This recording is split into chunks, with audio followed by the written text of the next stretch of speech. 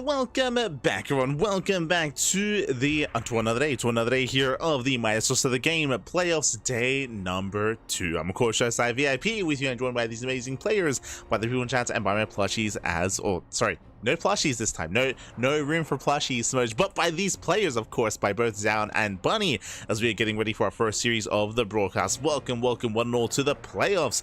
Day 1 was yesterday, where we did cover the upper bracket, but now we're here with the lower bracket. We're here to determine who will be eliminated from the tournament and who will be able to advance on and be a part of the main event over in France. Over in Paris. Let's go. Let us go. Again, we have our first matchup ready. Before we get too ahead of ourselves, bam, you can see here the bracket itself. You can see that in the upper bracket we have a Clem and Rainer. Clem took down Classic, Clem took down herO, and Clem is up against Rainer in the upper bracket. That is going to be at the main event. That's going to be at the offline event. Likewise, Rainer took down Serral, took down Zoun, and Rainer is up there as well. When it comes to the lower bracket, though, we're here to start eliminating players. We have herO versus ShoWTimE and Bunny versus Zoun. A PvP and a TvP. 2 best of 7s, not best of 5s, best of 7s, and that leads us into the next round, into Serral. Now, as a reminder, we did make this announcement previously during the RSL cast, but Classic has forfeited. Classic, he should be a part of the bracket, but Classic has forfeited. Unfortunately, Classic, he has cited some health issues. We have heard nothing too major, but due to some health issues, he will not be able to travel for the main event. He will not be able to travel to France. So because that, Classic has forfeited his spot, and that means that of our 5 players, we will have an additional player to be able to make it through. To make it through into the main event. Now we're jumping in our best of 7, and here we go. Spawning in the top left-hand corner of Magnatha, we have the South Korean Terran player. Oh, there we go. South Korean Terran. We have the blue Terran representing Team Falcons. It is Bunny. And, oh, there he is. Let's go. He's locked in, Pappy's locked in. And spawning in the bottom right hand corner, we have the South Korean Protoss player. We have the red Protoss representing Team Vitality. It is Zoun. Oh, he's in the void, Pappy.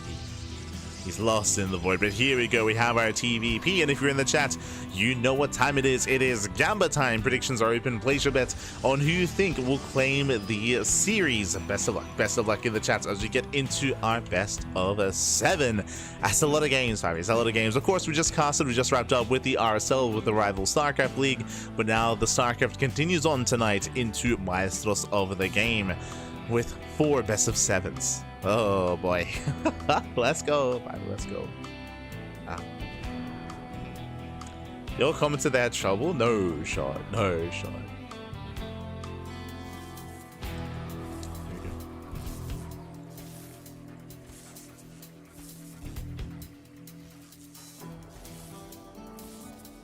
go. Your comments they had trouble. So yeah. It's as I mentioned before, it's for a lot of the other casters, they don't typically do much when it comes to the production side of things and setting up overlays and setting up for a cast like this. It's fine. They do their own thing. It's all good. For now though, one thing that we take our pride in, the production, the overlays. Shout out to herO, by the way. Shout out to herO for handling all of that and for making everything work as smoothly as possible. Shout out to herO. As we have a double gas open out of Bunny, going for the faster factory. Typically, Bunny in this matchup is known for hyper-aggressive builds, but as we load into Magnatha, we're expecting something more economic, something more standard, something more mid-game oriented instead, is what we're expecting here out of Bunny. Meanwhile, Zoun across the map, going for his own standard opener himself. Just going for a standard opener, nothing crazy, nothing too wild, just ensuring that everything's on the up and up. How does the second bracket game get handled? It's going to be the loser of Serral's series goes up against, gets knocked down. It's going to be almost like a little mini group. Think of it that way.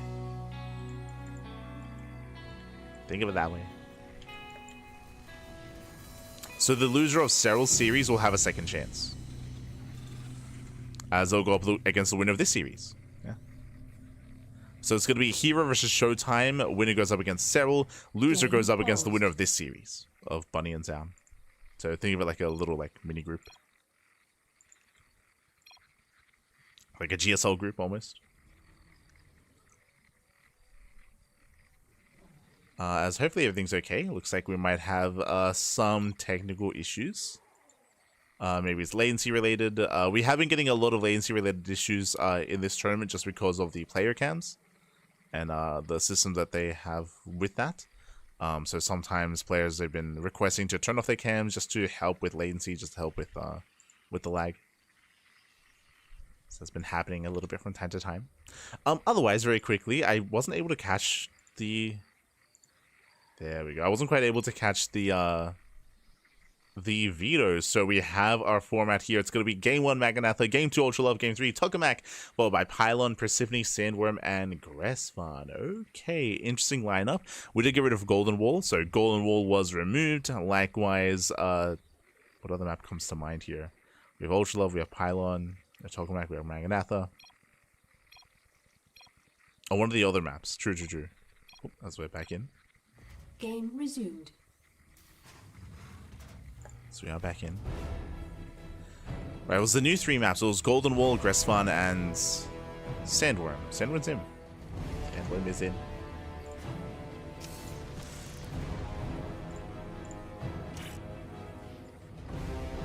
Incorporeal, that's it. Oh no! Trying to force friendly fire, quick reaction out of Bunny. Very nice, as he does avoid that friendly fire. But that's it. So Incorporeal and Golden Wall were removed, were vetoed for this best of 7.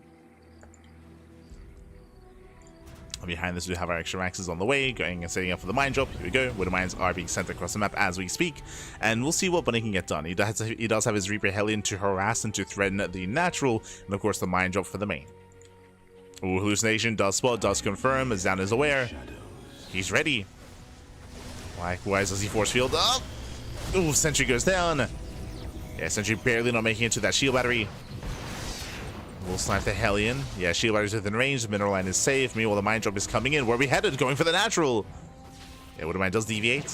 Unloads. Boys are pulled. Oh, the mine drop. The mine drop's gonna go off. No! The mine drop does connect. Woo, catching 3 probes. That could have been so much worse. Aye. But only 3 workers go down. Zoun, he defends. He does deflect. And Zoun does survive.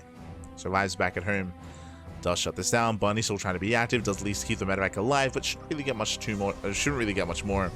Down to 2 Marines.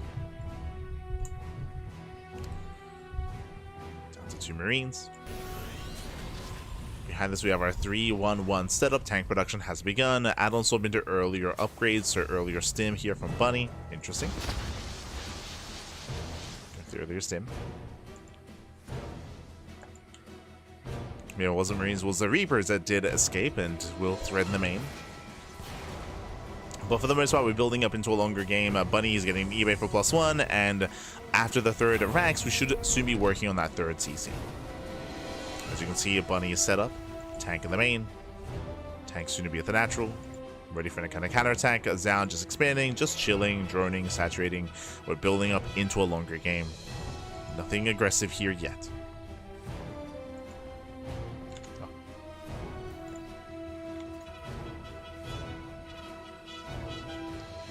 Good. So there's an extra series? No. Same amount of series. Same amount of series.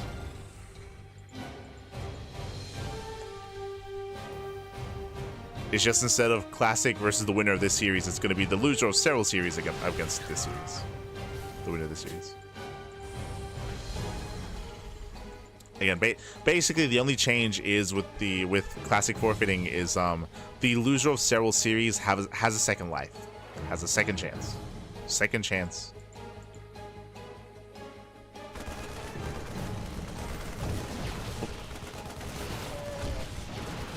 As we do get 1-2 probe kills. Whereas otherwise it wouldn't have had another chance, right? The loser of Serral series would have just been eliminated.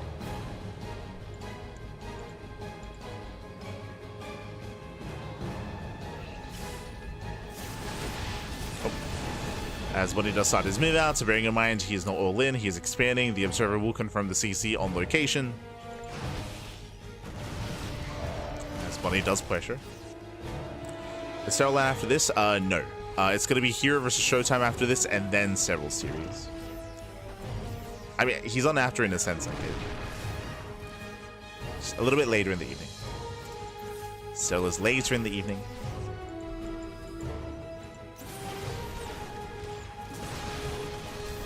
So set your alarms, maybe like in 3 hours. Remember, this is the best of 7. Best of 7. Zealot Rame nicely done, does hit the CC, will delay. Kills the SCV, trying to force a cancel. The bio does respond. Bunny turns back around. And again, Zanny's just happily mining on 3 bases. Now it's the time to expand. There we go, 4th base is on the way. Nicely timed 4th base out of Zoun. As we're building up into the mid-game, Storm is done. High Templar are ready. And we'll see if Zoun can strike the 3rd. I'm sure he's going to be quite tempted, waiting for his War Prism. Then he can move out. Can move out.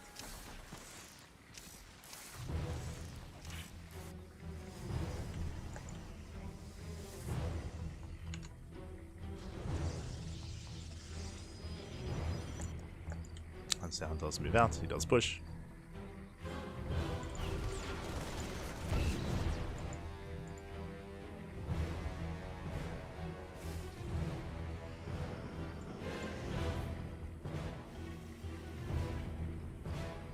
Zoun does confirm the defense as well. We do have 5 Widow Mines surrounding the army. I don't see Zoun pushing into this, so he doesn't. So for now, he's just probing. +2 has begun, getting more upgrades. Zanny's posturing, but it looks like he has no intention to really dive into this setup.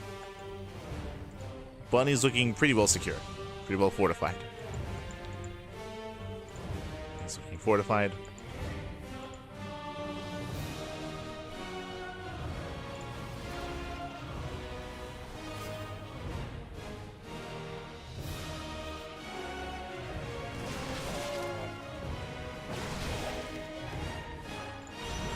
Zoun taking up into his bay, into Colossus. 5th expansion's on the way. Nicely timed 5th. Oh no! Jesus. Nice time 5th base. The Prism has to be so careful. Panned away for a moment as the Prism was going further into the army. Calm down, buddy. Calm down. Not like this. Oh. Let's back in. Pick yourself a couple of key units. He's getting deja vu from Zoun versus Cure earlier today, which is where Zoun did lose his Prism full of 3 High Templar. It's brutal. This Bunny does wrap around. Zoun going for the CC. This time he should force a cancel. Yeah, the base is low. And Bunny is building up into a longer game. Again, he attempted to expand. Zoun's rotating. Rotating over. Gets 9 SCV kills here at the natural. Nice damage here by Zoun. Does get some solo damage. Second Robo's on the way. Building up double Colossus production. Building up the Colossus.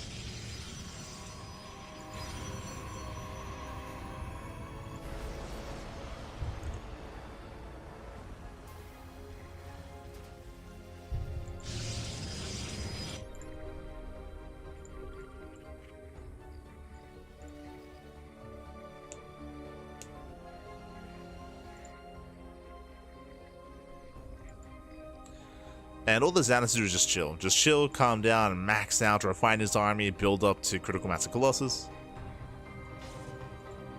Does not need to push into the siege line. Zoun, yeah, he does get EMP'd. As I mentioned, he does not have to push in. Bleeds out a lot of units. Also, a chunk of Zealots falling.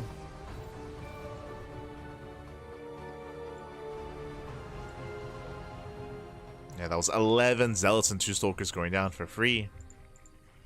As I mentioned, no need to push into this. You get this guy. Calm down, Zoun. Calm down.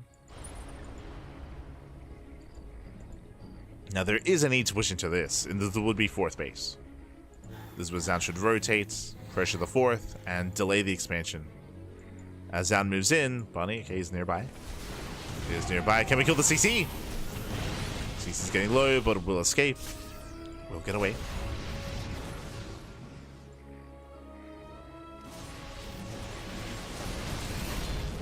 And Bunny's ready. Zoun does have a flanking High Templar. Not quite moving in. Oh! Does go for the drop.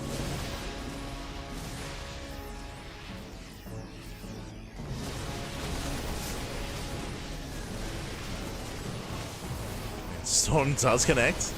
Lands both storms even. Not bad. The army softened up. Zoun, he does have an opportunity. But Zoun pulls away. Zoun pulls away. Waiting for +3. 4 more gates. From here, he can get a sixth expansion. Zoun can get another base.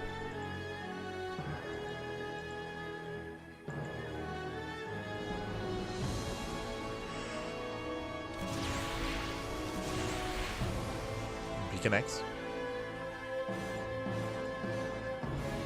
And Skytoss. Okay, we're going for the Stargate. With this, we can go for the Fleet Beacon into Skytoss if the game can slow down. Ooh. Storms are connecting. Bunny does tank the storm. The ghosts are very low. Viking Storm coming in. Vikings, they will reset the Colossus count. Is there enough on the ground? There is not. We need more reinforcements. We need more Zealots. The storms are landing, but again, not enough Zealots, not enough gateway units. Zoun, he will lose everything. No War Prism. The reinforcements are so late. They're so delayed. We needed these Zealots earlier. Bunny takes the fight. Takes the fight. Again, Zoun, he had no reinforcing gateway or War Prism.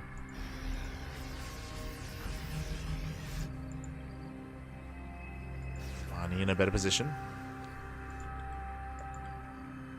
Zoun, it takes a long time to rebuild all those Colossus.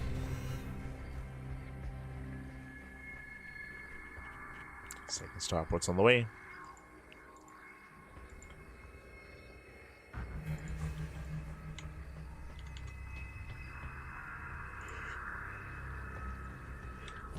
Oh, mix in.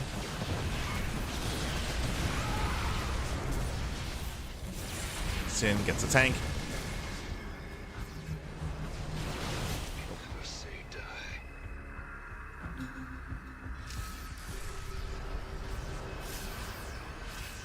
Get one of the tanks. Liberation has arrived, and we're turtling. At this point, we're just turtling up. So Bunny, he's getting into his ideal composition. It's going to be Ghost Liberator. Ghost Liberator is the ideal late game. Zoun should be working on the Fleet Beacon. I'm a little bit surprised he hasn't. This is an oversight. This is an oversight, I should say. Is that he got the Stargate. Where's the Fleet Beacon? Where's the second Stargate? Where is the +1 air attack? With Bunny turtling up like this, Skytoss is the correct answer. Now he throws down the Fleet Beacon. Now he throws down the second Stargate. Now he can start those upgrades. This is like, what, maybe 1-2 minutes late. So late transition here from Zoun.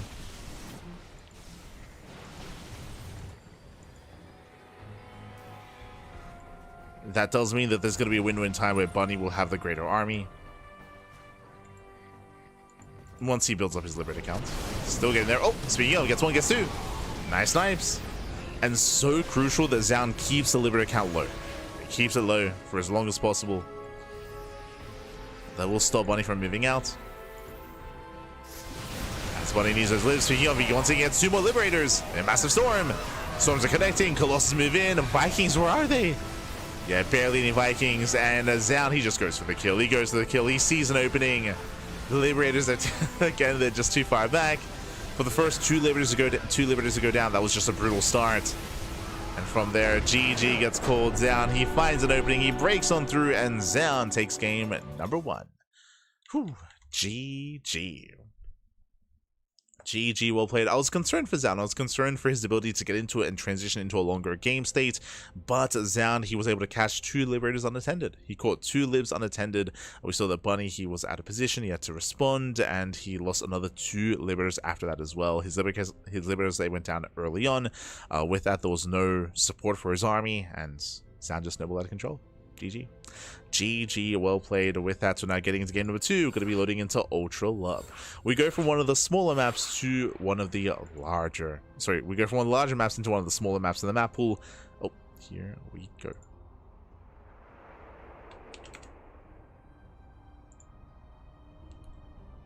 As up next, we're going to be loading into Ultra Love. Now, it's on these smaller maps where I'm going to be favoring Bunny that much more. I do feel like he has the opportunity to be more aggressive here, to be in the face of Zoun and try to break him early on.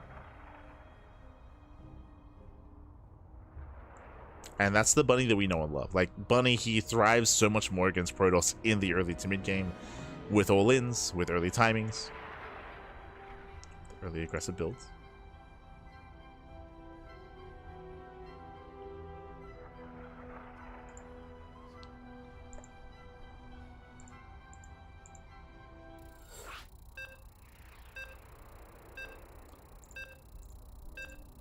There you go.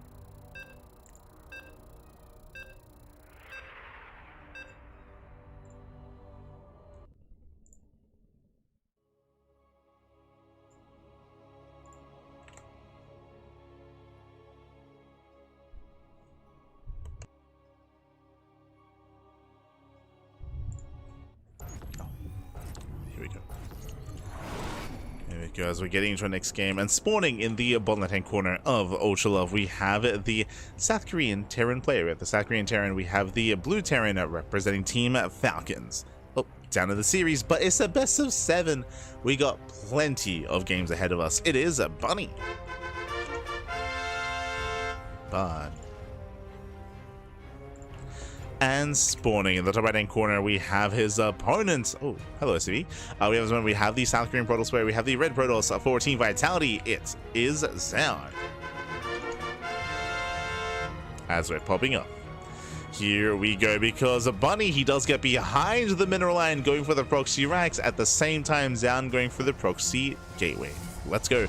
I believe this should be proxy 2 gates. So proxy 2 gates out of Zoun, as we will soon have the money for it. Oh, no, Bobby. Now is not the time. We're in the middle of the all-in. We're in the middle of the cheese. We need that second gateway. Ah. So one of the other casters is struggling, unfortunately. How is not the time? Ah, no.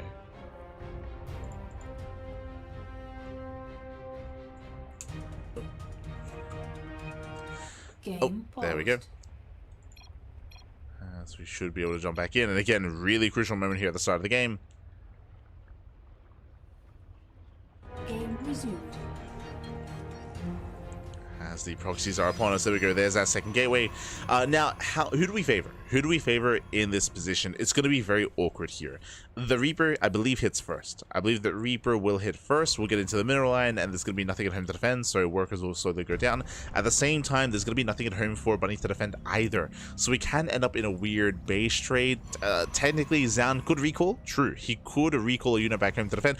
Oh, he scouts! No shot! He scouts! He sees the racks! He will disrupt the build, and now he knows. All he needs is a shield battery. Oh my god. As yes, he does take a lot of hits. Behind this, the pylon's already in position. Cybercore is on the way, and we will need a shield battery in the main base mineral line. And again, he can always recall one unit back home. Or the shield battery might just be enough to buy time, and then you just commit. There's nothing here. The zealots are coming. Oh boy. So again, in my mind, Zoun can move in, he can focus down and break through that front door. I say that we do have a full wall. The factory is still in production.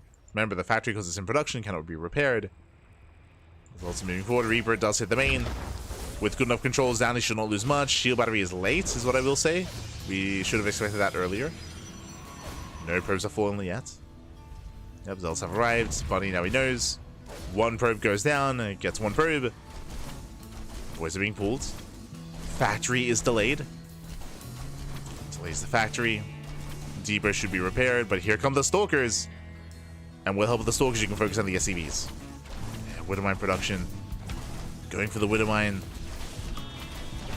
Will delay the bunker. Gets one, gets two. Gets 3 SCVs. Oh no! Oh my god, almost gets 4. Reaper does race back home. Another SCV goes down. He makes it. No, he busts in. He busts into the bases. Going for more workers here. That is going to be 6 worker kills already. Stalkers, he almost gets surrounded. Almost. More Stalkers have arrived. We're supply blocked. No shot. Bunny supply block. Just now he breaks out. Barely breaks out of the supply block as he's losing more units. Thankfully. But this should be game. This should be game. This is game-winning damage, getting 12 SCV kills. Ay, ay, ay. No mining in the main base, just one mule. Reaper is going to be targeted. Reaper goes down. Another Water Mine does bar, we just have to avoid the mine. And GG. GG gets called. With that, Zoun will take a 2-0 lead in the series. Whew, GG.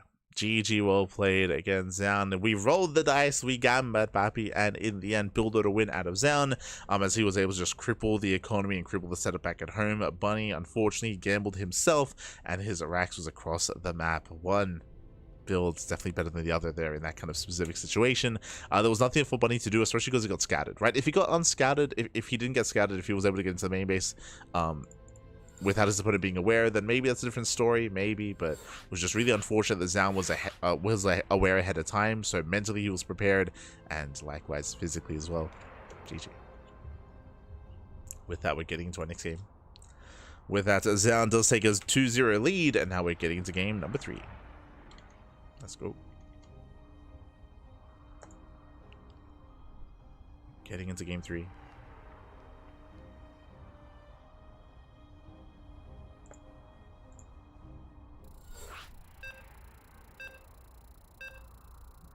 Go.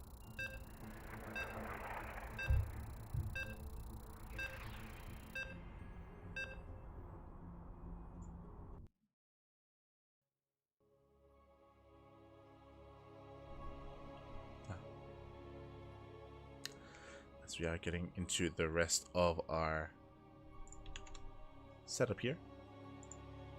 Yeah. Getting into the rest of our setup, getting into our next game. And, Jesus, the pressure is on. The pressure is on. I mean, it's still best of 7, so we do have a little bit of breathing room. We do have some room to breathe, but here we go. Spawning in the bottom left-hand corner of Tokamak, we have the blue Terran player. We have the blue Terran. We have the South Korean Terran down heavily in the series. Can he bring it back? Can he bring it home? It is Bunny. Bunny. And spawning in the top right-hand corner, we have the red Protoss player. The red Protoss representing T Vitality. It is Zoun.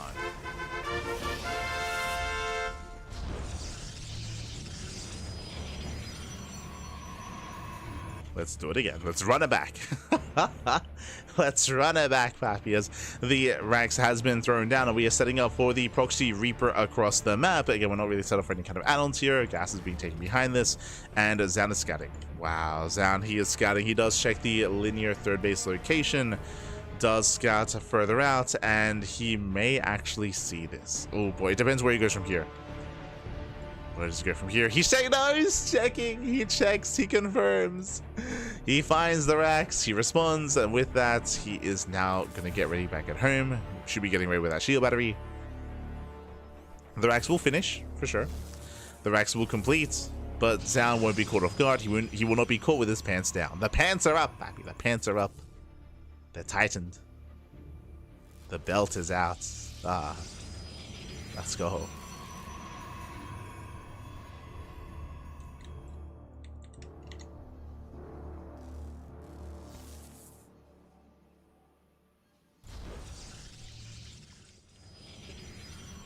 And so here we have the initial Zealot. Zelda's here to buy time to chase. Buy time for the Cybercore, to buy time for the Stalker.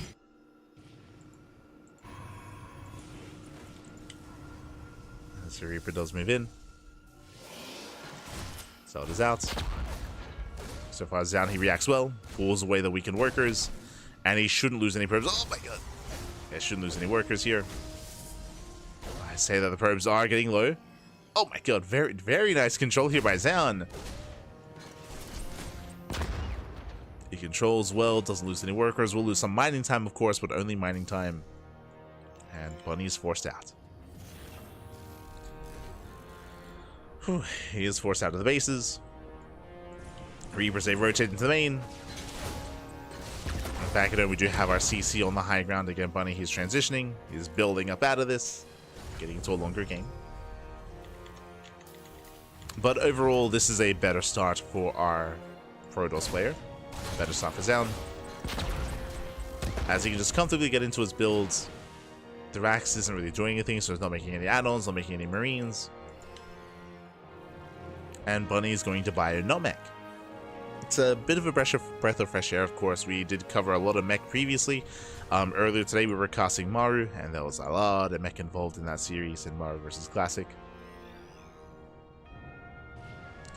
Thankfully, less mech here.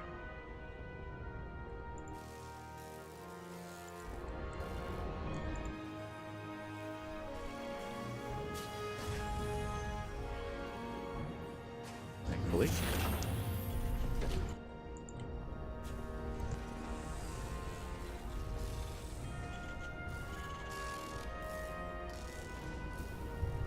It's back at home. Bunny's getting into zone 3, 1-1 setup. 2 more maxes on the way, 3 in total.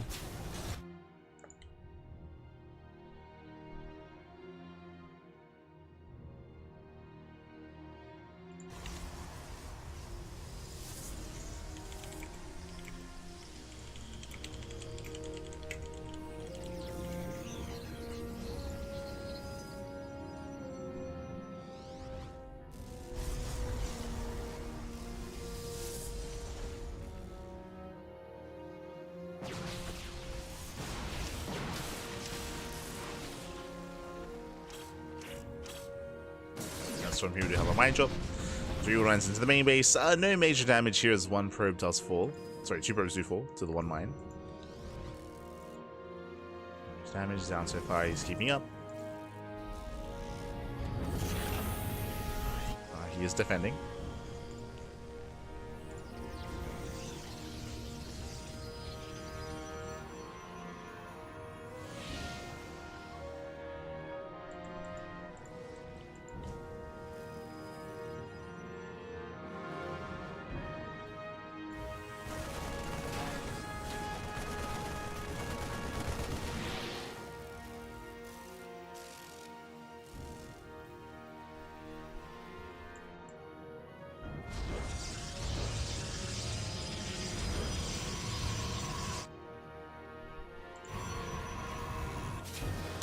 And we do see Zoun going for a faster charge on 2 bases. Sorry, I was a little bit engrossed in the game.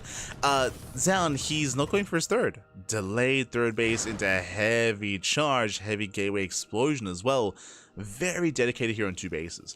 Now, I believe the goal here is that Zoun, he's reading Bunny to go for an all-in. If Bunny were to commit on 2 bases, then Zoun would shut him down. Bunny, he has scouted the gateways. He is aware of what's going on. Bunny should not push. Even if he wants to, Bunny should expand from here and play it slow. Otherwise, he'll be giving Zoun what he wants. Remember, Zoun, he's delaying his expansion in favor of charge and storm.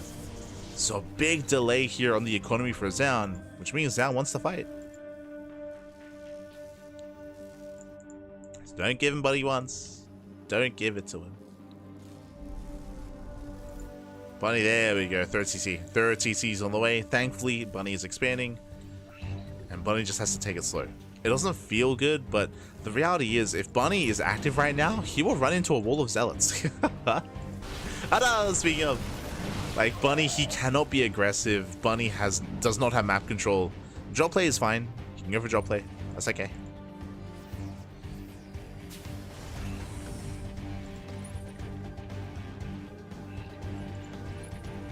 But he should not be committing.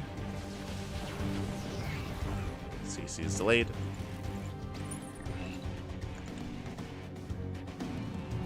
Double jump does break out.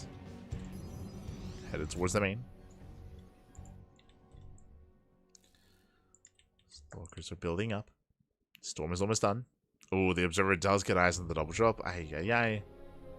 Bunny, he spots it! Yeah, he does spot the Observer. Keen eyes there to Bunny. Observer goes down. Bunny knows. Bunny knows that Zoun knows that Bunny's out here.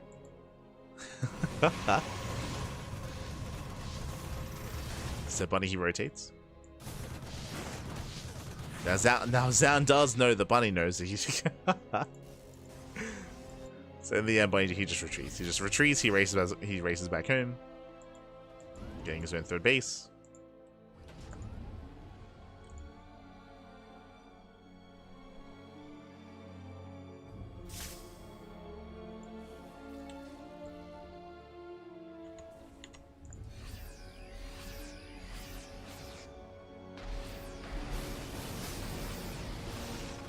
does set up.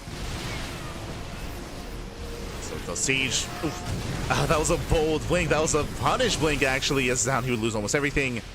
Yeah, the blink was not it. He gets punished by the tanks, by the marines, by the bio. And Zoun is in trouble. Storm is ready. Widowmines are on cooldown. Tank was unsieged. Tank does go down. And Zoun holds. Zoun, he's holding on to 4 storms. Zoun is perfectly fine. And Bunny has to get the hell out of here. Does not want to overstay his welcome. Bunny has to respect the storms. Pulls out. Zoun moving in. Zoun is on the chase. He knows he can win the fight.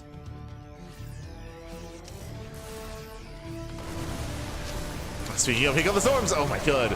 Yeah, brutal storms on the marines. The bio army just crumbles. We have some lackluster storms over there. Oh no, he goes back into the storm. Never mind. He goes back into the storms. Now, thankfully, where are the zealots? Where are the reinforcements? They're still on the way. So, delayed reinforcements. Bunny survives. Not the cleanest hold, but a hold nonetheless.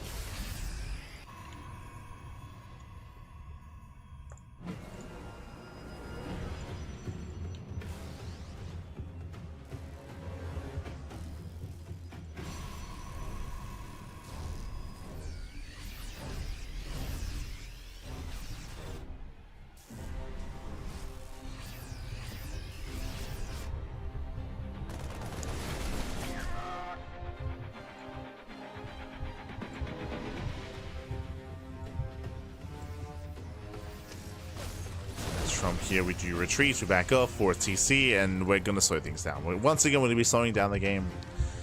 Bunny getting into his own bio ghost setup. Meanwhile, Zoun likewise getting into his own, eventually, Colossus play. We are missing the Bay, I will say that. The Bay is late for Zoun. So, late Bay, late Colossus.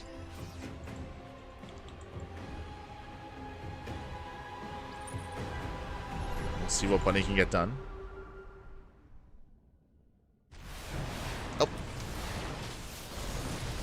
Here's this force back.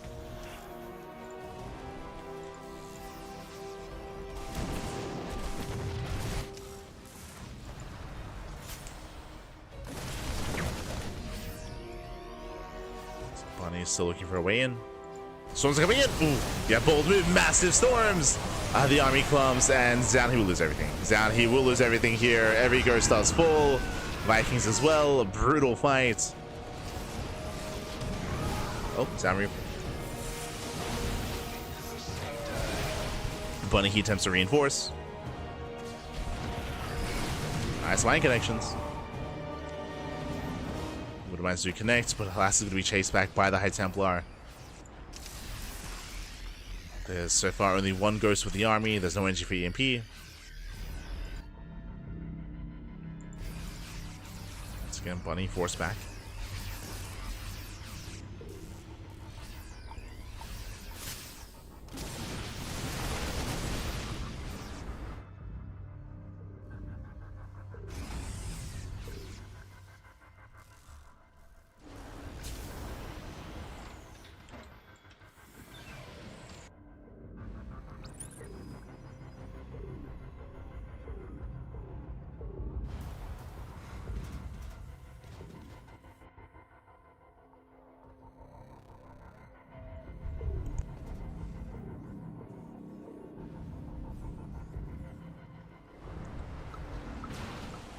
Zoun is once again going to be threatening. And now, he does not have to push in. Behind this, he's expanding. He's expanding, getting on the base. There we go. Second Robo's on the way. Now we finally have Colossus production. I will say this is one of the key parts of Zoun's army that is missing. But finally, he is getting there. And Bunny, he's secure on 4 bases. Secure. Outside of a couple of storms connecting, like, he should be able to defend. But we have seen Bunny take some massive storms to the face. So, hoping that Bunny calms down and pre-splits. Storm does graze the army, nothing major.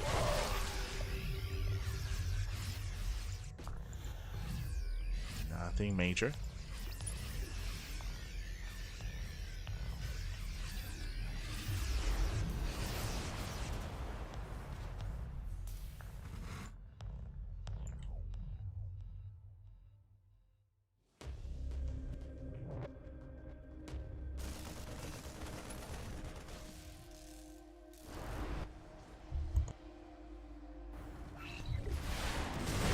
Once again, oh, threading a dive. Just poking away at the army. Once again, Zoun, like, he has no intention to, like, commit into this. Just about poking in, landing a storm, getting a couple of key pickoffs. Both armies are maxed out. And Bunny can start being active. He's got a lot of ghosts. She also has EMPs.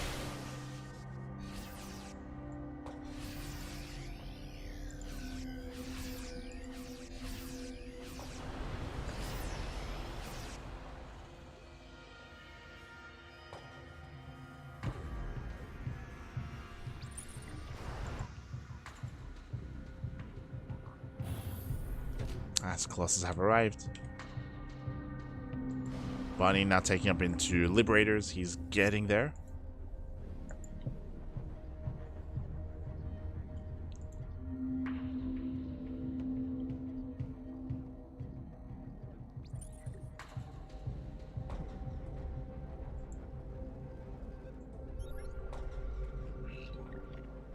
Sound is moving in.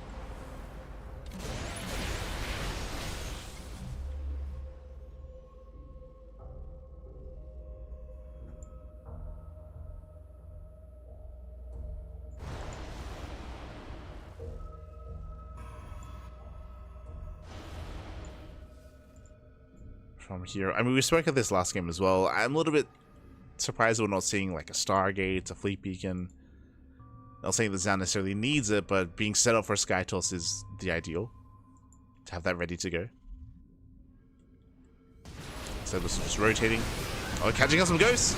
2, 3 ghosts. 3 ghosts going down, not bad. Better pick up at a Zoun. Storms, Jesus, they do connect. It's actually a decent chunk of Marauders going down. Another storm! Oh no! The Marines, they stand in the storms. Oh god. Marines do fall. Bunny has to retreat. And more storm have arrived. Oh, mainly on the Vikings. Jesus. Bunny runs through the storms. And the Colossus can clean up. Yeah, the Colossus can clean up. That's going to be every ghost going down. There's 1 ghost surviving. Sorry, 2 ghosts even. Barely to survive. Down goes the CC. Down goes the mineral line. Storms are brutal, and Zoun, he will dominate this fight. Yeah, he's going for the kill at this point. He's going for the kill. This was the fight he was looking for. He landed so many storms. 4 medevac goes down. GG gets called, and Zoun, he will take a 3-0 lead in the series. GG. Whew, GG, well played. Very patient play, a lot of posturing. A lot of posturing here on Tokamak. We saw a lot of rotations. We saw Zoun. He never quite committed to anything. He was always just poking in, landing a storm, pulling out, picking up a couple of key units here and there, until that final fight, of course, where he was able to land almost every single storm. Some brutal connections. Something that I found really interesting, I don't know if you noticed, but he actually focused the Vikings with, I want to say, 3 storms. Like 2 to 3 storms did connect. Once the Viking out was reset, the Colossus, they reigned supreme. He did take note that the Viking out was low. There were only 7 Vikings, and they went down real fast and real quick. GG. GG, well played. With that, Zoun does take a 3-0 lead, and now I believe we are getting ready for a break. Yes, we are getting ready for a break here, so we're going to be going on a short 3-minute break, and when we come back, when we return, we will have the remainder of the series. And I'm hoping for back and forth. I'm hoping that Bunny can start the comeback, but the pressure is on. The pressure is on. The pressure is on. We'll see you soon. We'll see you soon after the break.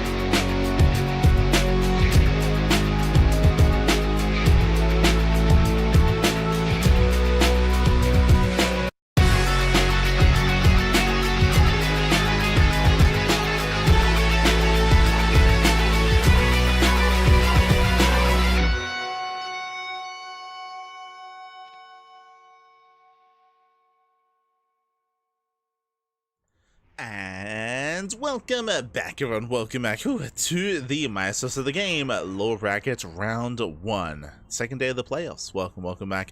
We are halfway through. I say halfway through. We're most of the way through our first series of the broadcast. Bearing in mind, tonight we have 4 best of 7s. 4 best of 7s, and we have our first matchup here between Bunny and Zoun. And I hope Bunny is okay. Hope the smoge isn't too real. Again, we are mid-series, but Zoun is up 3-0. Zoun is up 3-0. Zoun is looking very in form. Is looking very comfortable in this series as well. And Bunny has been having a very hard time against Zoun.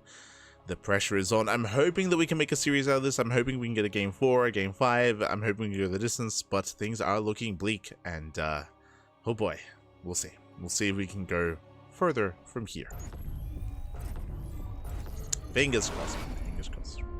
As spawning in the bottom right hand corner of Pylon, we have the red the red Protoss player, the red Protoss himself, leading the series 3-0 and 1 game away from making it through into the next round. It is Zoun. And spawning in the top left hand corner, we have the South Korean Terran player. We have the blue Terran representing Team Falcons. It is Bunny.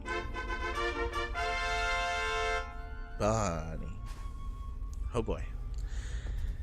And again, Zoun, he's currently up 3-0. Bunny's been having a hard time, but welcome to Pylon. Pylon, what are we known for? Pylon is known for aggressive builds. Pylon is known for all-ins. Pylon is known. This is the place. This is where you pull the boys. Pappy, pull the boys. Now, we have seen relatively passive play out of Bunny so far. I say passive, like he has been attempting to go for certain pushes and certain forms of aggression. We had a proxy in 1 game, for example. Sorry, proxy in 2 games in a row, actually. Last game did begin with proxy Raxes, but the proxies have been found time and time again. We've been taking the wind out of Bunny's sails, and this might be the time to ramp up that aggression, to be more in the face of Zoun and potentially catch him off guard. Hope so. Do hope so.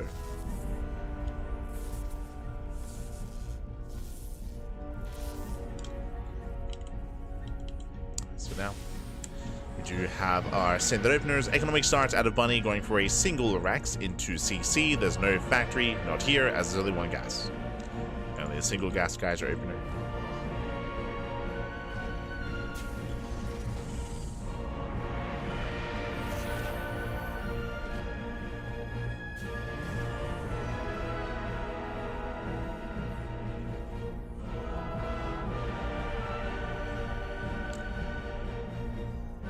Totally convinced Marines think Psystorms is raining coffee or something. I mean, it is quite difficult to constantly be on top of your bio army to make sure that it's pre-spread and pre-splits and you are not vulnerable to storms. It takes a lot of effort, takes a lot of attention, takes a lot of APM. It's not easy, not easy.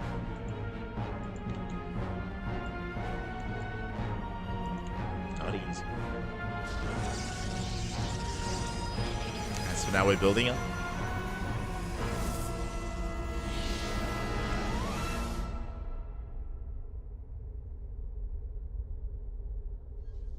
We are building up back at home. Twilight Council opener out of Zoun.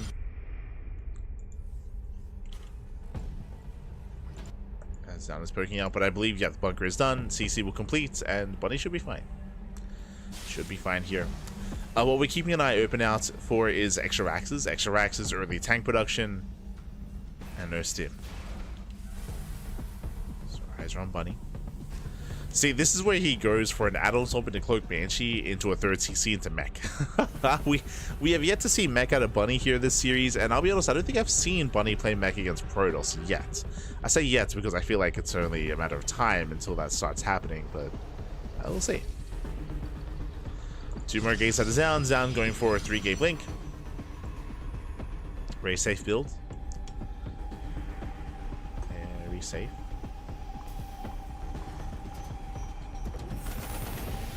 There's the add-on swap. We're almost there.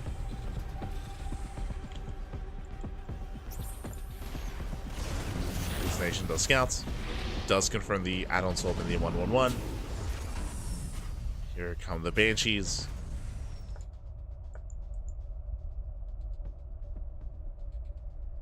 And we're waiting to see the next production building.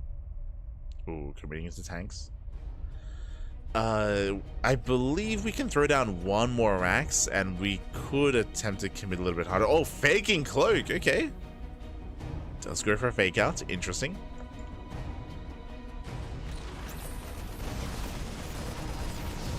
Snipes the sentry. Very nice. A little bit too far back from the shield battery. This Bunny gets a nice pickoff. Banky just I was gonna say he's banking up a lot of resources, and he is indeed playing mech. Let's go, let's go. I said it, it's only a matter of time. So for the first time this series, now this is not the economic greedy form of mech that we were expecting. If you remember, I was waiting for a CC followed by 2 more factories. Instead, we go straight for the factories. No third CC. This is quite aggressive, this is quite committed here. This might actually turn into an all-in. We'll see if Bunny does eventually expand, or if he goes for a more aggressive build with this mech. Problem is, it's going to take some time to really get into those upgrades. The macro accelerators. Server does move in. Mech didn't help Mara versus Classic. If you watched that series, I mean, we were covering it, we were casting it. Game 1 was really close. Like, game 1 honestly should have been Mara's game. Like, Mara, he played quite well. It was very intense between the two of them. But I would also say that Classic is, you can make an argument that he's the best Protoss player in the world, so Classic was always favored against Maru. Here I would say the skill between these two players is closer. But he gets scouted. Yeah, he does get scouted. Game 1 was the best game of the series. For sure. Game 1 was crazy.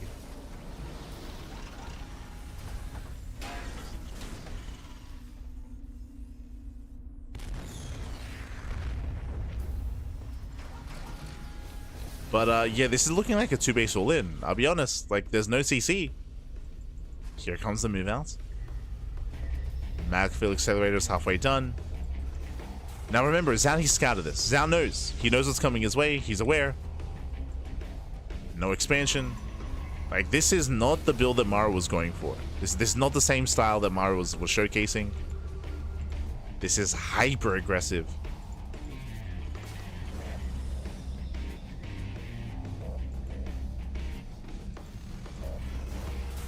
So still waiting for the upgrade.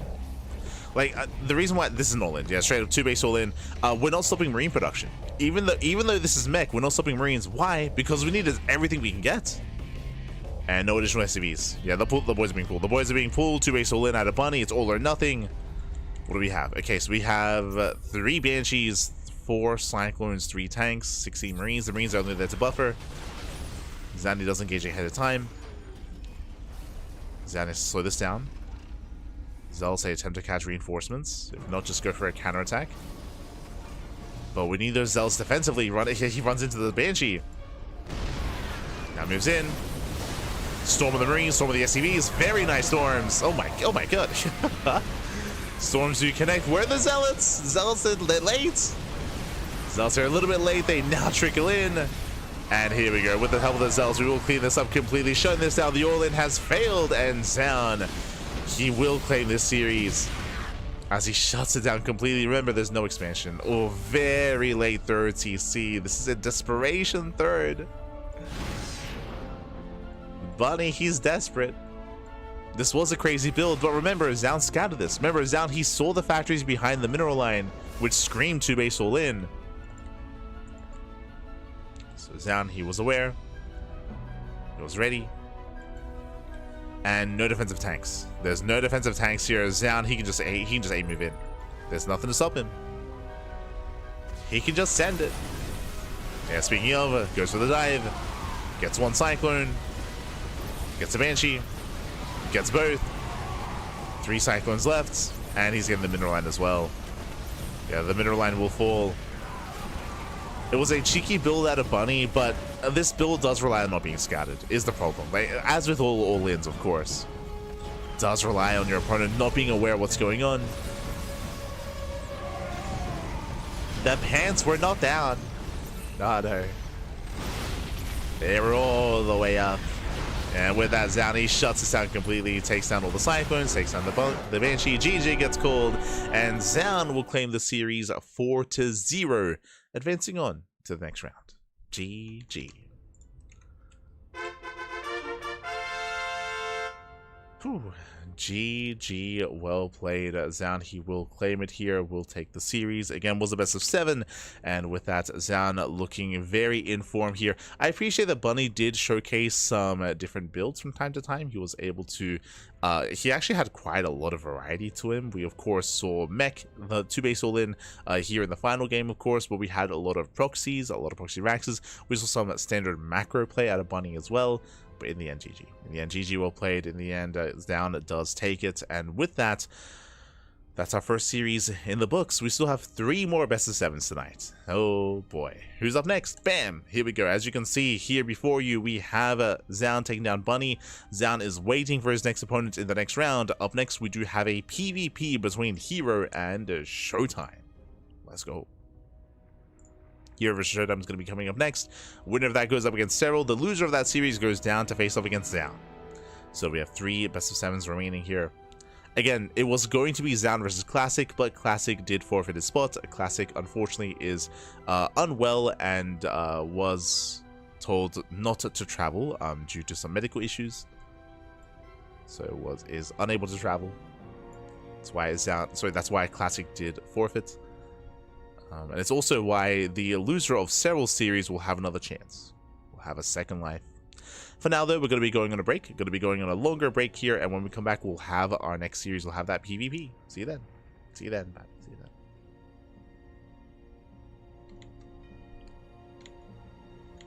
We'll see you soon. We'll see you soon, man. See you soon.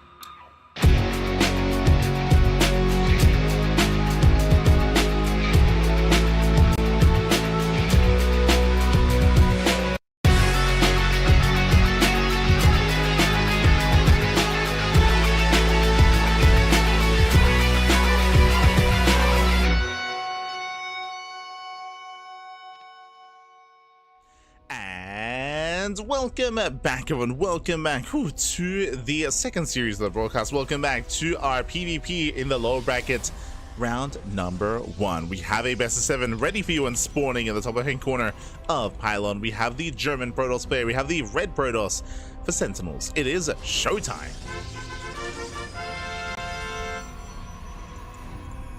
And spawning in the bottom right-hand corner, we have his opponent.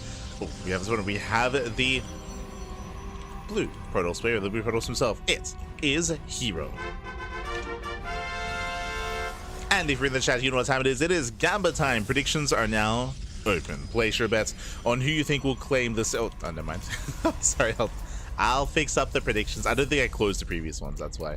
But I'll get on top of the predictions as we get into our PvP, as we get into our second best of 7. Here we go, bam. Here we go.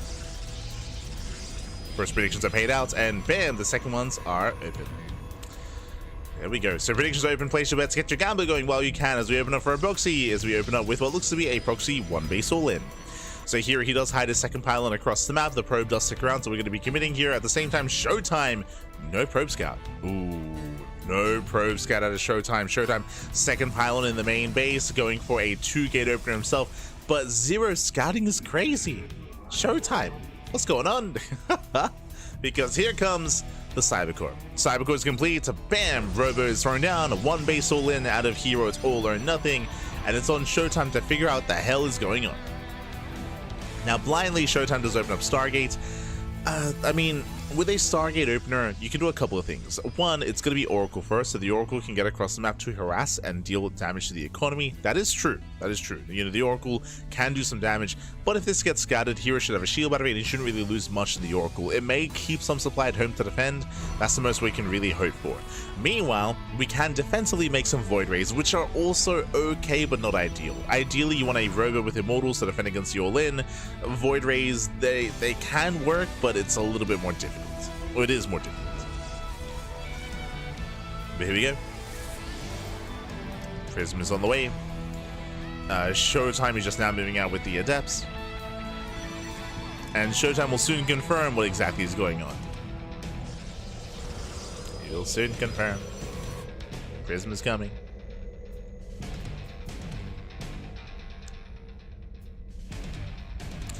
So this is the lower brackets. Yes. Let's go. You got it, you got it. As we grab a double adept. 2 adepts taking 1-shot probes. They will threaten the shade. Commits, gets 1. Gets 1, gets 2, picks up, doesn't lose any HP on the adepts. Very nice control. Oh, doesn't crack another. Shots do not line up. At the same time, the Oracle does get into the main base. No shield battery. No shield battery to defend. Here he gets caught with his pants down. He was not ready for the Stargate.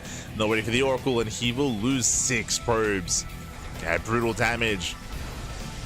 Meanwhile, thankfully, ShoWTimE did not expand, as ShoWTimE is working his own defensive Robo. Phoenix production has begun, and the Immortal is on the way. ShoWTimE, so far so good. ShoWTimE, he deals some nice economic damage, and he's just buying his time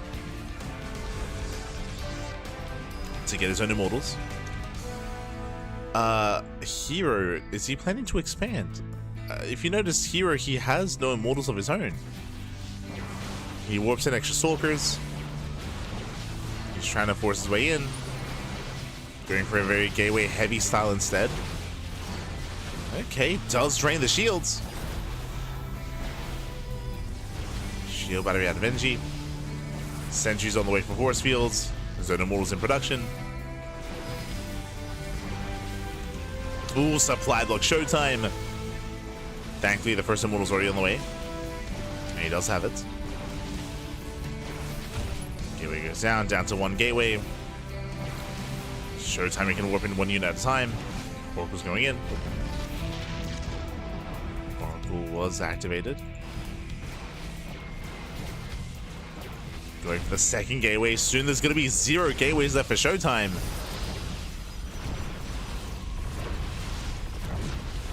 Yeah, 0 gateways, 0 warp-ins.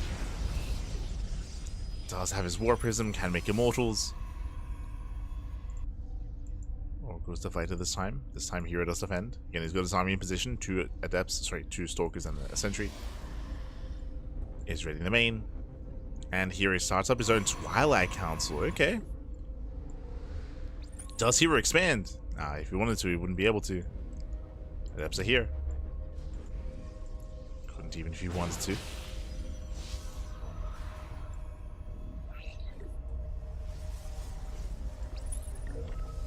Second immortal has arrived. He has to be so careful here just because of that Phoenix. Now getting a second Phoenix as well. When the main fight does occur, ShoWTimE can lift both immortals and can zone away the prism. Oh. Has to be careful.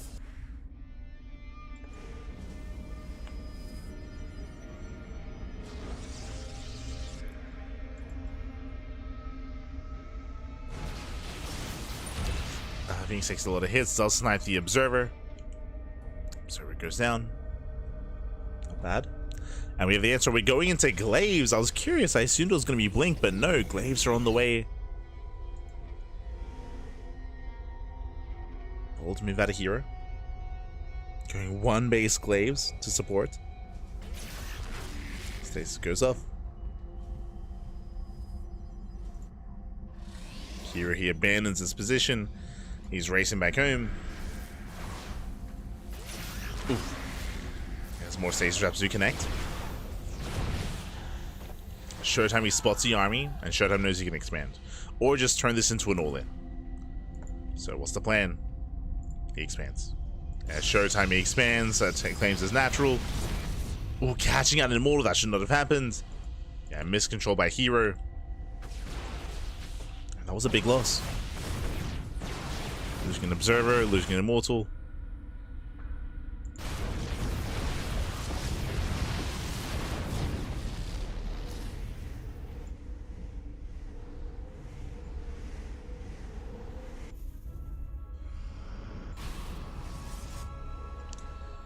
herO, still no expansion, but again he has Glaives. See if we can dive in. Nice force fields. Yeah, half of herO's army just cannot engage. Meanwhile, ShoWTimE can. ShoWTimE pulling back. It does pull away. The Adepts do a great job tanking. This is why Glaive Adepts do so well here. And they pair so well with Immortals. They can tank shots. Oh. They dive on the army. They go for the dive. They focus on the sentry. Nice pickup. Says he does commit. herO, he lost his prism. Shades once again. They go for the sentry. But herO, does he have it up? Can he keep going? Remember, he has no prism. And Phoenix is going to be going down. Oh, gets one of the immortals. ShoWTimE down to 2 immortals. Down to 2. Up. Down to, still down to 2. Fresh immortal has arrived. Still very close, very clutch. With that herO, he has enough. Yeah, he barely breaks through the main army, takes over the natural. Should have forced back into the main. But the pressure's still on herO here. herO, he needs to kill that natural. Oh.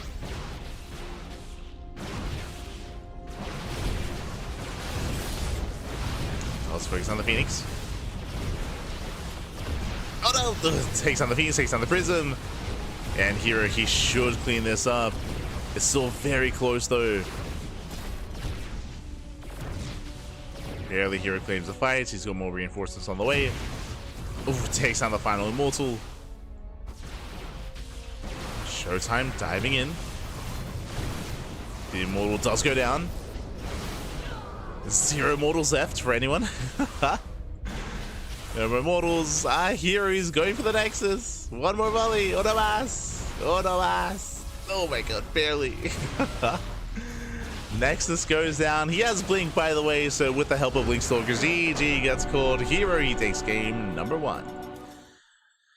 Whew, GG, well played. Here he does pop up. He does take a lead in the series. A very intense back and hold here between herO and ShoWTimE. ShoWTimE, he defended well. He was able to expand, but herO was able to catch him out with the commitment into the all-in. Just barely though. Still very close, still very clutch. In the end, herO takes the lead. But remember, this is a best of 7. Best of 7. Plenty of games ahead of us. Plenty more games to come.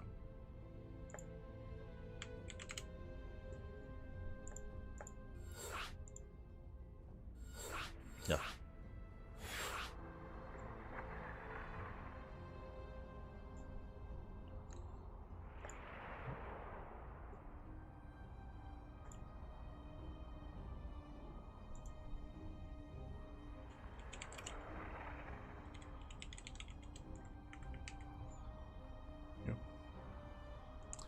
As we're getting into our next game, you can see the vetoes, you can see the map order ahead of us here. It's going to be Pylon into Tokamak, followed by Gresvan, Persephone, Ultralove, and Maganatha. The vetoes were Sandworm and Golden Wall. Those are the 2 vetoes.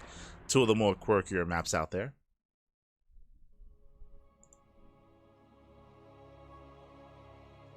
But now we load into one of the larger maps instead. Welcome to Tokamak. Tokamak is known for proxies, 100%. It's known for proxies, known for all-ins, known for a lot of cheese. Specifically in PvP.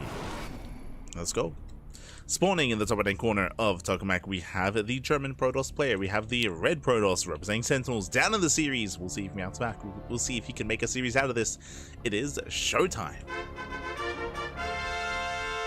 It's ShoWTimE and spawning. Oh, there he is. Oh, he's rocking the Sentinels jersey. And once again, he's playing like he's doing a staring contest with us. Never blink. Never blink. Oh no, he blinked. And spawning in the bottom left-hand corner, we have the South Korean Protoss player. We have the blue Protoss leading the series 1-0. It is a herO.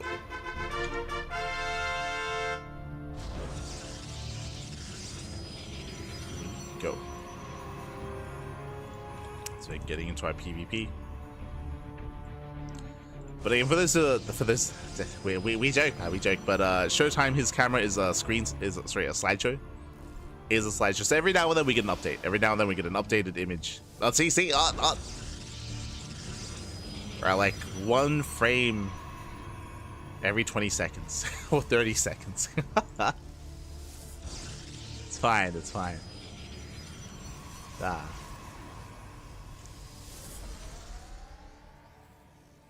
Feels man. As now we have our 2-gate opener out of herO. Likewise, we have a gate expand out of ShoWTimE. Hyper Greed. He's asking to be all in. So a couple of things here. If you recall, I did mention that proxies and all-ins are very common on Tokamak.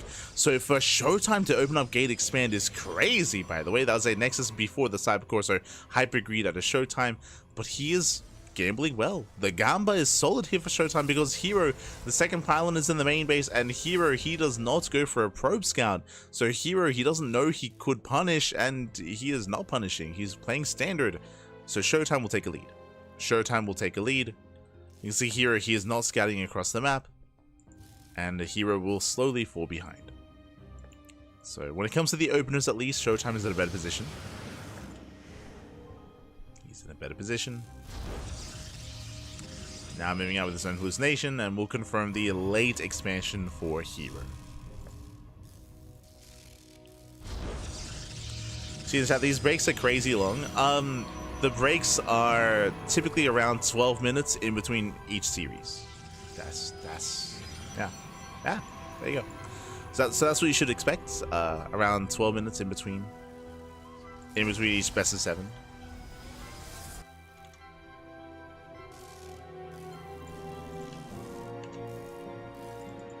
As a heads up.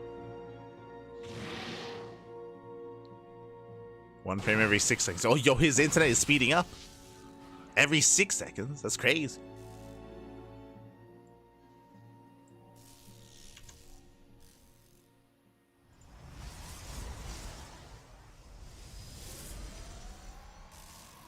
So ShoWTimE is so shocked he's not even moving. True. As herO, he has to apply a lot of pressure. He does apply and does move in. A nice force fields, but the shield battery is within range. Oh, That's pretty soon. One Stalker getting very low, but ShoWTimE does pull away in time. Does pull back, does save everything, and ShoWTimE, oh god, there's the NG overcharge. Oh no, a bit of miscontrol there by ShoWTimE, does focus on his own shield battery. Does waste a volley. ShoWTimE gonna calm down. Calm down, baby, calm down.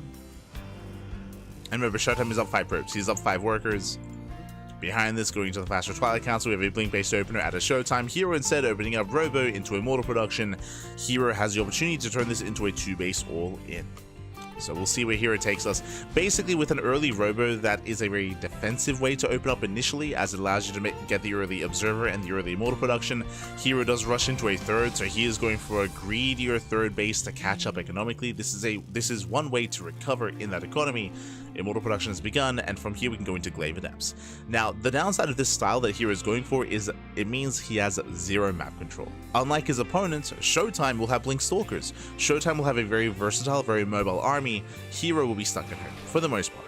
He'll be stuck at home as he's turtling up with Immortals, with the early Forge, with +1. And herO will stay home until he can build up like a 3 to 4 Immortal counts, then he can start to break out. So we're slowly building up the Immortals, slowly but surely. herO will get there.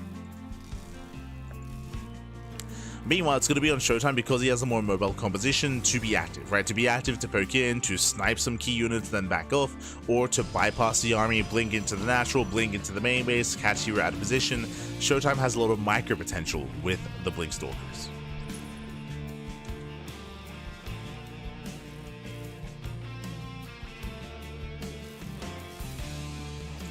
See the chats. Why is Classic not listed in lower brackets? Classic forfeited. It's a little bit unfortunate, as Classic, he is arguably the best Protoss player in the world. At Classic, he's very in form right now, but unfortunately he did forfeit, as he is unable to travel.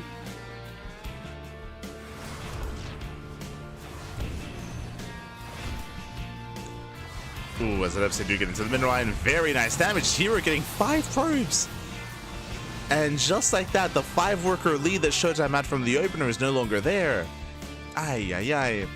Now, of course, ShoWTimE was mining more for longer, so he still has that slight edge, but herO, he fights back. herO, he does fight back. Behind this, I assume it was going to be Immortal into Glaive Adepts, but it's going to be Immortal into Charge. I mean, both, they have the same role. Both are designed to buffer and support the Immortal-based army. ShoWTimE has to be careful. Remember, he cannot commit. He cannot commit to a fight. He pokes in. Gets a pylon. Going for the base itself. Force fields are running out. Yeah, ShoWTimE has to get out of here. He has to pull away. He's out of sentry. herO holds.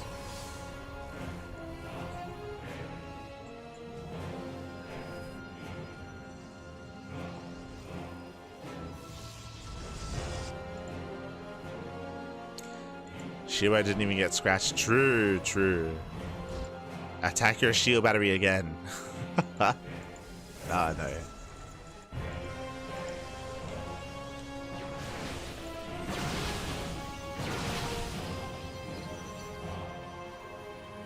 Like, it's fine. It'll buff out. It's fine. It's fine. Just like new.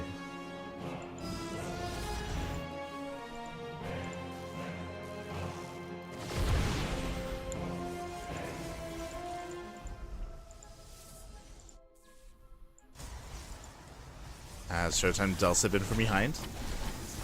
Goes to the Zealous, goes to the Warping, gets into the mineral line, going for the pylon actually. Ooh, that is Artosis' pylon. Pylon does go down. Deep Powers +1. Just a +1 at the same time. ShoWTimE coming in from behind, going for the Immortals, gets one. One Immortal goes down, so does the second, and here he's just being pulled apart. He's being torn apart. As we mentioned, ShoWTimE has a much more mobile composition, but he's forced to recall right home. Forced to recall back. Ooh. Nice run by the herO. Oh my, gives herO a lot of breathing room.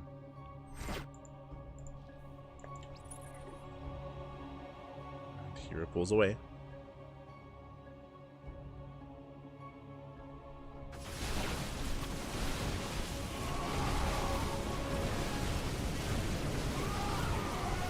away in time. He still has a couple of immortals left over. Can herO keep pushing? Does catch out these 3 stalkers. Okay. Does catch him out. More zealot reinforcements have arrived, and herO he commits here with, again, mainly a zealot composition. He's got 2 immortals in the back line, and ideally he wants to keep them up. Cannot afford to lose them. Reinforcing with stalkers.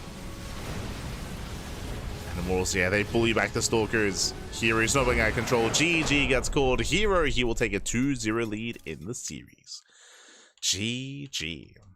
GG all played. Again, the big power spike for herO is when you do open up Robo like that, you have to just build up back at home, weather the storm, build up your immortal counts. We had 4 to 5 immortals there for herO. Did lose a chunk of them, of course, to the aggression of ShoWTimE, but that triggered the counterattack. That triggered herO to move out across the map to commit, and with that he was able to roll over ShoWTimE. GG.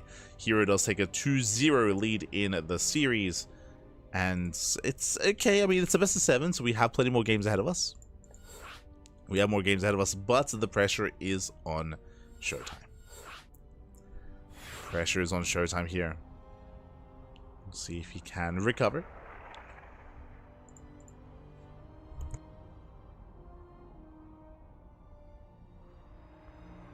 Again, I liked his opener. At ShoWTimE, he got away with a lot. He got away with a lot when it came to the early economic greed of ShoWTimE. Unfortunately, herO he recovered. How did he do so? Remember, he went for a fast third base, he went for a faster third base, and he went for a depth harass, which did get 5 probe kills. With that, herO was able to stabilize in the economy, able to catch back up. And again, of course, took the greater fights thereafter with all the immortals. And here we go.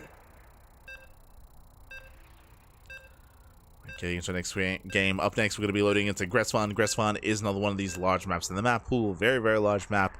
A very old map as well. It's been a while since we've seen a PvP on Gresvan. Let's go. It's been a while.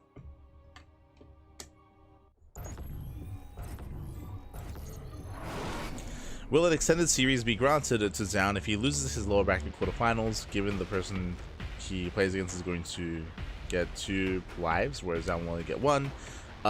The series will not be extended. So the answer is no.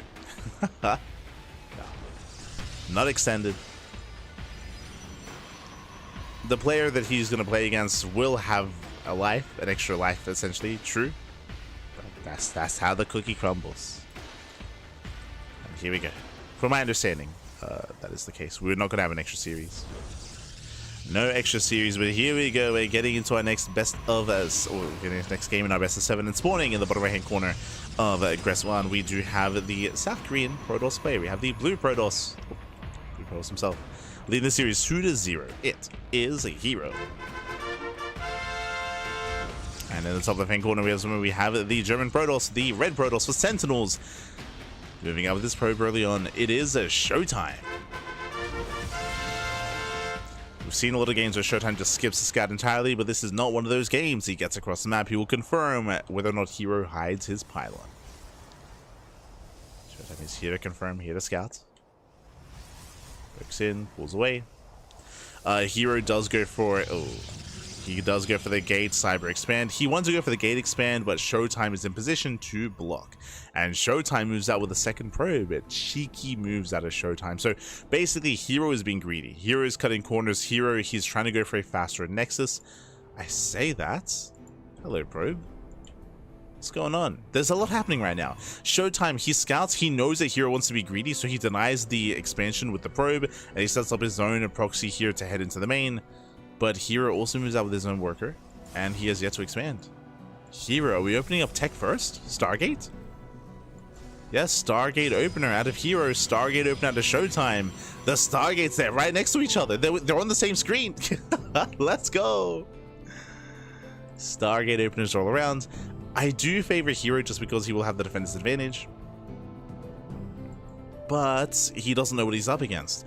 If herO confirmed that there was a proxy Stargate, then herO could go Phoenix first. Likewise, if ShoWTimE confirms it's a Stargate opener, then ShoWTimE can also go Phoenix first. But so far, both players are working with incomplete information. In a really weird game state.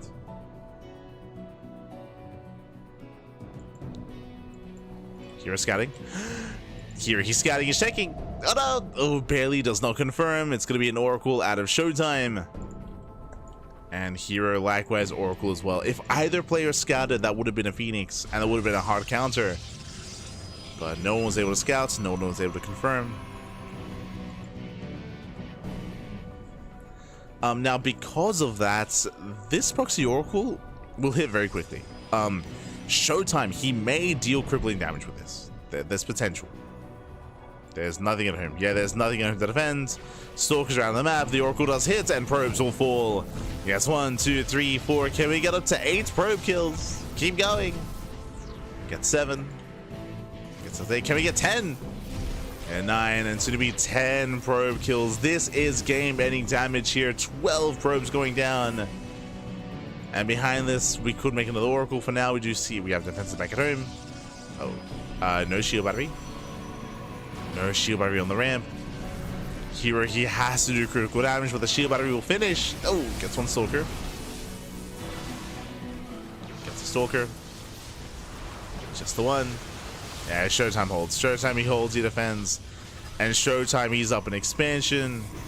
He's up in economy. I mean, I say expansion. herO also has a natural base as well, but ShoWTimE, he's miles ahead here in the worker count. As herO gets caught out. ShoWTimE on 29 workers against 17 for herO. And that proxy Oracle was winning ShoWTimE the game. Yeah, GG. Did win the game. GG, well played. We have a series, we have a back and forth. ShoWTimE does fight back, does put a point on the board. GG. GG, well played. Again, a big gamba here from both players. No one was aware what was going on, in the sense that ShoWTimE wasn't able to confirm the tech of choice from herO. herO also did not confirm the cheese of choice either. The proxy did barely miss the scout. He was close. herO, he was so close to scouting, but barely didn't see it. And with that, we're going to be going on a short break. We're going to be going on a short break, and when we come back, we will have the remainder of the series. See you soon. See you soon. Bye. See you soon.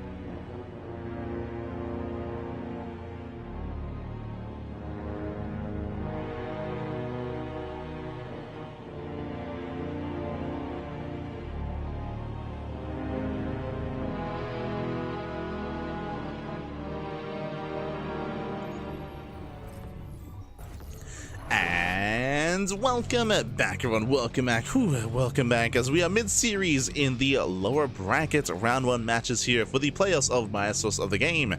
We are mid-series here. We're jumping into game number 4 and spawning in the top left-hand corner. Top left-hand corner here of Persephone. We have the South Korean Protoss player. We have the blue Protoss currently leading the series 2-1. It is herO.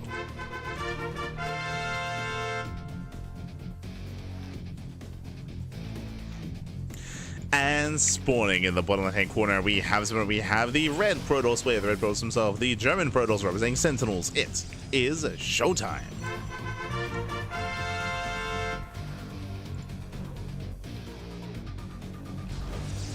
Go.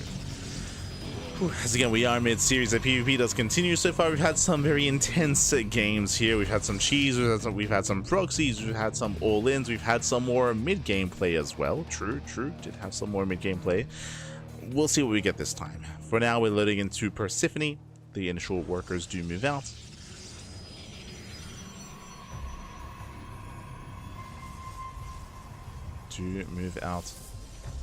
And so far, 2 gate openers all around. This time, no one is cutting corners, no one is being greedy, and no one is rushing into any earlier attack. Not this time.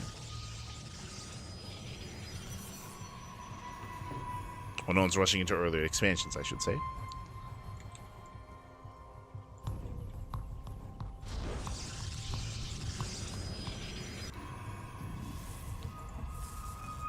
As both those workers are active.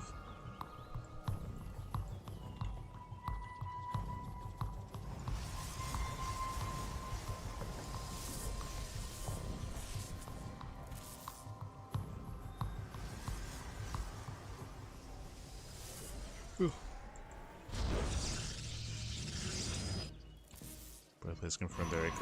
From here we confirmed the location of the pylons. So both pylons in the main base for herO. Likewise, both pylons in the main base for ShoWTimE as well. From here we are setting for expansion. We're going for a standard opener for the first time this series. Like no cheese, no proxy, no shenanigans. Yep, there's the expansion for herO, and we should soon be seeing the expansion for ShoWTimE. Ooh, it's gonna be pylon blocked. It's gonna be delayed. ShoWTimE moves out, opens up double stalker. He does have a 3rd and 4th stalker behind this, so hyper aggression out of ShoWTimE. Meanwhile, herO just opening up sentry, cutting corners, being greedy.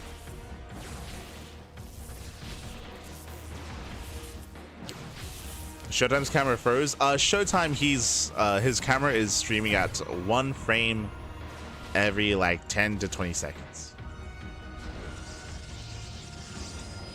It's fine.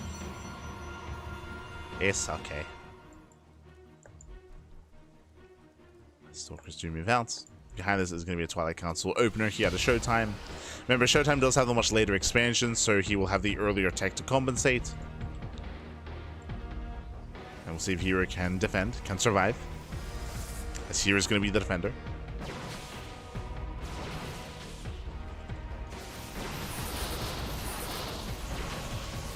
So far, nice force fields. He locks down the stalkers. He gets 1, he gets 2. And does he get all 3? Jesus. All 3 stalkers. Brutal loss for ShoWTimE. He gets caught out with his pants down. Every stalker goes down. I'm afraid to look. That is 4 stalkers. For what? For a pylon. A single pylon has gone down. Ay. And herO, he can just snowball out of control. Remember, herO is meant to be the defender, but suddenly that defense is going to turn into an offense. We have a proxy gateway across the map. Warpins have completed, and ShoWTimE is in danger. He's in a lot of danger here. The early game did not go his way. Ooh, sentry goes down. herO moves in, locks down the stalkers, gets 1.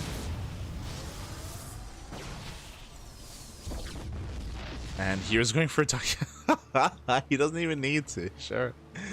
But you got DTs on the way, and do you see what I see? I see 0 detection. There's no robo, there's no forge, there's no stargate. The longer this goes on without a robo, the more dead ShoWTimE is. So hopefully we do eventually get a robo here, but it's very common to delay your robo in PvP. It's very common. And right now, ShoWTimE is busy at GG. GG gets called even without the Dark Templar. Doesn't even need them. And herO overwhelmed. herO takes a 3-1 lead in the series. herO is one game away from claiming it all. GG. GG will play Unamas. Happy Unamas is all that herO needs. Oh boy. And I'm hoping we can get it back and forth. I'm hoping that we can extend this series. But alas, the pressure is on. Again, ShoWTimE did overextend. He lost so many Stalkers at the start of the game. He lost 4 Stalkers. That should never have happened. And that started everything just going wrong. And it all started toppling over. The snowball began. Here, he didn't even need his DTs. True, didn't even need them. But now up next, we're going to be loading into Ultra Love. Up next, we have Ultra Love, followed by Magnatha and Incorporeal. Here we go.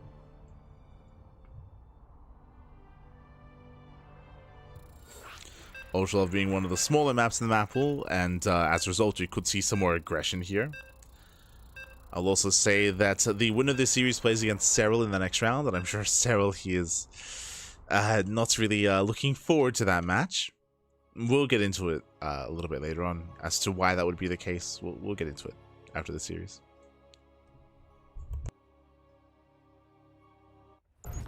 If you were watching yesterday, then you'd know.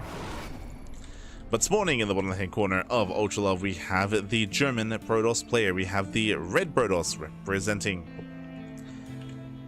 Sentinels, leading this, or down in the series. He has to fight back here and now to have a chance to fight back, to make it out of this round. It is ShoWTimE. And spawning in the top right hand corner, we have the blue Protoss player. We have the South Korean Protoss leading the series 3-1, one game away from claiming the entire series. It is a herO. Bam. Look after your shoulder, Pappy. Look after your shoulder.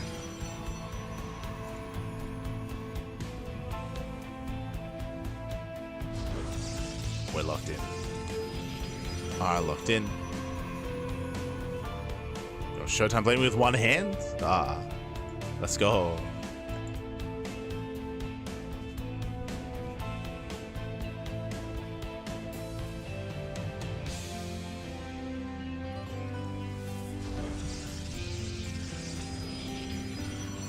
As from here, this is one of the big differences here, one of the big features of Ultra Love. We have a ramp coming into the natural, so it is very standard to open up here with an economic start, going for a gate, cyber, expand. So economic opener here out of ShoWTimE, which is expected on Ultra Love. Meanwhile, herO, hello, getting ready for a one-base all-in.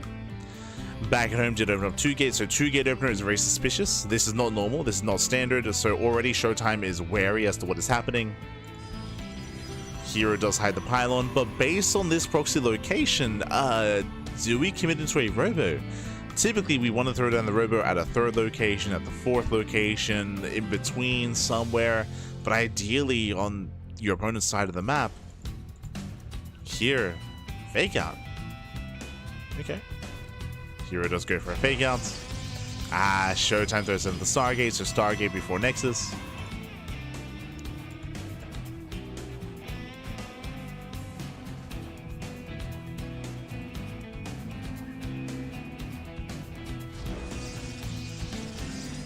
herO pokes in. Sin pulls away. You can see that ShoWTimE is searching here for the proxy, trying to figure out what's going on. Finally, ShoWTimE does expand, and so does herO. Okay.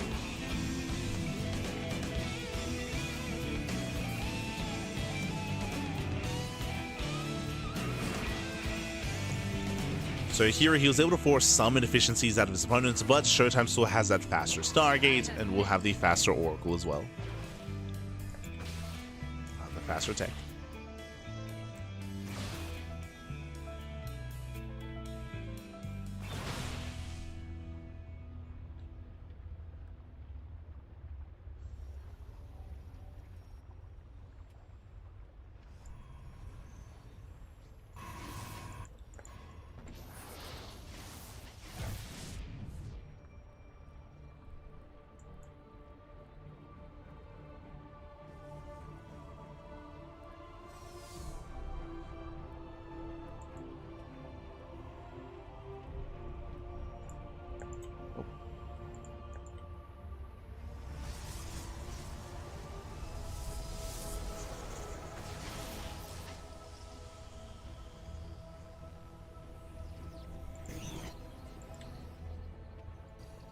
As from here, the Oracle does threaten.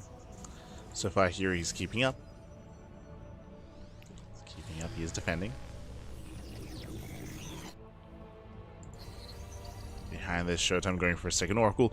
Bearing in mind the 2 Oracles, they can one-shot probes, so ShoWTimE has potential to deal economic damage, but for the most part, we're both building up into 2 bases into eventually a more mid-game setup. Ooh, gateway explosion out of ShoWTimE. ShoWTimE going for a, I was going to say 4-gate setup, 3-gate setup, as he did not open up with the second gateway. So only 3 gateways, nothing too crazy yet out of ShoWTimE. It's still going to be a little bit more committed, but our eyes are open for extra gates. There it is. Yeah, speaking of, another gateway gets thrown down. Now it's 4-gate blink. Hyper aggression out of ShoWTimE. Typically, we'd be expecting to see another expansion, but ShoWTimE is going to be the aggressor here, and currently herO is unaware. Here we go, hallucination goes in, he gets eyes on 3 gates in the main, which means he knows. Yeah, he knows, he sees everything, he sees that he confirms a 4-gate blink, confirms lack of expansion, herO does expand himself, hero's going to be stuck at home, it's going to be a tough hold. We'll see if herO can pull this off.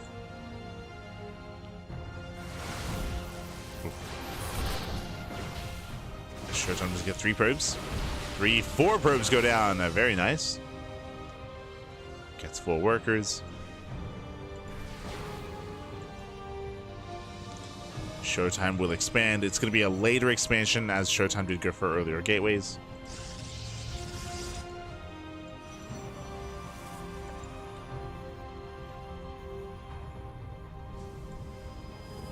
herO, can he force a cancel? 3 more for at least. Yeah, doesn't go for it. Dives into the main instead. So far, gets a pylon. Pylon, recalls back home, gets out, not bad.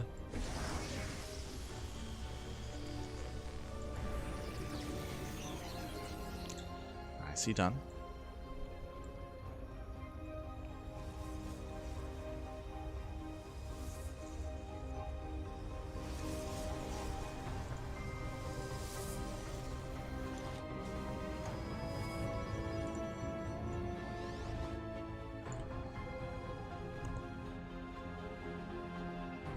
From here, the game is slowing down.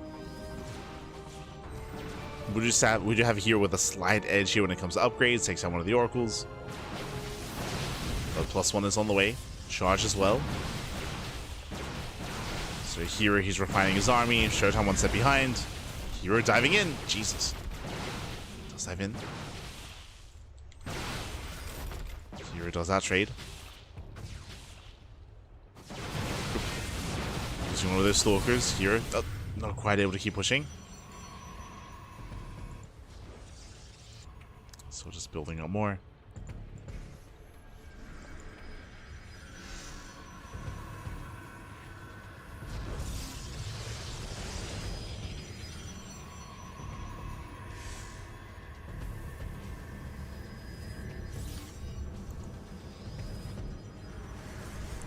And +1 is about to kick in. Yeah, here he does have that Stalker lead. Is he aware of the stasis trap? So far as unaware. Still waiting for +1. Finishing up in 10 seconds.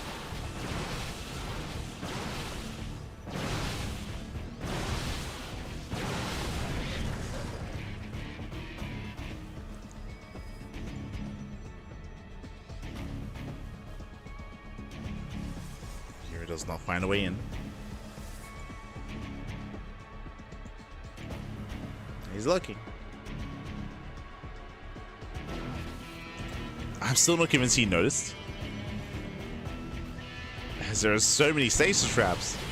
Oh no! Oh, Jesus. As he pulls away. Rotates around. No stasis traps here. In. Takes up a couple of stalkers. And again, the concave is in favor of herO. Takes the better fight.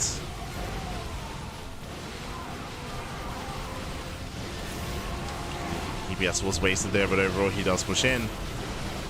And ShoWTimE's just being bullied back. Yeah, ShoWTimE just cannot keep up here. Ay. ShoWTimE gets bullied away. Everything gets depowered. This expansion will fall. And here he's just running away with it, running away with this game, running away with this series. I was hoping for a longer back and forth, hoping for a game 5, a game 6. I'm going to say game 6, game 7. Didn't quite get there. ShoWTimE's best chance is a counterattack. Oh, stasis goes off, not bad. Does take a massive stasis to the face. ShoWTimE is buying time.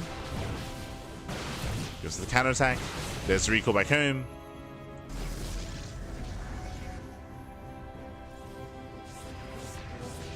Ooh, ShoWTimE runs into another army. Wasn't quite expecting that.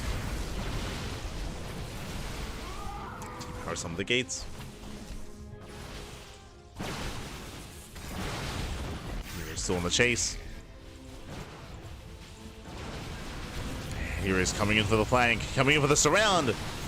Takes down the Oracle, no more stasis traps. Here, I'm sure he's content with that. Thank God. Get him out of here, bud. Get him out of here.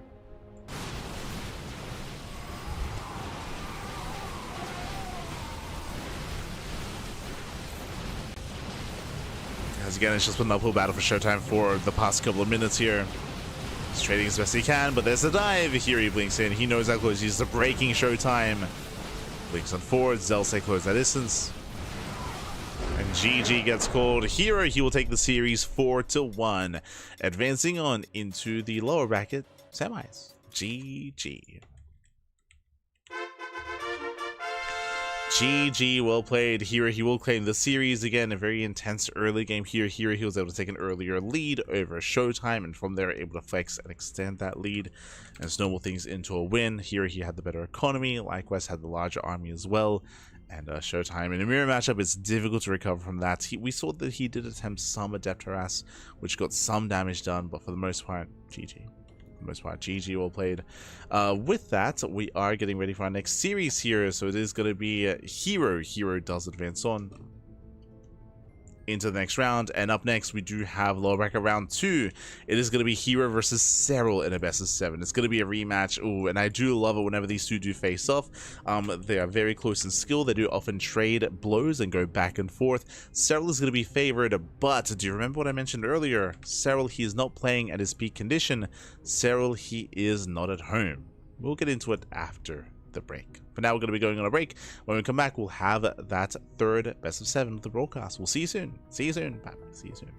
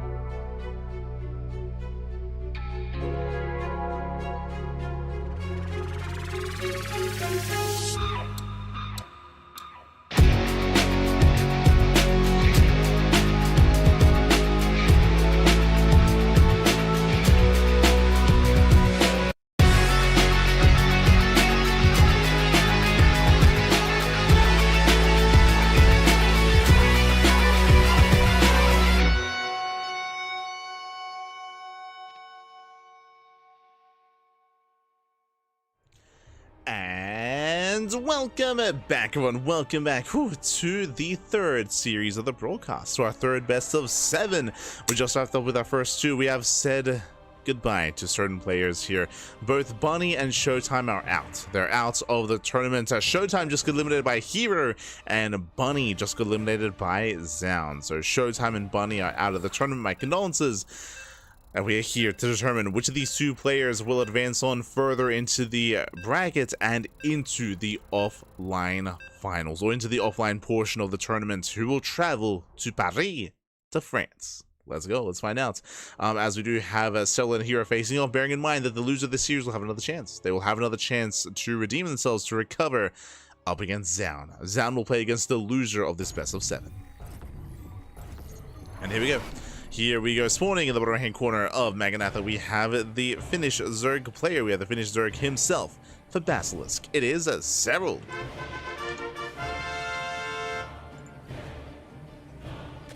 Looking a little bit disheveled.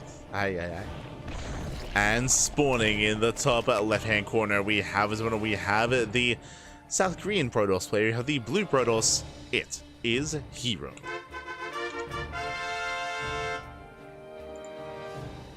Let's go. And if you're in the chat, you know what time it is. It is Gamba time. Predictions are open. Place your bets on who you think will claim the series. Best of luck in the chat. Now, coming into this, typically, I would favor Serral. These 2 do go back and forth. They do trade. In a best of 7, I expect this to go a little bit further the distance here. I expect herO to take some maps for sure, but I would favor Serral 100%. But if you know anything about what's been happening as of late, you would know a couple of things. One, Serral, he's not at home. Serral, he is not at home. As you can see here, he is actually on vacation. Serral is on vacation. He's in a cabin in the woods, Bob. He's in a cabin in the woods. So much so that Serral is playing with his mobile internet.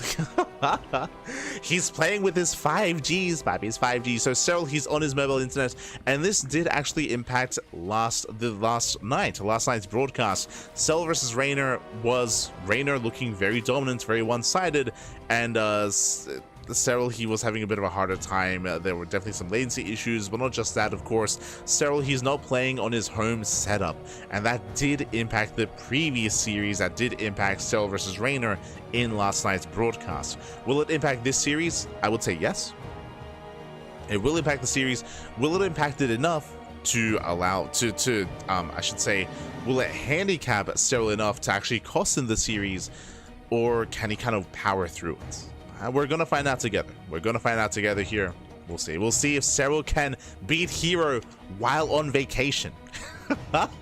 Can he beat him while on vacation? Let's go, Papi. Let's go. Just catching with the chat. ¿De dónde es, Patito? Que habla muy bien el español y muy bien el inglés. Más o menos, papi, más o menos. Mis padres son peruanos, son de Perú. De Lima, de Tumbes.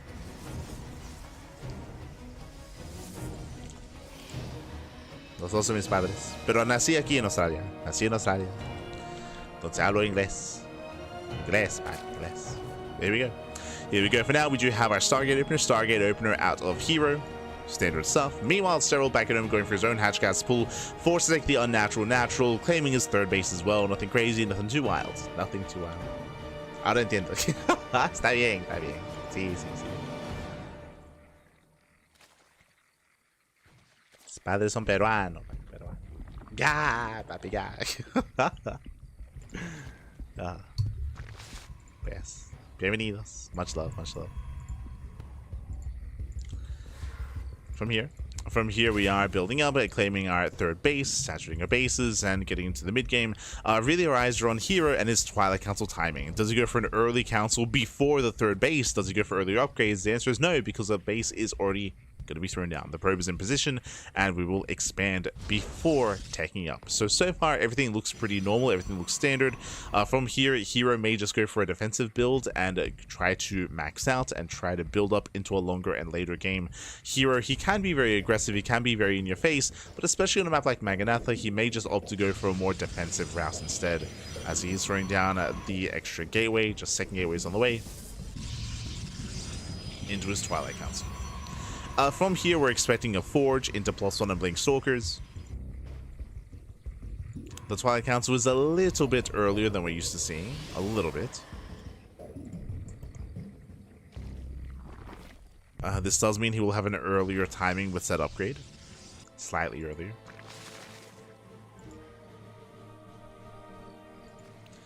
Here it does move out with a double Oracle. That's a lot of gates on the way. And still no Forge. Are we going into Glaives? What do you have for us? Glaives or Blink? As we have our Twilight Council. Gateways are finishing up. A Stalker will attempt to deny the Scout, and the Overlord will confirm everything. Yeah, sees the Gateway Explosion, sees the early Blink, and should confirm no Forge either. So hyper aggression here out of herO. Again, herO, he is heavily... Oh, who is it? Is it us? Who is it? Oh no! Game pause. As someone is spiking up in latency. Everything's good on our end. My ping in game is good, and my connection on OBS is looking clean. Earlier, Bommy was having some latency issues. The worst case scenario would be if it's Serral. Oh no, Serral! Yeah, his cam is struggling a little bit. As I mentioned before, remember, Serral, he's playing on remember, he's playing on his phone internet. Are we okay? Uh-oh. Yeah. So we might turn off the camera just to try. Yeah. Oh no, Serral. So as we mentioned before, Serral, he's currently on vacation. He's on vacation. He's not at home. So the internet is shaky where Serral is, and that's also why we brought up that it did impact the series last night against Rainer as well.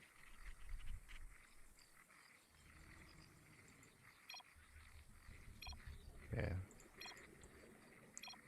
All good, all good.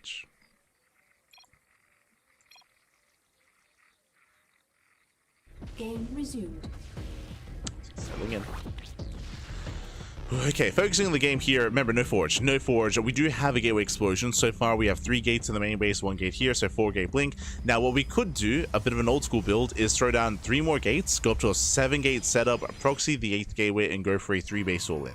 I'm leaning towards a 3 base all in right now. The reason why I'm leaning towards it is because there's still no Forge. If this were to be like an earlier Blink timing to deny the 4th base and then macro from there, there'd be a Forge by now, but there isn't. So without a Forge, oh, we're taking up into earlier Temple Archives. We're taking into Storm.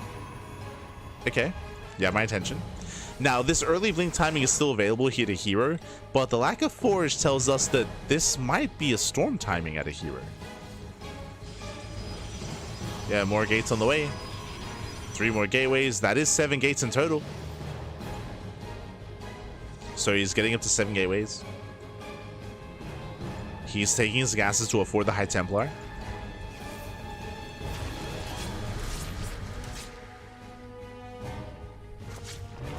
And we're going to be expecting a Storm timing. A Storm move out. Temple Archives is done.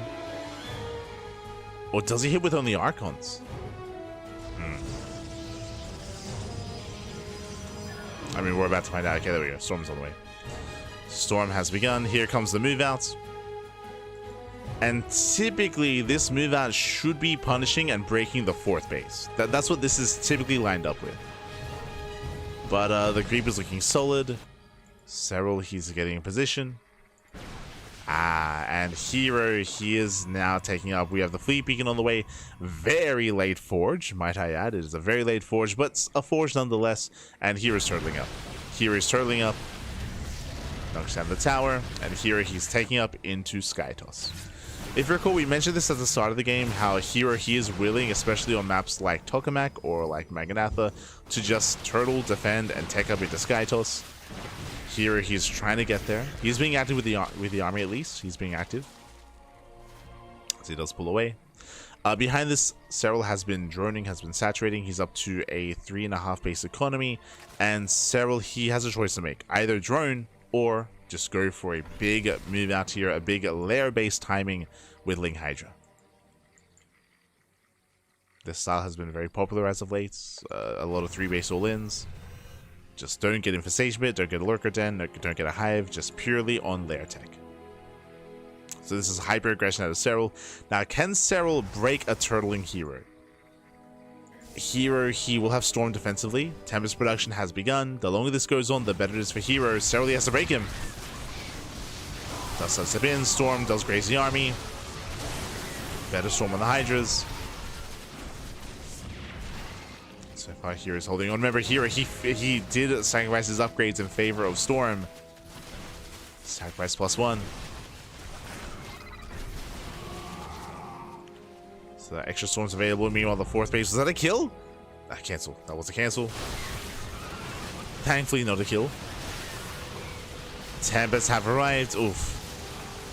And the Tempests are taking a lot of hits. We should be cutting back. A little bit of miscontrol. Yeah, the first Tempest goes down, but herO holds.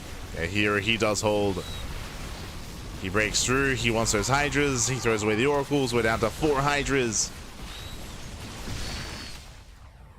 And herO does survive. But what's important, he's surviving, he's defending on 3 expansions, not on 4. If he had a 4th base, I would favor herO. I would say that herO was ahead and herO could max out. But herO does not have a 4th expansion. So economically, herO, he's still trying to build up.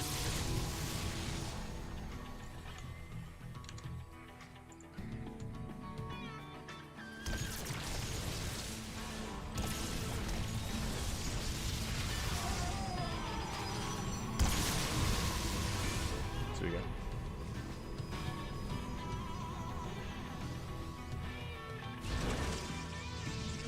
I think we can trust him not to cheat. I don't think anyone is concerned about that at all. It's less about that, more about just like having that available. Just adds to a broadcast. As roaches, they tend to go in, cannons in position. Telling cool roaches are spotted.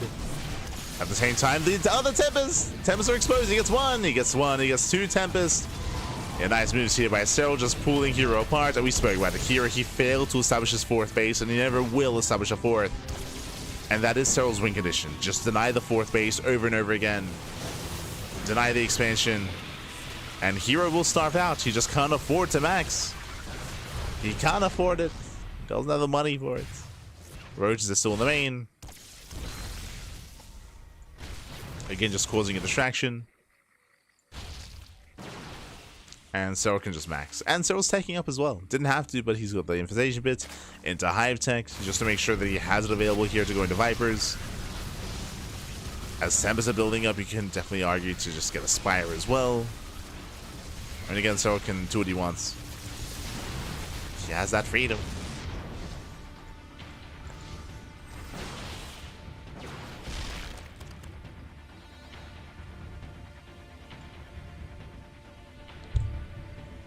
Serral pulls away.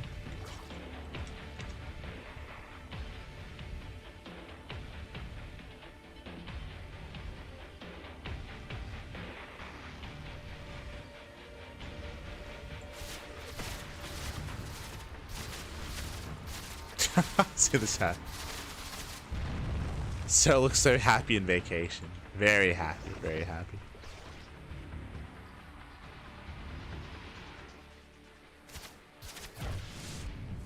How does herO know Serral wasn't about to stream roaches across when dropping his 3rd? There was no roach warren that early on. Typically, you don't... the 3rd base timing is early enough that you're not really concerned about anything like that.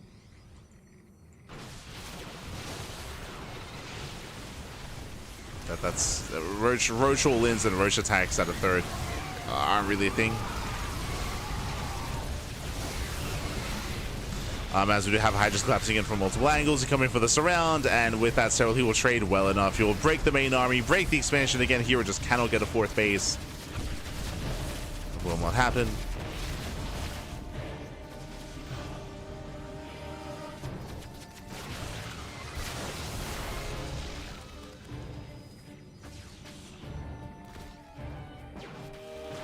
And that's all the Serral has to do, just deny the 4th. Deny the 4th base. Ooh, does take 1 massive storm to the face. So he has to be careful here not to throw away too much. As the Hive is done, we get all the upgrades going into Ultras. Serral, he wants to end it in style. I would have just assumed just get Vipers. Just get Vipers and throw down the Lurker Den. I mean, the Vipers are here. True. Here come the abductions.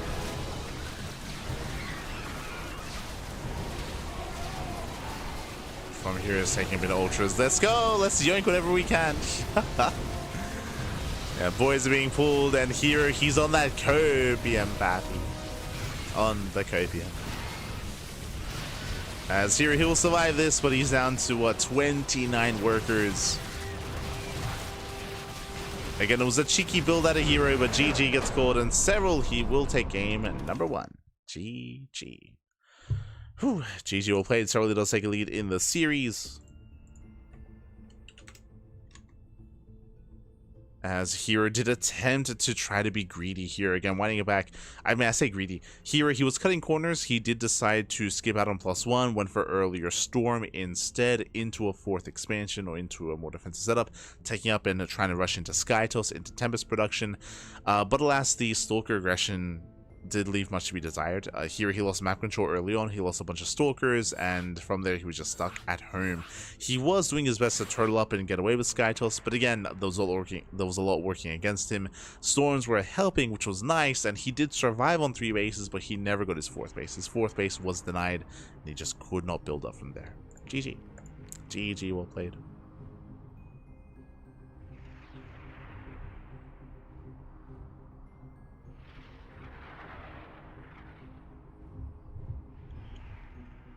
Here we go. Here we go.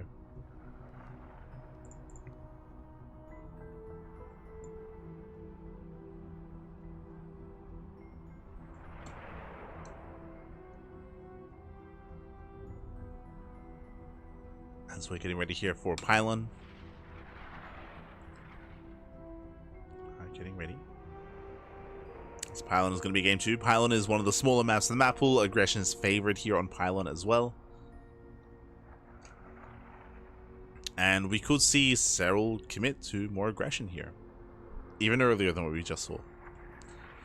This game, Serral, he drawn up to, was it 72 or 76? It was like 70-something workers.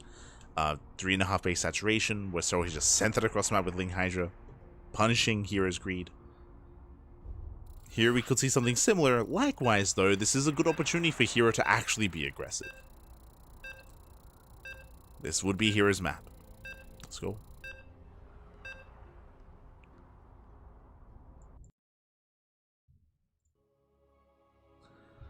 Let's go.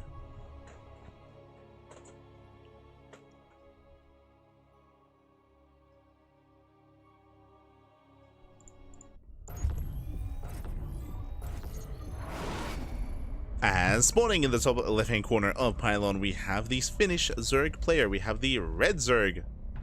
Hello. Not making any drones. Going for the 12 pool. Oh no, when the camera's off. He's crazy, Bobby. It is a Serral. He's an animal. He's an animal. And spawning in the bottom right-hand corner, getting 12 pulled, we have the South Korean Protoss player. We have the blue Protoss. Down in the series, we'll see if we can recover, we'll see if we can bounce back. It is a herO.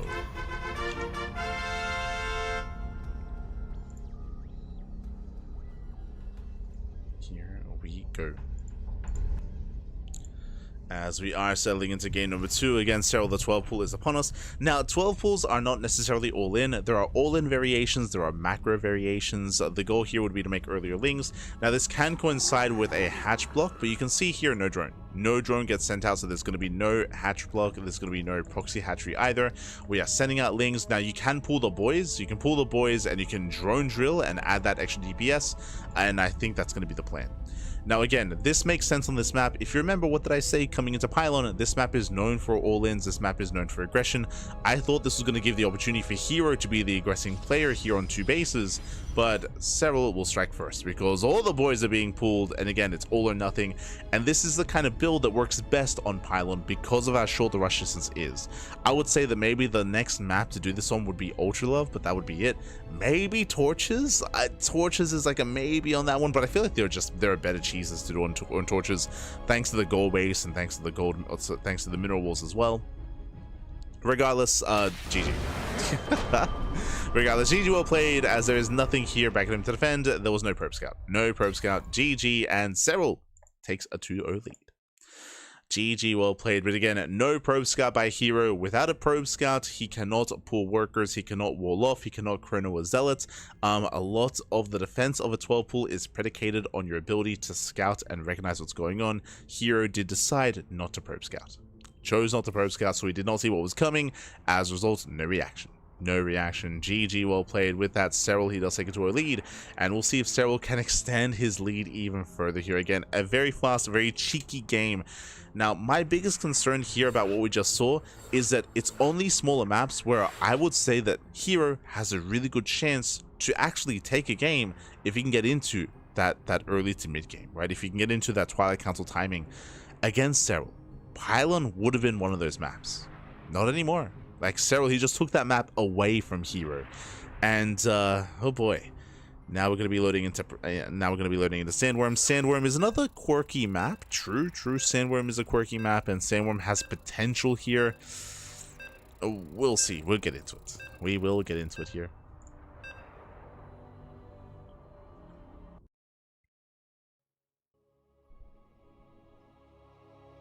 I feel like I'll cheat out of a Serral / herO max out Slugfest. Not on Pylon. Not on Pylon. On Tokamak, sure. On Tokamak. On Maganatha, you could be talking about game one. Game one Maganatha, that's where we could have seen that sort of like maxed out setup. But of course, like, Serral did shut herO down early. And here we go. Here we go. We're getting into game number 3 and spawning in the top left-hand corner of Sandworm. We have the Finnish Zerg player. We have the red Zerg actually droning, so there's no 12 pool. There's no crazy 12 pool. There's no shenanigans here. Going for the 15-15 for Basilisk. It is Serral. And spawning in the bottom left-hand corner of Sandworm, we have the South Korean Protoss player. We have the blue Protoss down in the series. The pressure is on. We got to start fighting back soon. Otherwise, the series will be over. It is herO. We got to start the comeback, Pat. Start the comeback. Here we go. As, hey, herO probe scouts. I mean, there was no chance we were going to be seeing a two 12 pools 2 games in a row. Like, no, that would never have happened. But herO actually probe scouts this time. He confirms, he's like, okay. You're expanding, you're probing, you're droning, you're taking a gas, you're taking a pool, everything's normal. Fair enough. But herO forced to probe scout after what happened in the last game. Now he can safely expand, he can safely set up. So Serral winning out in the mind games. Does win out in the mind games. Este Serral.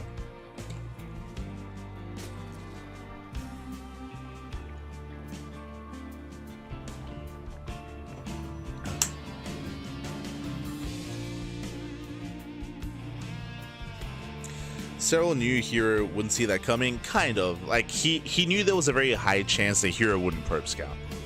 That we can say for certain. Like it was still a big risk. It was still a gamble, but like there was, like, again, a calculated risk, if you will. Calculated.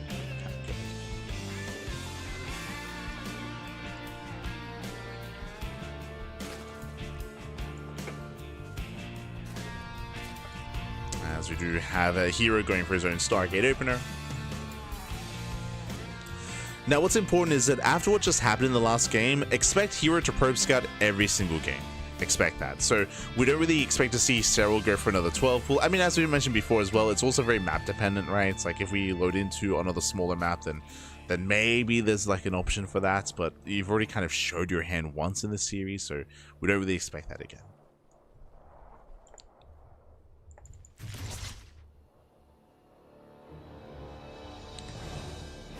Of course, I should also mention welcome on to Sandworm. Sandworm is a TLMC 20 map from earlier in the year, and here we have gold bases. Gold bases are in the center of the map. There are some rocks to delay mining of the gold, but for the most part, you can take this as the third base. It is very secure. You have terrain here to help fortify this location. You got rocks here towards topside. You have these dragon's teeth as well, which do disrupt movement from certain units. Meanwhile, that is a 320 lair. Oh my god. Very early lair timing. He pulls into gas all on 2 bases. Serral. Who's playing right now? Says Zhuge Liang? Is that what is going on? Insanely fast lair. Now, with a fast lair timing like this, what could we go for? We could go into 2-base muta, right? We could rush into gases and go into a fast spire and go into muta play. The other option here would be to go for, if we had overlord speed, then I would lean towards something like a Nidus base all-in with German taxi.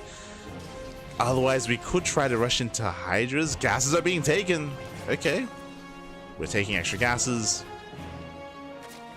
Technically, like a quirky infestation bit build with 2-base swarm hosts is an option, but for now, it's we'll see what it's gonna be.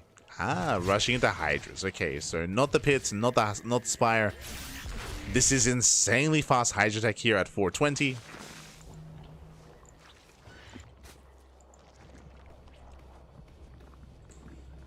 And I believe this should be for an all-in. The reason why I say all-in, because we're sacrificing a lot of the economy. Remember, late third.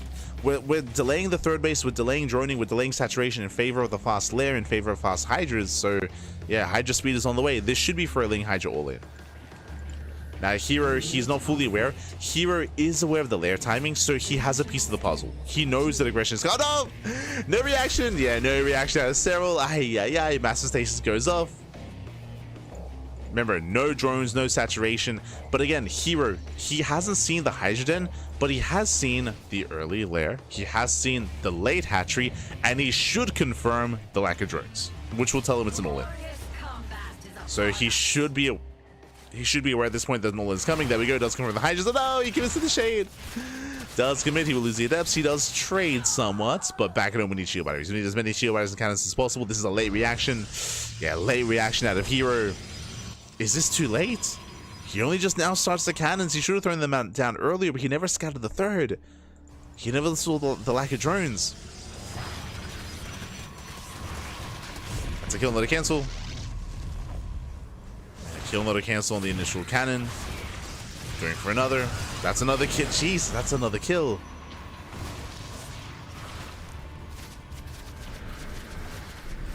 Adepts commits. We're going mass. Didn't even know. We're going mass oracle, Pappy. Let's go. Double stars. I was so fixated on what Serral was doing. I wasn't even paying attention to herO. He's going double Stargate mass oracle. He's crazy. GG. He shuts down the hydras, and with that, we have a series. Let's go, Pappy. Let's go.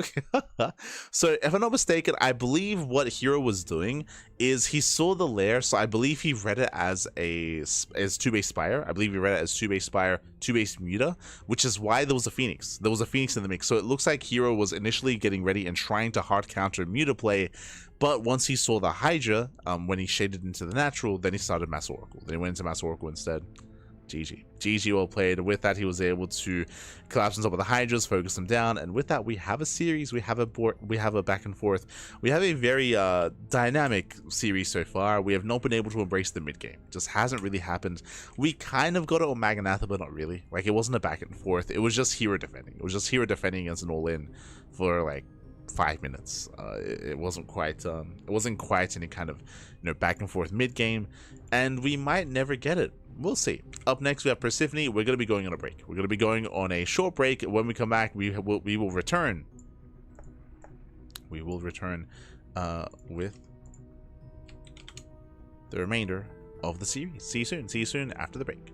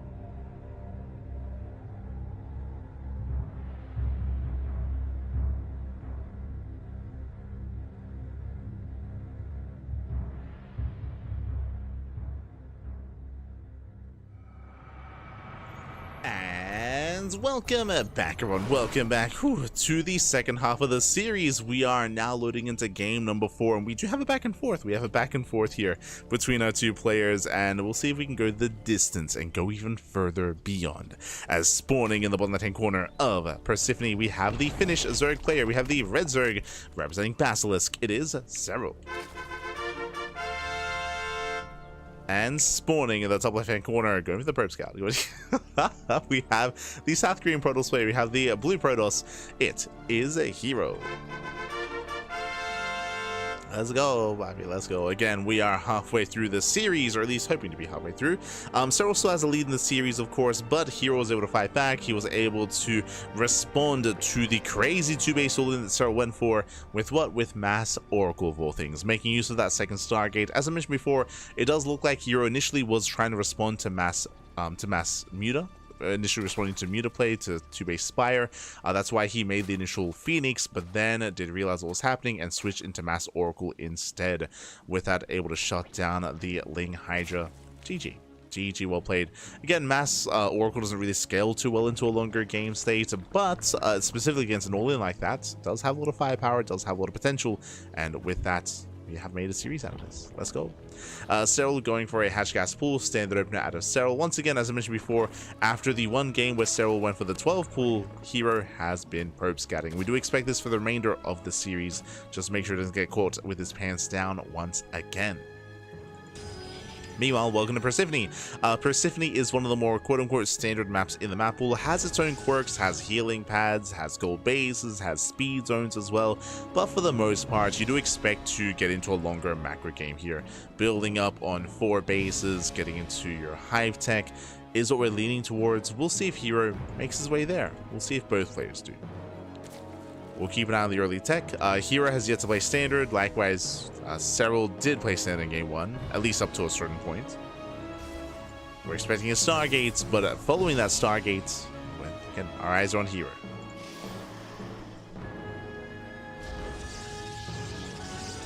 Serral didn't go on vacation to macro. You're not wrong. Went on vacation, have some fun, buddy. Aye. He's enjoying himself. Again, we've had some crazy builds this series out of Serral. Crazy builds.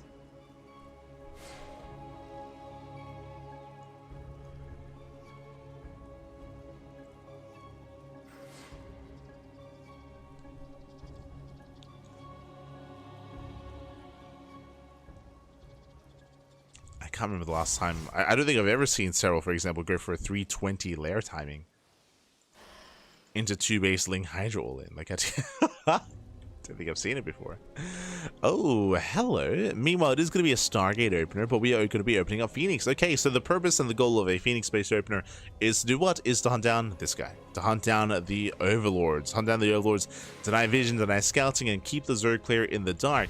Now, behind this, you don't have to go for a cheeky follow-up, but you can, is the thing. You can go for one.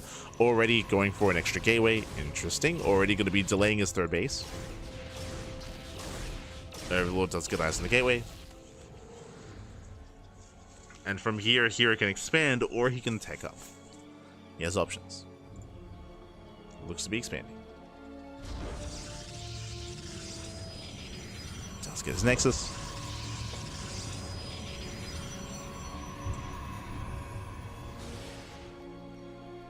Here we are moving out. So let's set up. Serral does go Eva Chamber first. This is indicative of +1 melee, indicative of Ling Hydra. So we have a standard opener here from Serral. Meanwhile, herO also goes for a Forge and Twilight Council after the initial tech.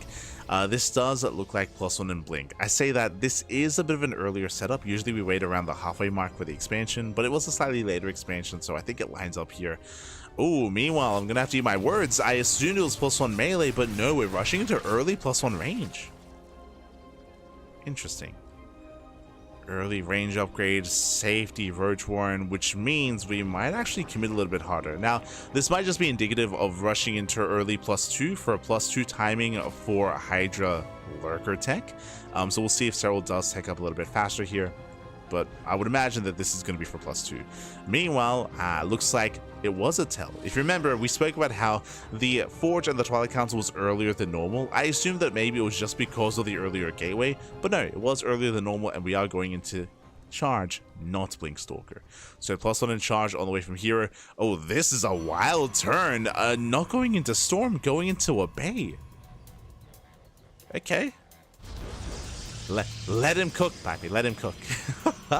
Now, this follow-up, not the initial opener, but the follow-up here is more old school. If you remember, this build, ShoWTimE was very fond of. ShoWTimE was very fond of this, specifically a year ago, maybe 2 years ago, on the Altitude map pool. We saw this a lot from ShoWTimE, we saw this a lot from Creator. This is a double Robo, double Colossus production. This typically hits with +2, and it hits with 4 Colossus. You don't hit with your first wave, you hit with your second wave of Colossus. At least that's how the build used to go a couple of years ago. So here we go, there's Extend Thermal Lance. Again, we're about to commence the Colossus. So very old school out of herO. Behind this, we do have, yep, the earlier Invitation bit, the earlier Hydrogen. If you remember, when we saw the early +1 range, my assumption was +2 range hitting with Lurkers. That was my initial assumption, and it looks like that's where we are heading. So there's +2. Hive is on the way, and we should soon be seeing said Lurker Den. Otherwise, we might just come with purely Roach Hydra. We'll see. We'll see how we make use of that Lurker Den, or of the Hive, I meant to say. Otherwise, this could just be used for Vipers. True. Yeah, based on the Roaches that we're investing into, investing quite a bit of gas. Oh. Hold on. There's a lot happening right now. So, first things first, he does scout the Hive.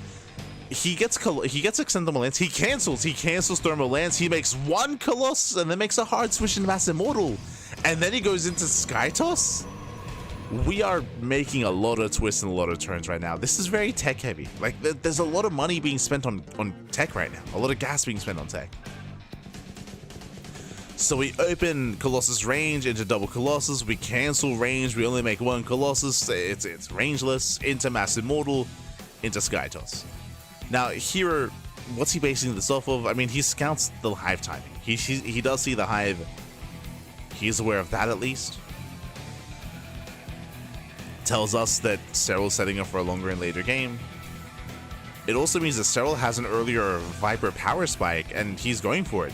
He opted not to go for the Lurker Den. He opted to max out with Ling, Roach, Hydra, Viper. Now, there's a couple of things here. One, this is a strong max out, true, and it will hit with +2, also true. Like, it hits with the upgrade timing, with the upgrade advantage. The problem here is that it doesn't really scale too well, so this has to get damage done. What I mean by that, there's no Ultra Cavern, there's no Spire, there's no Lurker Den, so as herO gets into Sky Toss, Serral's army is going to get worse and worse over time. So this has to get damage done. There's a lot of pressure on Serral, let's go. Because Tempest are amassing behind this. Serral, he has to break the expansion. The Storm is done. Storm's A-zone away the Hydras. Dying time for the rest of the army. Vipers have arrived going for the Deductions. He wants the Immortals. He gets 1, he gets 2. And 2 Immortals go down. How about the Storms are brutal. The Vipers, so the Phoenix is going to be cleaned up. The Viper will survive. Going for another Deduction. He gets another Immortal. That's about 3 Immortals going down. But herO holds. Here he does hold, and you can see the Remax 24 Roaches. Serral wants to end the game. He wants to end it, but he realizes he cannot, so this is a rough moment. Ultra Cavern. This Ultra Cavern tells us one thing only. Serral, he has no faith. He believes that he cannot kill herO, and he is trying to get ready for that next step. Droning has begun, and more expansions are on the way. Serral's being forced into a longer game. The all-in has failed. And he's still stuck with all these Roaches. And again, Roaches, they do not scale well into longer games. So over time, this is becoming dead supply. He has to get rid of these Roaches. Ideally, as efficiently as possible. But herO, his army is outscaling Serral. This is a good example of the soup lies, right? The soup does lies. Serral, he's maxed. He's up, what, 40 supply, 50 supply? It doesn't matter. It does not matter because the quality of the army is superior for herO.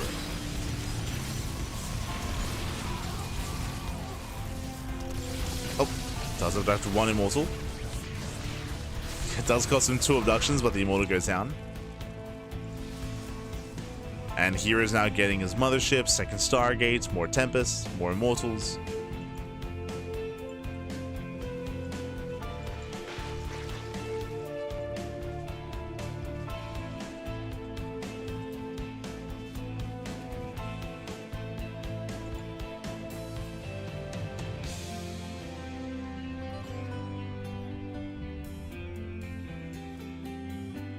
Here we go.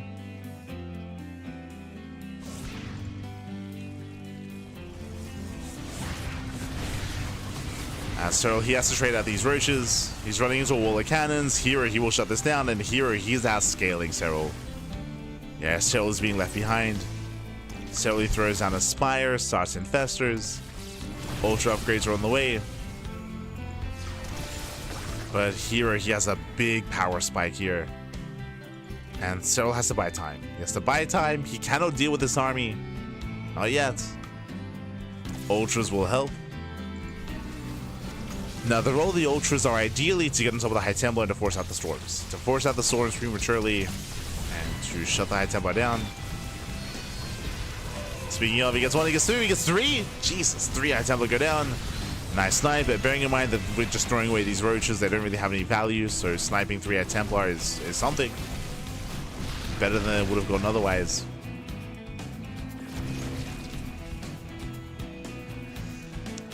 Moving out.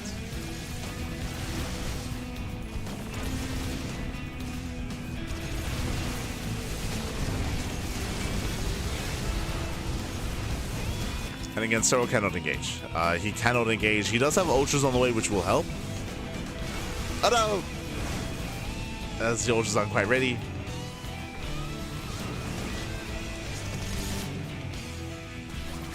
Ultras are massing. Nice little run by.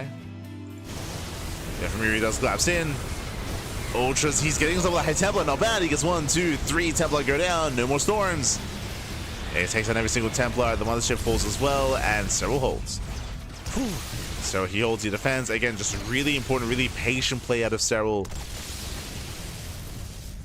Allowing his bases to fall, just buying time to build the Ultras. herO can recover from this. He needs more damage.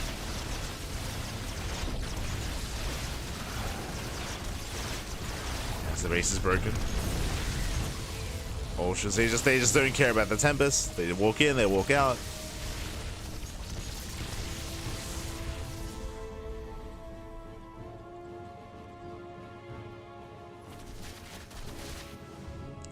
And we have a back and forth. We have a back and forth. We have a series.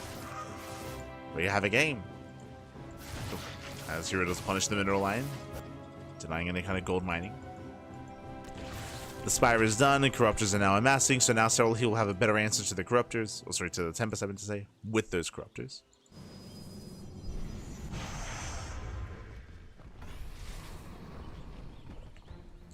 This is also where herO needs more Archons.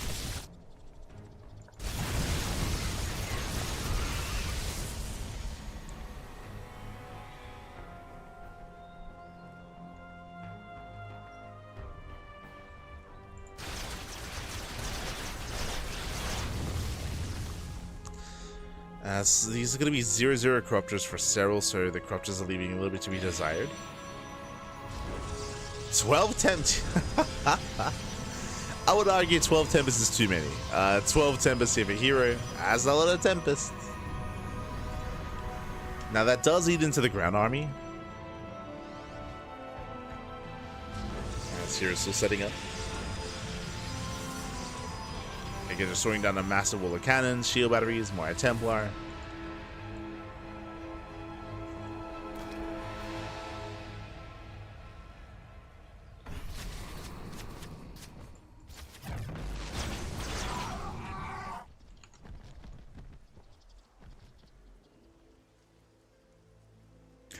Yo, I see Chase in the chat. Chase, oh. Good evening, good morning. Good to see you, Chase. Good to see you. Hope you're doing well. Yo, when are we getting another Chase cast? I don't understand me, Chase. As we do land the Fungals, yeah, Fungals do connect. The Tempest getting caught out. 12 Tempests are good, but they're all going to be shut down.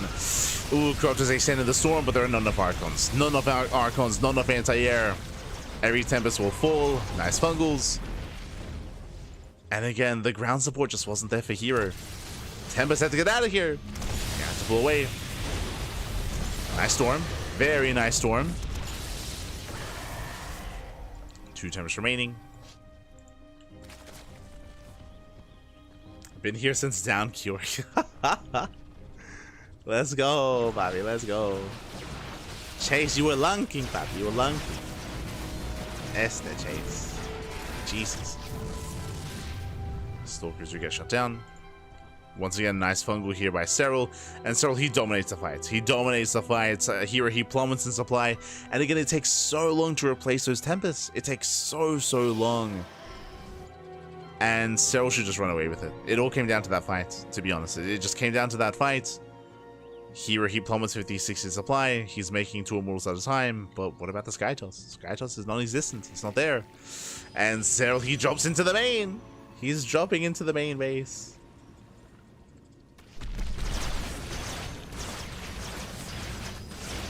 Oh, there's a recall. Does recall, does respond. Ultra's trying to move in. The Immortal, jeez, the Immortals, they just go to town on the Ultras. That was an expensive drop for Serral. It was quite expensive. But on the right-hand side, he breaks through. He breaks through, gets into the mineral line. Here, he will lose his expansion. He will lose the mineral line. Ultras are coming from behind. They get on top of the Immortals. That's still a lot of Immortals, though. You know, I could be crazy, but I feel like we should calm down on the Mass Ultra. Oh my god. We have 8 more Ultras on the way. Calm down, buddy. Calm down. You're up against Mass Immortal. Get a Greater Spire. Okay, Greater Spire's halfway done. Still working on the Greater Spire, working on the Brood Lords.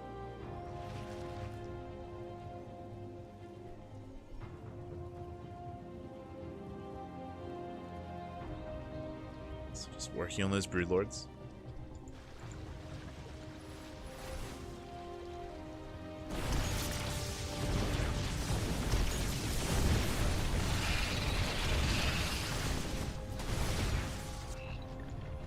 Rotate.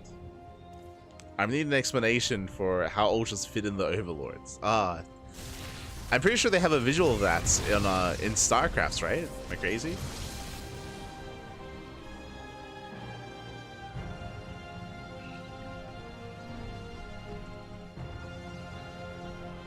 It's fine. Don't worry about it. Don't worry about it.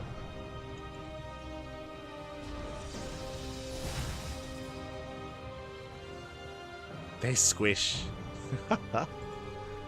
Ultras, they're quite compact actually. They just they fold themselves in.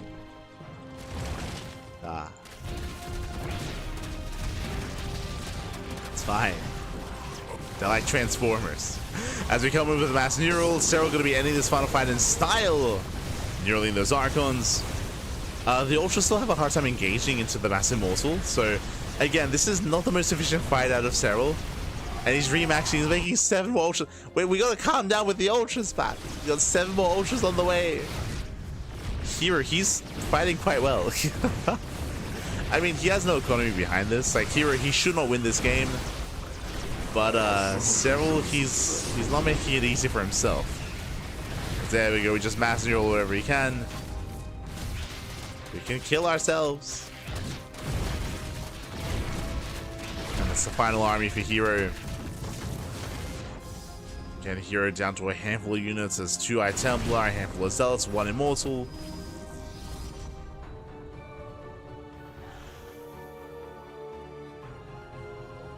Oh, we're gonna do the Terran thing. We're gonna drop in with like 2 units. I'll land some storms.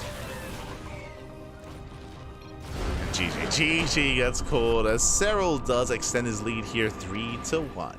GG.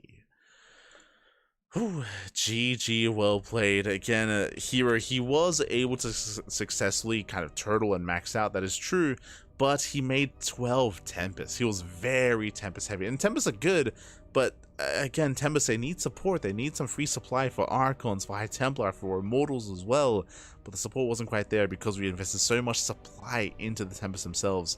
With that here, he was stuck with a subpar army. One massive fight occurred, which did go heavily in favor of Serral. GG. And GG will play it from there. I think did snowball out of control. And with that, again, we're getting ready for potentially the final game of the series. Potentially. As up next, we're going to be loading into Incorporeal, one of the larger maps in the map pool. Longer rush distance by grounds. We'll see if herO can bring it back. Pressure is on. Pressure is on.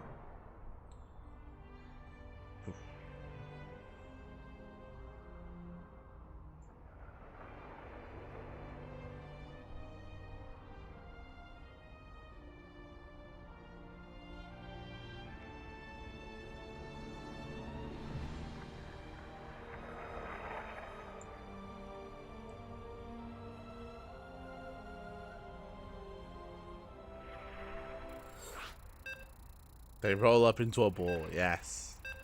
Ah. They're like socks.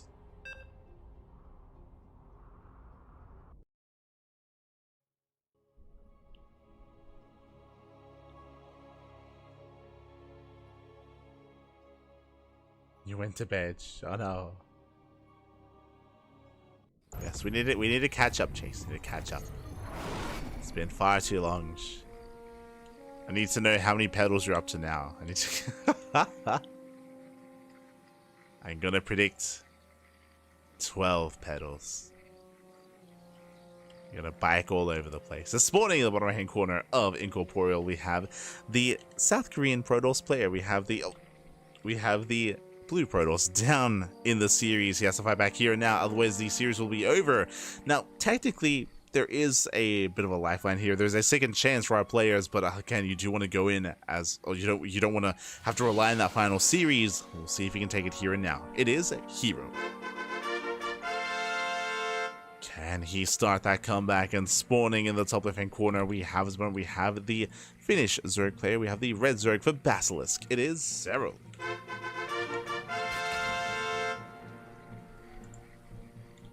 Oh. Pedal meme. God damn it. Este Chase. You say that. We all know that I'm pretty close to what's real there. Have you? Ah, no. Surrounded by pedals.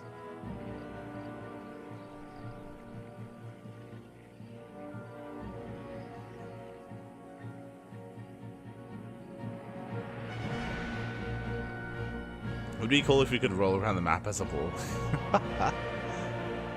I feel like that should be like a co-op upgrade, right? Roll up your ultra like a big baneling, but he doesn't explode, it just rolls over units. Oh no.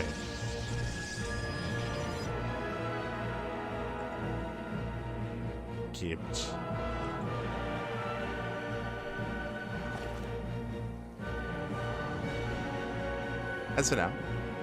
As now we get into openers so far, everything's looking normal, everything's looking standard. We have the second pylon here in the main base for herO. Based on the pylon placement, this does look like a Stargate opener. I mean, we haven't seen Twilight Council play yet out of herO, not completely. We'll keep an eye on it.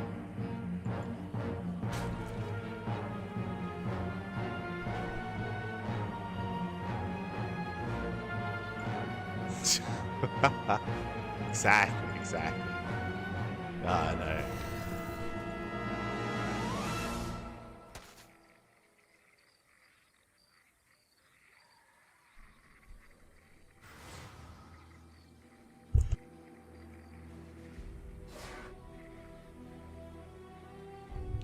As it is going to be that initial Stargate opener in the main. Welcome to Incorporeal. Incorporeal is one of the larger maps in the map pool. We have seen a lot of players struggle in the late game. There are certain features here that do favor Tempest and do favor range-based Skytoss units. but I don't know if we will get there. I feel like it's going to be on Serral to be the aggressor this time, and we have seen a lot of aggressive play out of Serral already.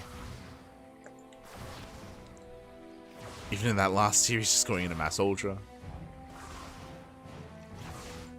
That last game.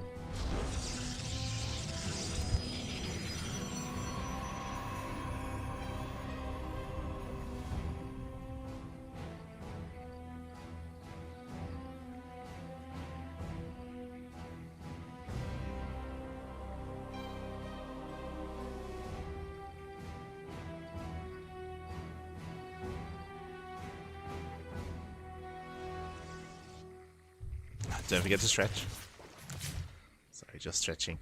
The fatigue is getting to me a little bit. We'll be fine. We'll be fine.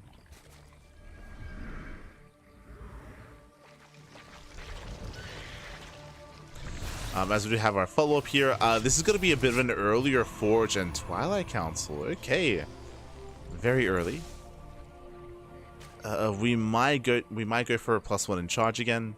Remember last game here, he had a really weird build of choice, going to +1 charge, then went for double Robot, double Colossus, switching into Mass Immortal, then into Rush into Sky Toss. It's an interesting setup. He did get away with it. Once again, early Eva Chamber. My assumption here has to be +1 melee, but we have seen a lot of, well, I mean, last game we saw range, just like last game, going for earlier range into an earlier +2 timing. Meanwhile, also just like last game, we did take note of the earlier Forge and earlier Twilight Council, so it is +1 in charge again. This is almost like mirrored to the last game on Persephone. Almost the same setup here. So safety Roachborn into +1 range out of Serral into the lair. Meanwhile, herO going +1 into charge into potentially more robots. Let's see. As that is a gateway explosion.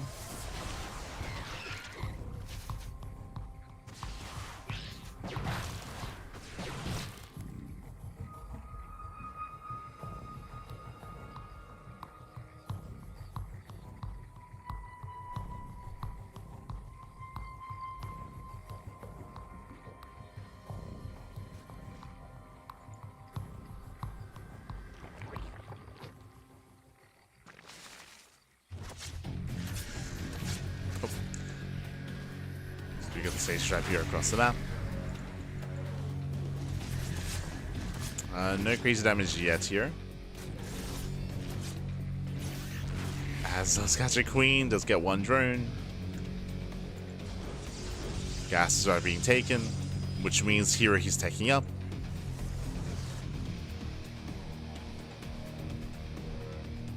Yeah, my attention. How many gateways? 7, he's getting up to 8 gateways. Is he taking these gases just for show? He is not saturating here at the natural. No gases at the natural base. +2 though has begun. Yeah, we're backing up Zealots. We're going for it. Let's go. Yeah, fake out. So the gases are fake. No saturation. Charges are moving out, and this is designed to kill. Oh boy. So very cheeky play here by herO, hiding all the Zealots, hiding the build. But Serral, he is going for safety roaches. Abby's going Roach Hydra. Is he too greedy? Is he being too greedy here? Zealots are moving in. You're catching a Queen. Queen goes down, peels off into the mineral line. Drones are going to be falling. And there's just not enough roaches here. Not enough roaches. Roaches get surrounded. Here he gets into the mineral line. There's going to be 10 probe kills. 10 drones go down. And here he might be able to break on through. There's a handful of Hydras trickling out. But Hydras, they're not what you want right now. Hydras are so fragile. Yeah, the Hydras are so fragile. And every Hydra should be hunted down. Nice hold position micro. Here he's in the third. He's nice mining on the right hand side, and GG gets caught. Serral gets caught with his pants down, and herO does fight back, does put a point on the board. GG. Whew, GG, well played. A cheeky build here out of herO. Again, hiding his all-in, hiding the fake out here. He did take fake gases at the third expansion. He even had a gas that is natural, but zero mining, zero saturation, just purely warping and zealots. He sent it across the map. Unfortunately, Serral was being too greedy. He was taking up from Ling Roach into Hydra Tech, which doesn't help in that kind of scenario. It doesn't help in that defense. So just a little bit too greedy there out of Serral. And with that, GG. With that, we're getting to the next game, and we'll see if Serral can close it out here. Now, we'll see if herO can force the ace match. Uno mas, papi, uno mas. He can force the ace match. Let's go. Let's go. The comeback has begun for herO.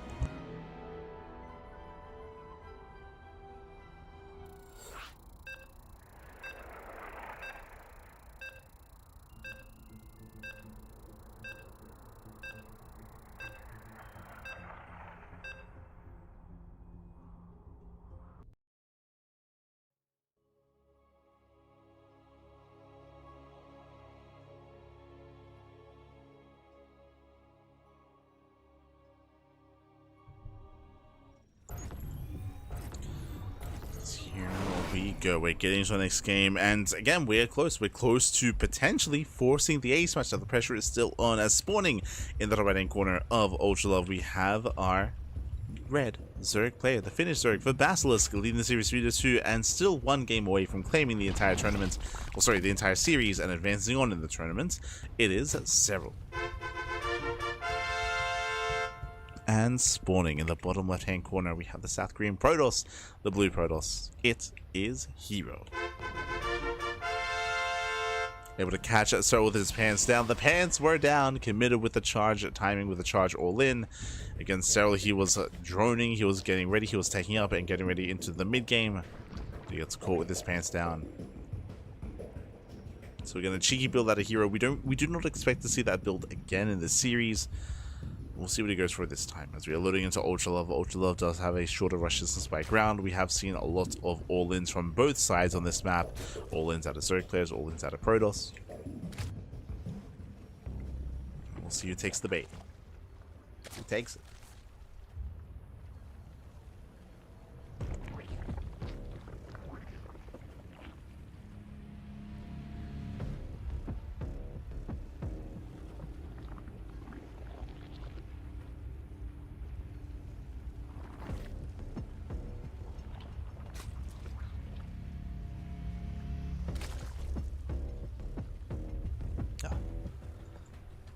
Telling you that next series is going to be a hard one. It's going to... Oh no. I'll be ready.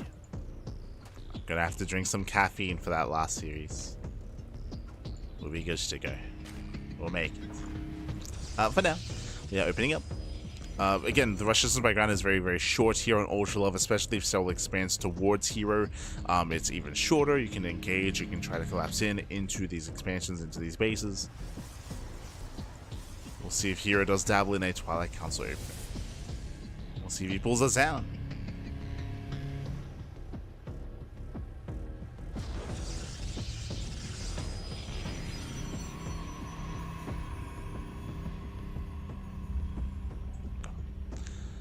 There it is, as if on schedule. As I mentioned, Zoun was very fond of these Twilight Council openers in his series against Raynor, and he did take down Raynor 3-2.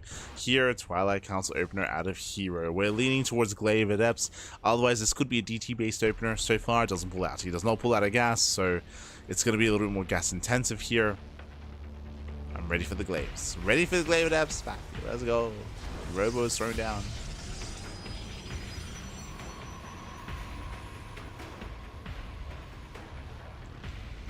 Goes to the Robo, he stays in gas. Again, is it going to be Glaives or is it going to be the Dark Shrine? Should be one or the other. Technically, it could be both. True. Could be both. Oh, as Serral is making a wave of 16 lings. And we have confirmation DTs. Okay, so it's going to be a DT opener out of herO. This is not hyper aggressive. This is a way to apply pressure. This can get damage done, but this should not end the game. From here, herO will be expanding. Basically, DTs, they will hit the field. Serral should have a Spore at his third, and the Spore is natural in time for this. Should have him ready in time.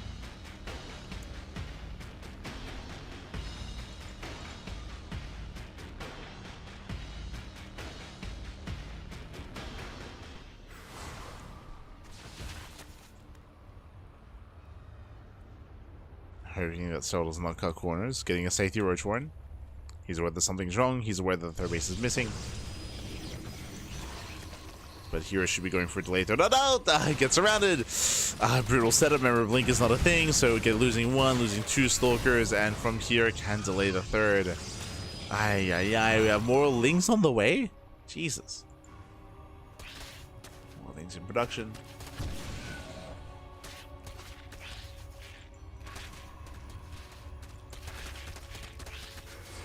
Catching another depth.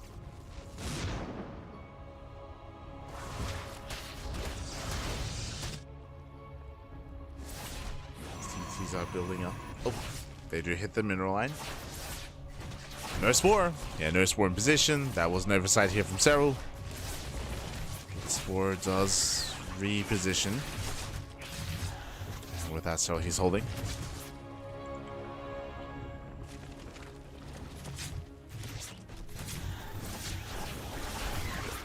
Let's get into the main base, get some more damage with the Prism getting very low. Calm down, Bobby, calm down. And from here, he can then morph in the DTs into Archons. This is the added benefit of going for a DT opener, is the Archon Harass. Meanwhile, we're going into Blink? Shadow Stride, Blink DTs. Okay. He will not expand. The race is going to be denied for a second time. Brutal loss.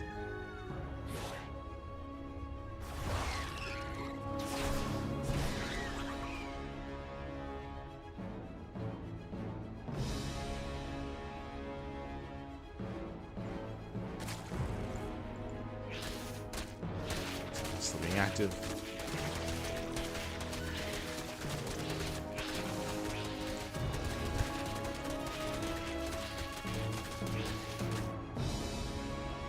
Shadow Stride is almost done. Bearing in mind that herO, he is building up his Dark Templar. He did choose not to morph in Archons. So 0 Archons here to herO. It's purely mass DT, and he's about to have Blink. Here we go. 9 Dark Templar going to be moving in. Now this is very committed. This is very risky. The goal should be to dive on top of the Spore. If he can focus on the Spore, he can break the base. If there it is, there's a dive, and the Spore gets 2 shots. Yeah, the Spore shut down. The expansion's gonna go down as well. Oh god, Jesus.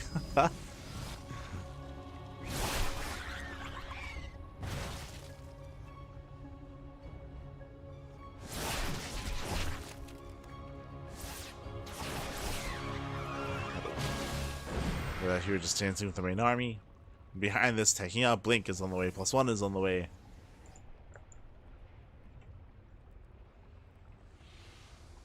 So far, so good.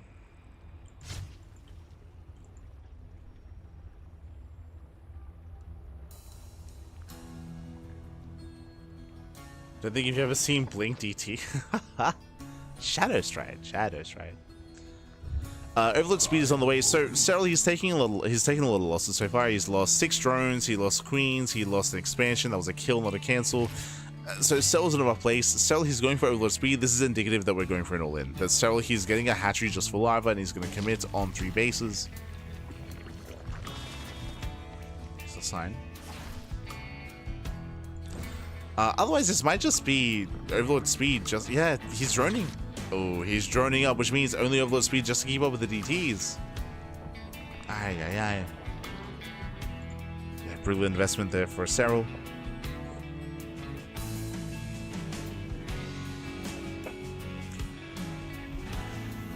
So here can now go for the Archon drop. He's now saturating his bases.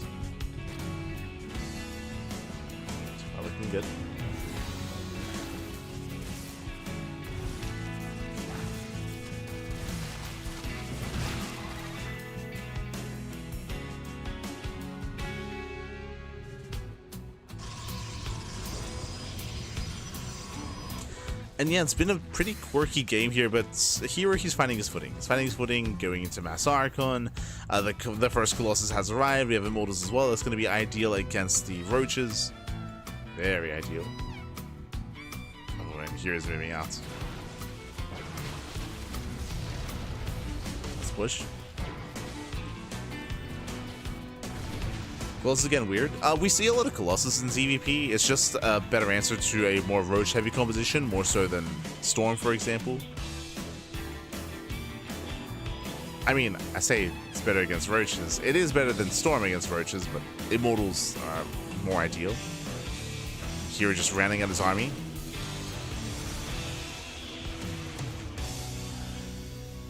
Let's save the Archon. So he's maxed out with Roach Ravager.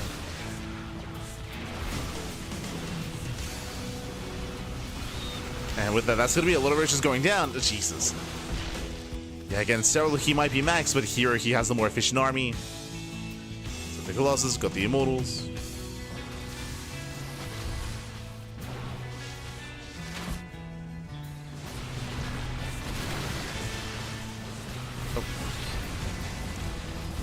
Here he dodges the Wiles. Oh, Wiles on the way, grazing the army. It does graze, does connect. Serral, can he still make this work? There's still a lot working against him here. There's still 2 Immortals, still a Colossus. Another Colossus on the right hand side.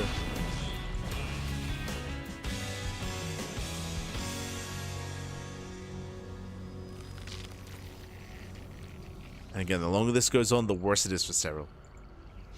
He has to end it before things get out of hand. It might just be too late anyway. Yeah, Stalkers, they reinforce. Serral's getting caught out at the same time. There's an opening. Okay. Here's an opening. Breaks in, gets some pylons, pulls away.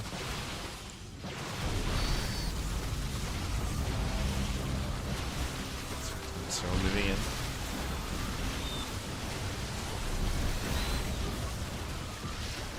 And Serral trying to break through. Again, still just some very inefficient fights. Getting into tunneling claws. No burrow. Oh, that's a little bit awkward. Oh wait, no, so it does have burrow. The fatigue is getting to me bad. So we're just gonna be moving in, takes out the Immortal. So he has enough. Yeah, he has enough. If the Immortals were kept alive, then different story, but there's no Immortals, only the Colossus. Stalker's getting picked up, and Serral, he has done it. He has broken, and not just the base, but he's breaking the main army. Oh, I say that, we have more Jesus. Oh my, where was the Robo army? Yeah, he reinforced, he's fine. He's perfectly fine. He's got 3 Colossus. You can hear his reinforcements, they were very late to the party, but they're here. And herO will not be stuffed. So 3 Colossus. And an Archon. So he needs more time. Needs more time.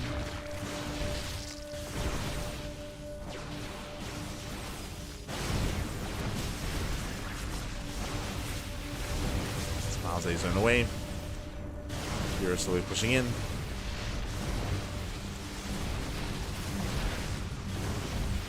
And again, here he reaches final form. He reached that death bull of an army. The Hertz Ravager just cannot engage. Well, it does land some biles. Couple of nice smiles. Here moving in, getting into the Ravagers. There's what, 4 Ravagers left. Oh, down to 2.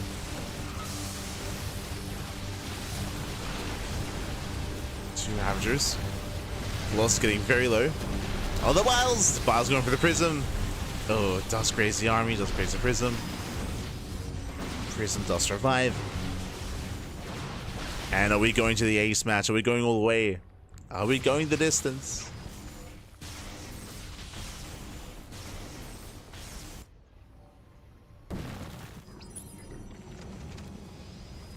Which is they do threaten, they do keep some supply back at him to defend.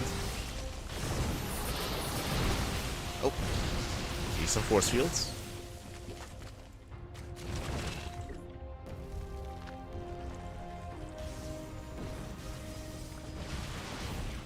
Second hero rotating in.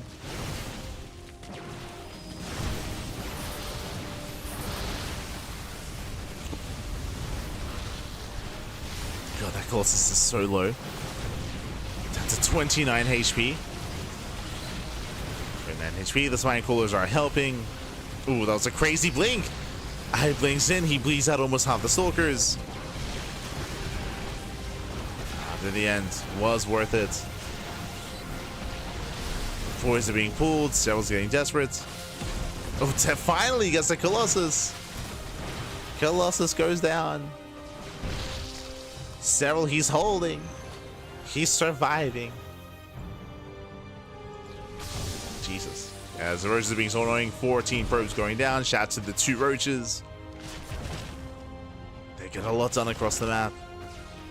The tunneling claws back every time.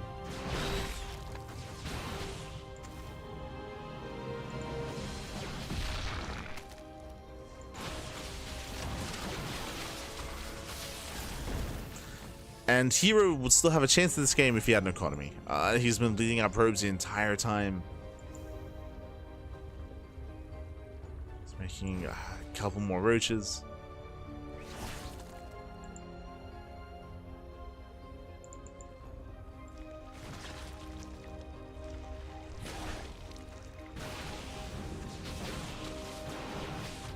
It's easy to hit center right.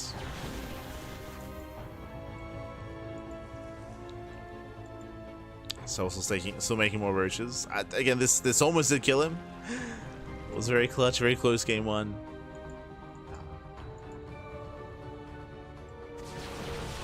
He's clutching out once again. Coming from multiple angles, zones away the main army. And again, it was a valiant efforts, but alas, in the end, our Zerg player here should run away with this. 17 probe kills. 17 probes.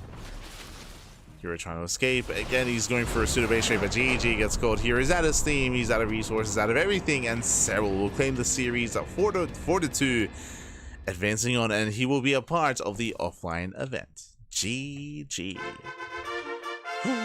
GG, well played. Congratulations. Serral, he will claim the series, he will advance on, and Serral, he has now made it through far enough in the tournament to be a part of the offline finals over in France, over in Paris. GG. GG, well played. Congratulations here to Serral. Congratulations. And we are going to be cutting to a break. Here because if you're a fan of herO, he is not out of the tournament. He is not out. herO, he's going to be knocked down to the next series. It's going to be herO versus Zoun in a PvP. Zoun was able to win previously against Bunny. And now it's going to be again Zoun and herO facing it off in that final best of 7. Now we're going to be going on a short break.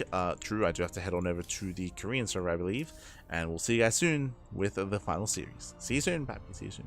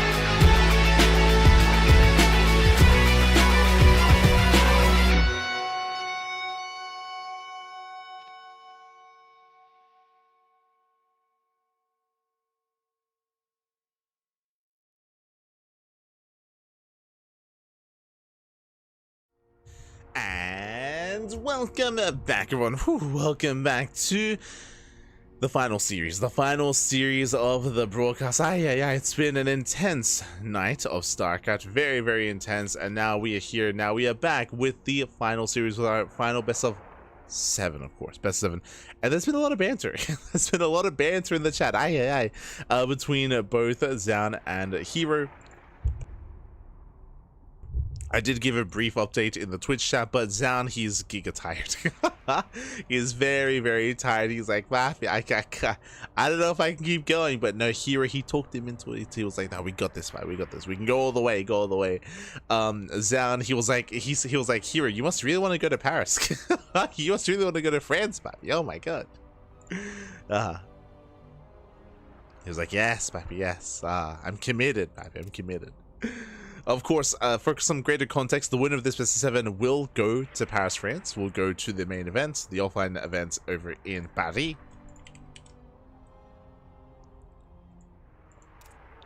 Let's go.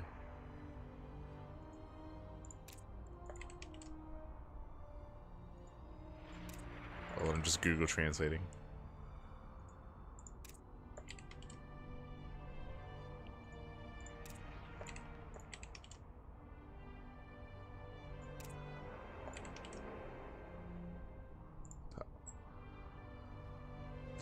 Oh, never mind. Looks like we're actually. God damn it! I went live too soon. Too soon.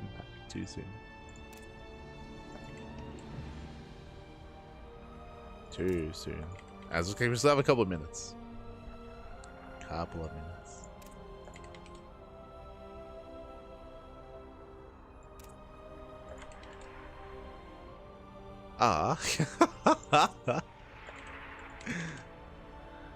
They're talking about going to Paris and what they would do, and I think Zoun, he was like, oh, if you go to Paris, you can go on a date with Serral. Because herO, he was saying how ideally when he goes, if he goes to France, he'd love to go with his wife. For those who don't know, herO, of course, is married. Love to go with his wife. Unfortunately, like it probably won't be able to line up in such a way. They might make it work. That's why it sounds like, nah. Serral's there for you. He's there for you. True. So scandalous. Serral, the home wrecker.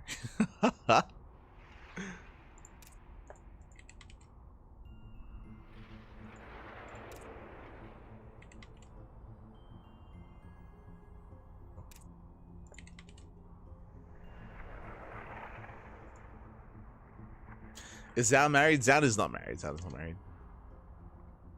Who's married? herO's married. Trap is married. Solar's married. Dark, of course.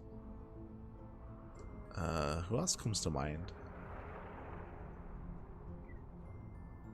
Those are the only one that comes to mind.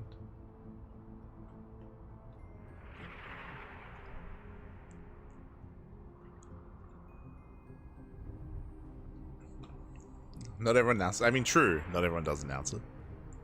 True.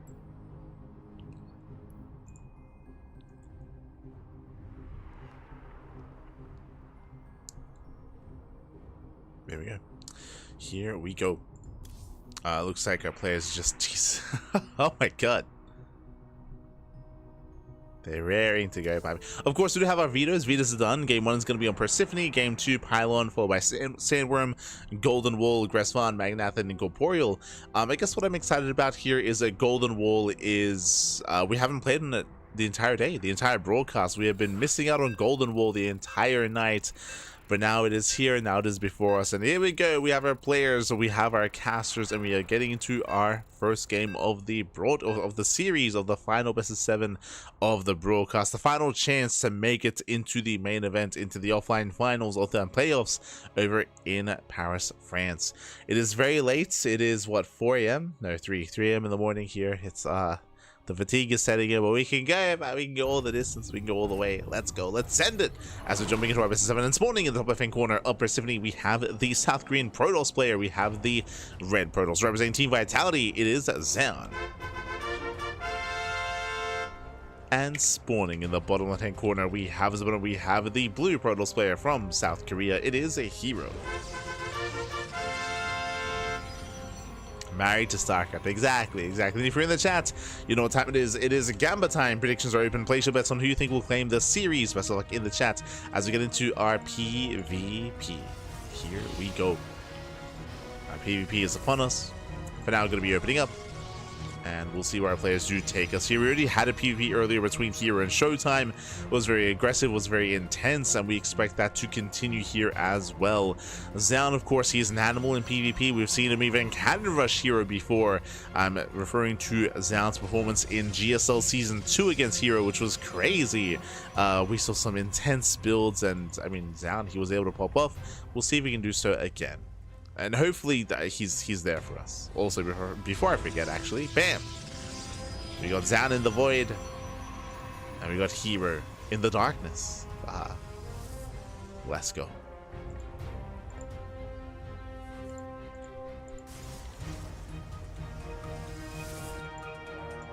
So now we're opening up.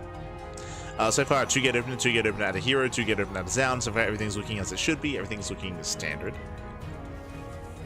Passion's overwhelming. Papi, overwhelming. Let's go.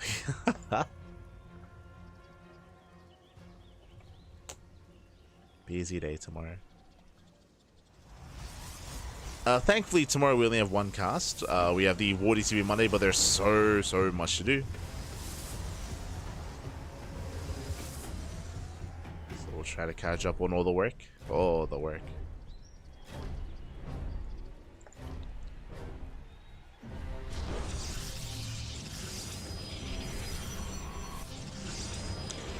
And so now we have Double Stalker out of Zoun, and meanwhile Double Stalker out of herO. No, Double Stalker.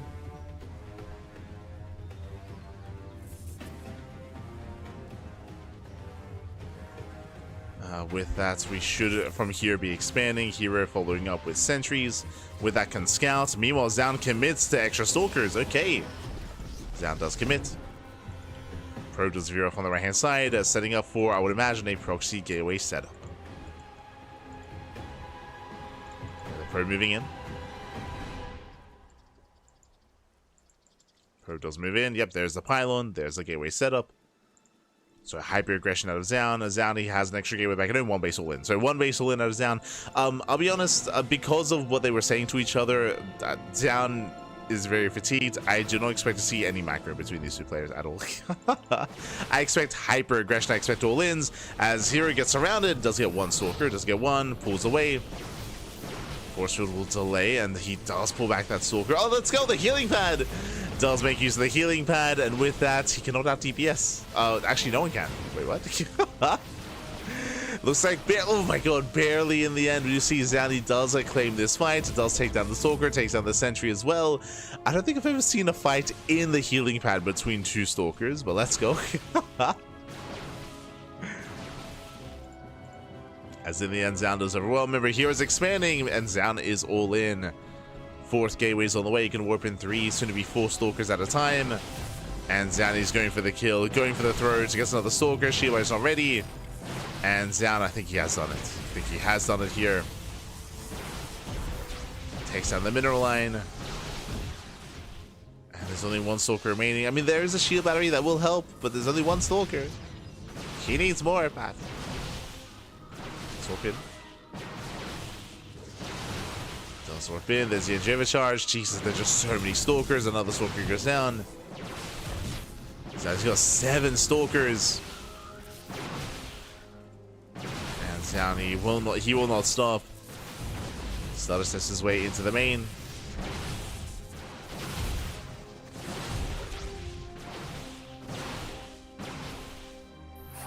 Nice force field.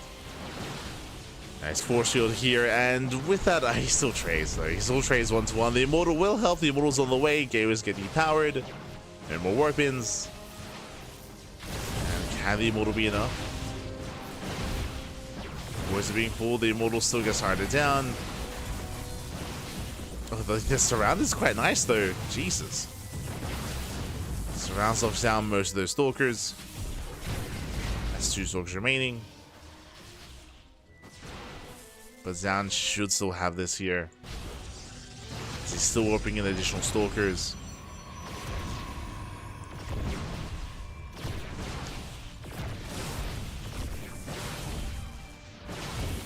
Does pull the boys. Does pull the boys. Pulls whatever he can. And no backup shield battery. GG gets called. Zoun, he will overwhelm. He will take it game number 1. GG. Again, Zoun popping off with the 1 base 4 gate all in. Vanilla Stalkers, of course, no blink, no upgrades in sight. herO, he fought out in the center of the map. He got surrounded. He bled out a lot of Stalkers, and from there, he was overwhelmed. herO, of course, he was investing into an expansion, whereas that did not help at all in the defense. In the end, he got outscaled. GG. GG, well played. With that, we're now getting to game number 2. Zoun takes a lead, and we'll see if he can extend that lead or if herO can bounce back.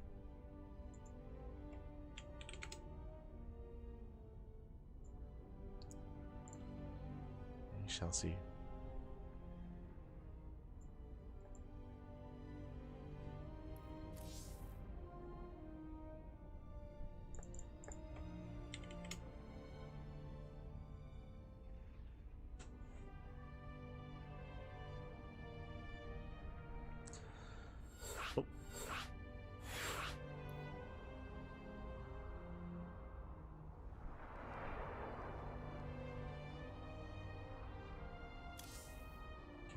As that looks like there was a bit of a issue with the lobby.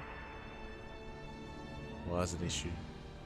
Meanwhile, herO, he has turned off his webcam, as it looks like once again there are some latency issues affecting herO. Again, for a lot of the players, the webcam has been draining a lot of the bandwidth and has been causing some lag. It's time to call in his boy Hush. Let's go.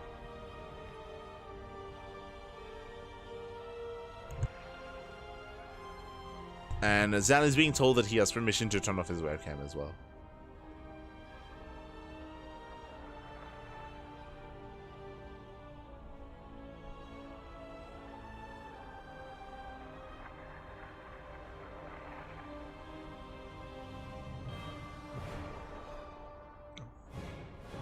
Oh, let's go. It's gonna keep it on. Gonna keep it on.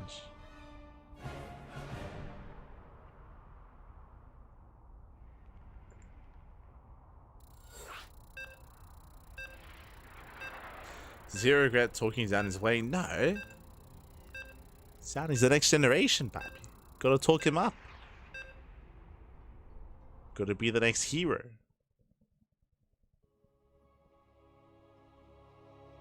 Here we go. That's up next. Gonna be loading into Pylon. Again, gonna be one of the smaller maps in the map pool. Let's go.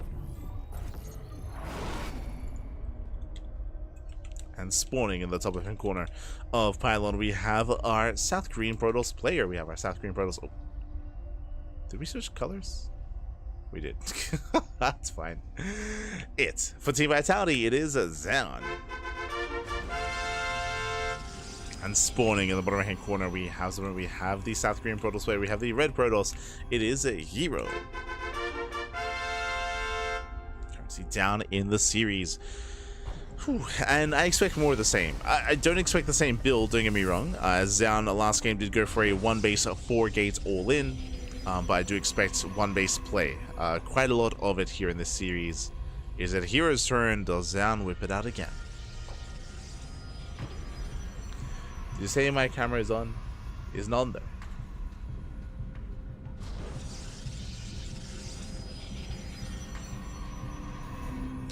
I was referring to herO. herO, his camera is off, and Zoun has permission to turn his camera off as well.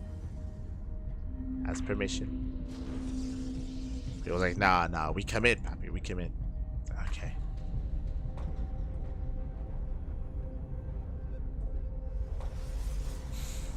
So good. From here we are going to be settling in. And hello, herO. As herO, he is scouting the left-hand side of the map. Zoun veers off towards the right, setting up the pylon. Now, this location is a prime proxy Stargate location, so we'll see if he commits to a Stargate or if it's just a fake proxy pylon. For now, he's sticking around. We'll see if he doubles back. As we start to wait for the Cybercore. Cybercore is done, and no proxy. So fake out. Fake out of herO. Sorry, out of Zoun. Meanwhile, herO doesn't even scout, by the way. He doesn't even probe scout. And herO also throws in a fake proxy pylon. So both players trying to fake each other out. Probe scout is denied. And we can just settle into a regular game. Okay. From here we should be expanding. Should be setting up.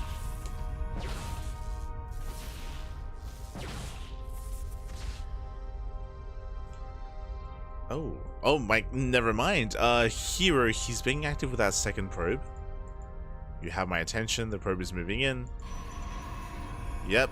Throws down the gateway, one base all in. So it's gonna be hero's turn. herO, he's going for a one base all in.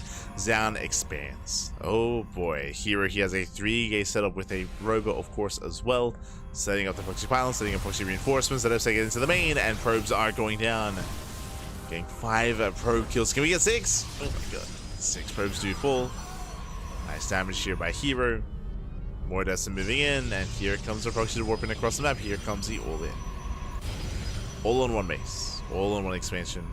Oh, he cancels the robo. Interesting. He does cancel the robo, so it's going to be a one base. It's the same build too. It's the same build, but the roles have been reversed. This time it is herO going for the one base 4-gate all in. No blink. No blink, Pappy. No blink.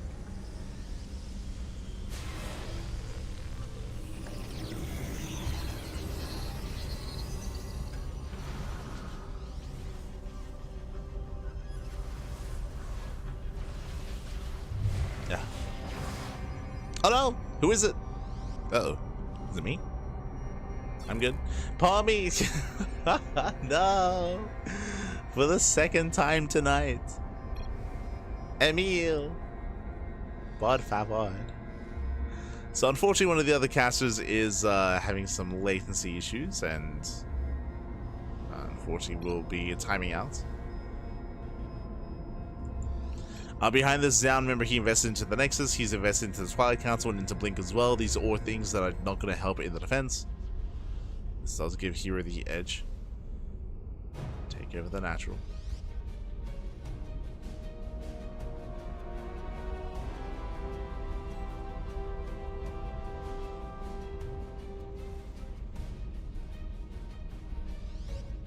Just have to wait for that timeout. Un poquito más. Oh, we're back. Here we go, we are back. herO attempts to bust into the main.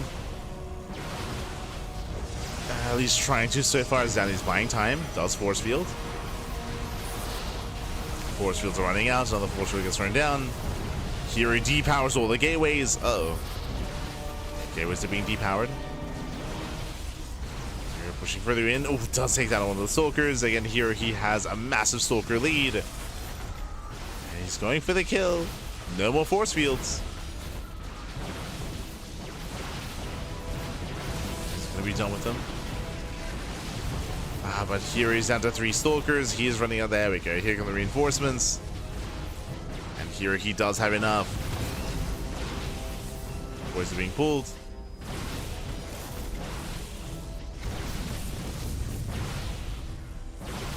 Let's focus on all the sentries.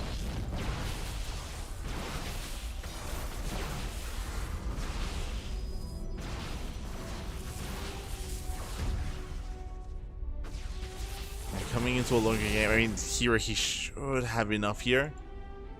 Still just rallying in with 3 stalkers at a time. There is going to be Blink coming into play, potentially. As Zoun, he has a natural base as well. Here, he has to get more damage done. Here's going to keep going.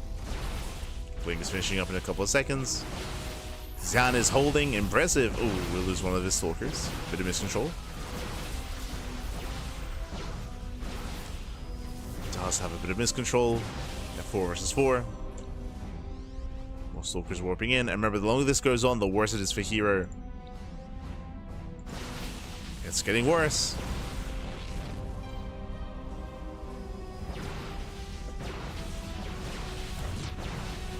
he has to keep going. He is getting on top of the Nexus.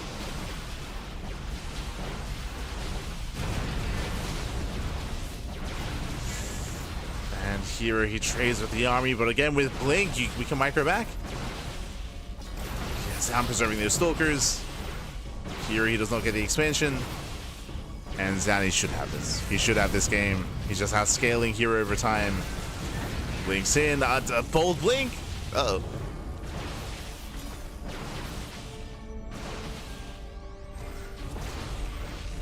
Town throwing away a couple of Stalkers. Does snipe the sentry.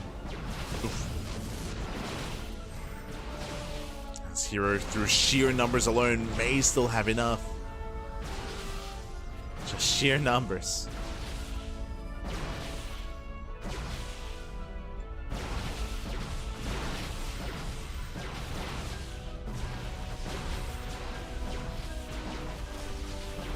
Who needs Blink, man? Who needs it? I mean, it would help. Oh, God. As again, still a very, very tense micro here. Here our Stalkers are getting low. Nice target firing. Gets another Stalker. And here, does he kill the natural? If he does, I mean, he has potential. Oh, God. Now he blinks in. Another Stalker falls.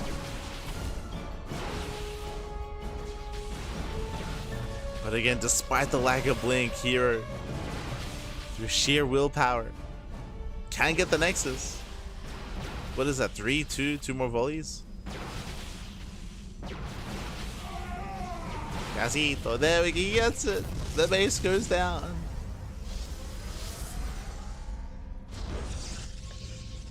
Takes down the natural. And now we can expand. Now we can just calm down. Oh, going for the robot. Robo's on the way. Very intense game state so far. You can see Zoun panicking a little bit here to start throwing down more pylons. Setting up in the main.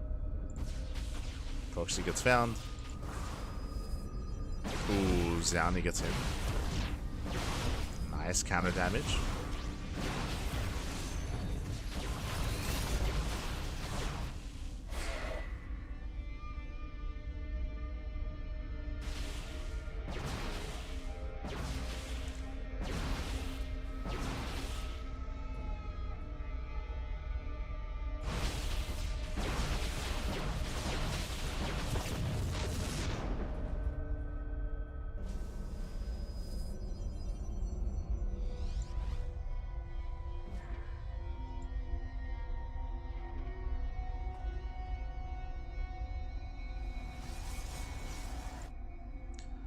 And the goal, what looks to be the case here, is I believe herO plans and hopes that his opponent would expand. If Zoun spends resources once again on a Nexus, on an expansion, well, I mean, that's going to be that much less to warp in, and potentially herO could catch him with his pants down. Where we have Prism. Prism is on the way to reinforce across the map to juggle the micro units. Meanwhile, Zoun, he has Blink, so he has his own, of course, micro ability, but we'll be able to reinforce the army. Ooh, the Prism, oh my God, it does go down! The Prism goes down instantly. Ay, ay, ay. herO with the miscontrol.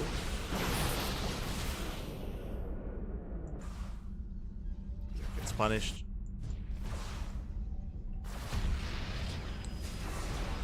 Here's racing back. Do we expand?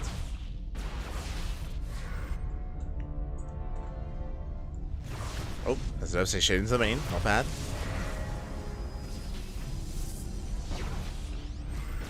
Shade in.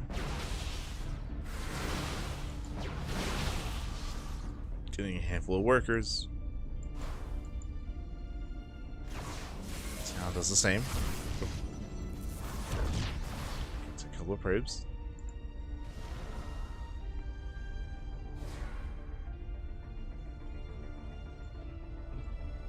Still very tense, but I have to give the issue to Zoun. Over time, Zoun, he has a much larger army. He has Blink, right? Blink is just such a massive factor. He just sniped the War Prism, which means there's no defensive Blink for herO. Zoun, he can go for the kill. He can go for it. Let's go. Oh, of course a wild Azura has appeared. Este Azura. Ah, no. What have you done? What have you told Zoun to do? What have you told him? Este Azura. Is this Zoun playing or is it Azura? True, true. Could be the Italian Protoss. Playing Archon mode.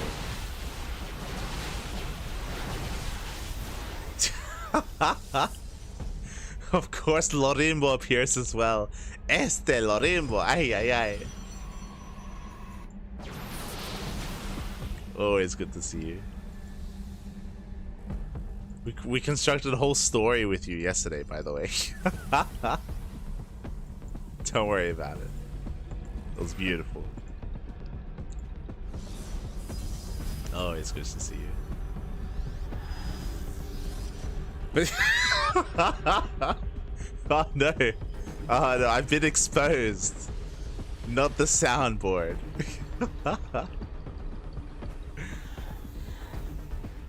It's fine. It's a soundboard from some private recordings. As now we do have herO getting into the mineral line. Oh, gets 1, 2, 3, 4 probe kills. The prism goes down, and herO he's just running out of steam. We do see Zoun expanding. herO bleeds out the prism for a second time, and Zoun he's running away with this. Have some confidence, papi. Send it across the map. Send it. I believe. I mean, he doesn't need to be fair. Like, again, Zoun just has to defend. His wing condition, just chill, defends, they get some more gateways, get a forge, get +1, get into charge.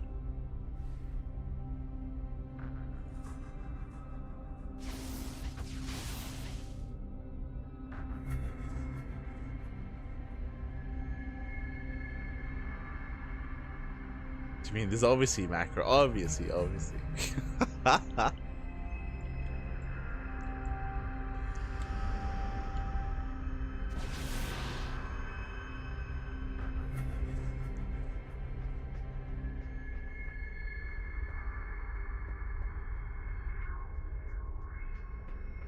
But I'm looking for Lorimbo. Alright, we'll mess around with it later. For now, so here he's going for his all-in. I mean, he's been all-in the entire game, of course. It's been 14 minutes of non-stop all-in, pap. Yay. Oh no, herO! I mean, he baits the blink, I suppose, as 2 fake immortals go down. Despite Zoun having a natural base, the probe count is still neck and neck.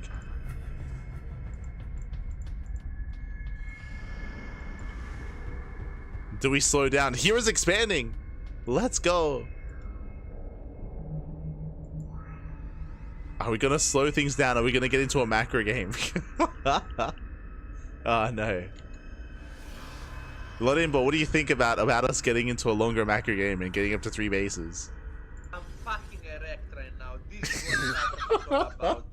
Oh my god. I didn't know you were so excited, Lorimbo. Oh my god. Okay. Now we can focus on the cast. That's all I wanted. Oh god. Este Lorimbo, papi. Oh my, calm down, papi. Calm down.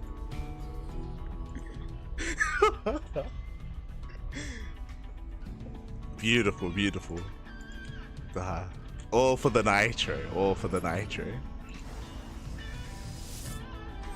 Unironically though, we are slowing things down. Robo's on the way.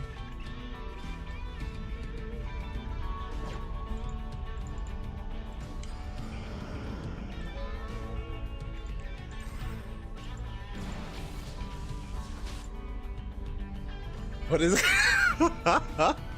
I have no idea what it's from, buddy. I have no idea. Oh no. I'm just glad it exists. In my mind, it's probably from an All Things Protoss cast, right? I would imagine. But I don't know how often you get erect, so I kind of know. Could be from anything. Oh no. Este Lorimbo. As Zoun is just getting further ahead, he's now fully saturated on 2 bases. Good chance.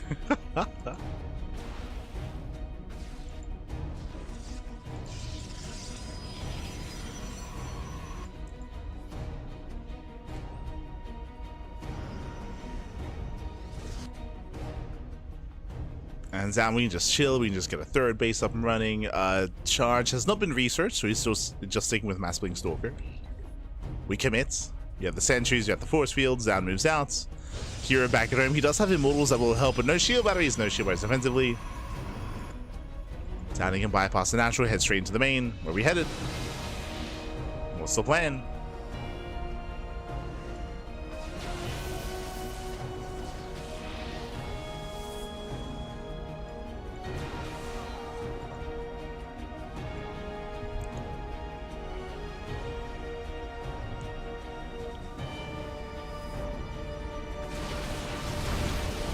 Poke in. Oh. And very sand pickups on the sentries.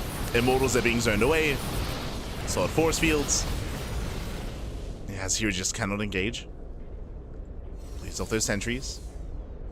At this point, yeah, we just blink in. At this point, Zoun just commits. Takes care of one. Now going for the other. 2 immortals go down. Zoun, have some confidence, Pappy. Just ape in. You can do it. Send it, Pappy. Send it.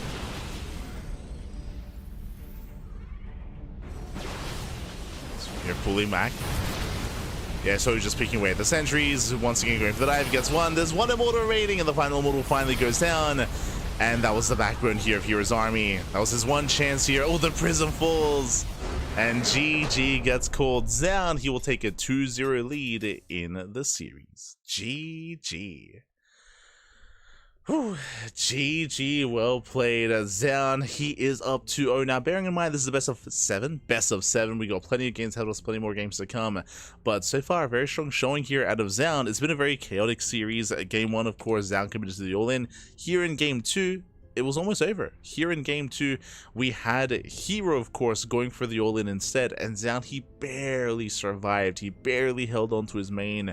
Again, Zoun, despite being down in supply, he was able to make use of his SimCity, make use of his shield batteries, make use of the high ground, and Zoun, he recovered. Crazy, but crazy. GG. GG, well played.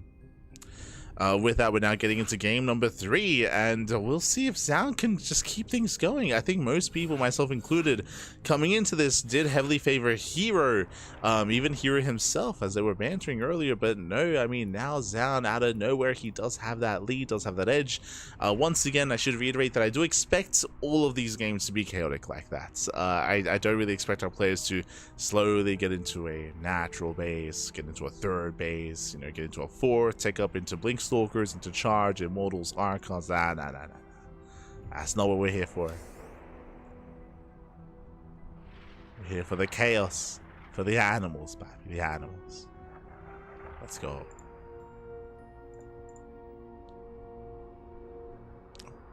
As our next game is going to be on Sandworm. Be loading in.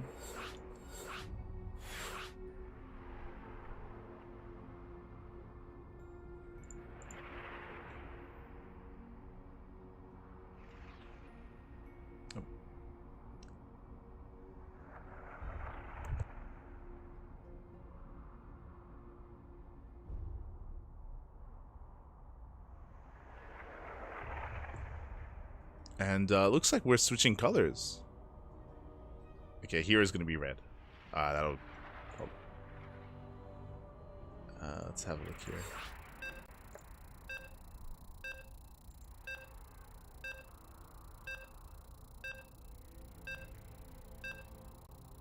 Un momento.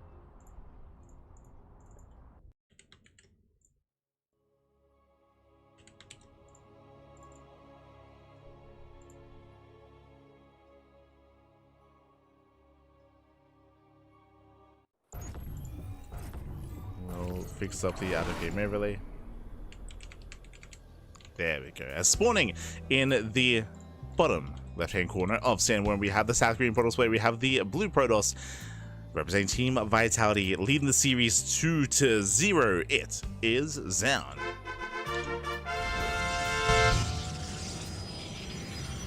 And spawning in the top right-hand corner, we have the South Korean Protoss, where the other South Korean Protoss, the red Protoss, it is a herO.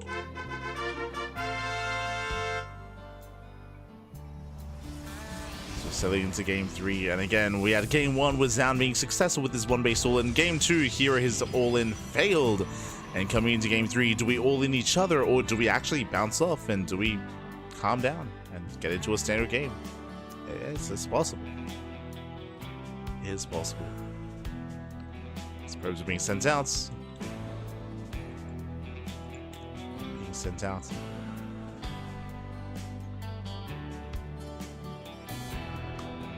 And we're moving in for the scouts. We're trying to get eyes on the placement of the second pylon to make sure everything's as it should be.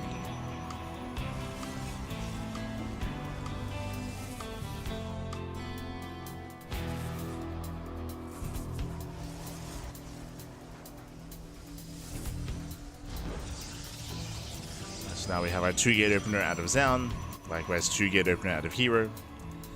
Neither player has a probe out on the map to hide a pylon to go for a real or fake proxy. So this does look like a very standard game. The most standard game so far out of the entire series. Okay.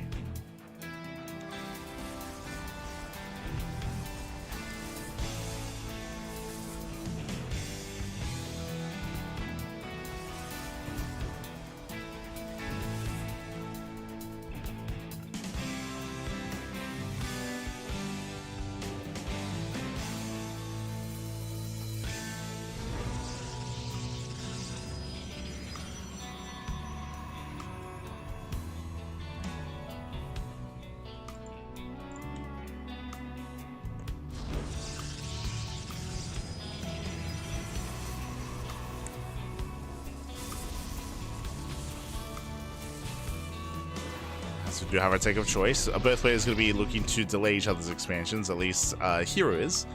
Does delay, herO going for a faster Stargate before Nexus. This is not for an all-in, just a harass. Just harass across the map, get the Oracle across, deal some damage, and take a lead. One base all-in. God damn. You know what? For a moment, for un momento, for one moment, I believed that we were going to get a macro game. It's not happening. No, we're gonna send it, we're gonna send it. So third gateway gets thrown down. Zoun sets up for a proxy. Fourth gateway, it's gonna be a 1-base 4-gate all in. Let's go. Yes, win. Okay. Let's go. Back at home, herO, he is going for his own Stargate. He's expanding. herO getting ready for a longer macro game. And Zoun from here, he will commit. He will commit. herO is still in the dark. Now, with the help of the Sentry, he can go for the hallucination. No, he does. Not the one I was hoping for, as he does not scout across the map. Oh, no. Does not scout.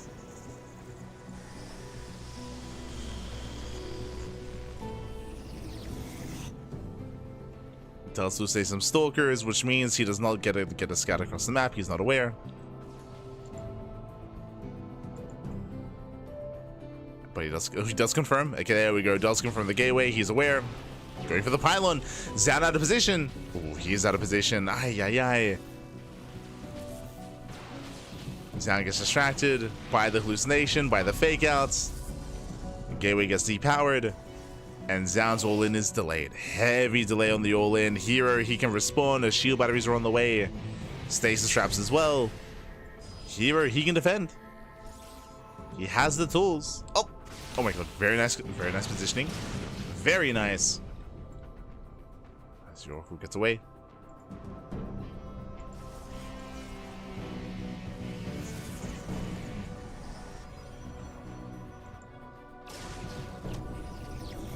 So warping in.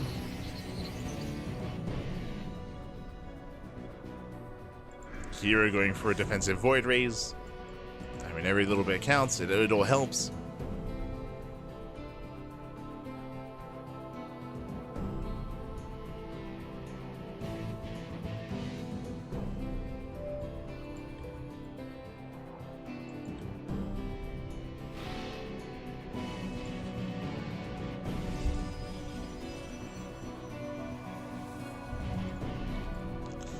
And I'm hoping the Zoun, he notices the shimmer. Duckling it. Oh Jesus, as he does push forward. Gets one, gets two. He does step too far forward here. Massive stage trap goes off, and here he can shut this down. He can and he will. He can chase this back here to the reinforcing pylon. Oh. Forward takes a lot of hits, takes a lot of damage. Zoun can set up with the surround. Uh-oh. Can surround this army. As Zoun still has a massive force to work with. Boys are being pulled. Stasis runs out.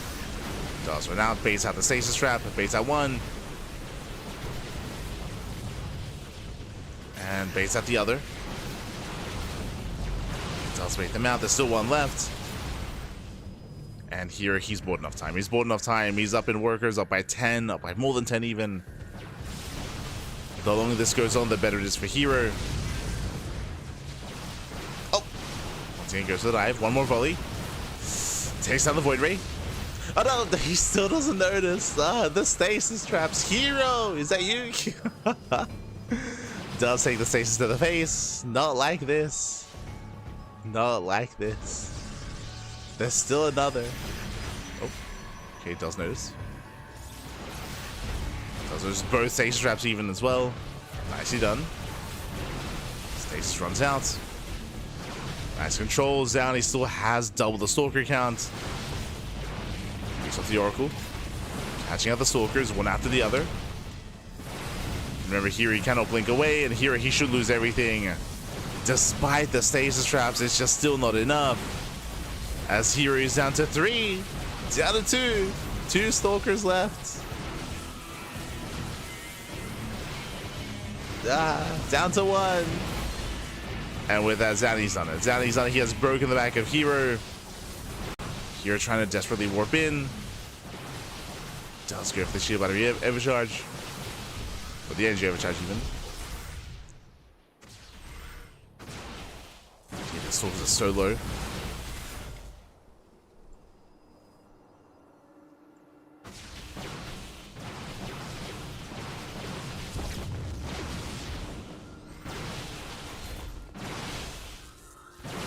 Once again, Zoun just ensuring that the stalker count stays low. So helps tank. Dives in, down to 3. And for the most part here, he should not recover from this. It's not going to be possible. He has no robo, no immortals, no further tech. There should be no coming back from this. As herO just cannot build up an army. It's not happening. It's not happening. And with that, the all-in pops off. GG gets called, and Zoun, he will take a 3-0 lead in this series. Onomas, one more game is all he needs to claim it. Let's go. GG, well played. Onomas, papi, one more. Despite the build of choice here, he was able to scout, was able to confirm, was able to slow it down as well. We saw some amazing stasis traps out of herO to delay the push, but behind it here, he did not throw down a robo. He did not take up. He just stuck with the initial gateways and Stargate, and his army was quite limited here in what he could produce. Likewise, even though he was able to pop with those stasis traps, he wasn't quite able to capitalize on those stasis traps himself. GG. GG, well played. With that, Zoun does take a 3-0 lead, and we are one game away from claiming it here and now. Uno más, papi, uno más. Can he go all the way?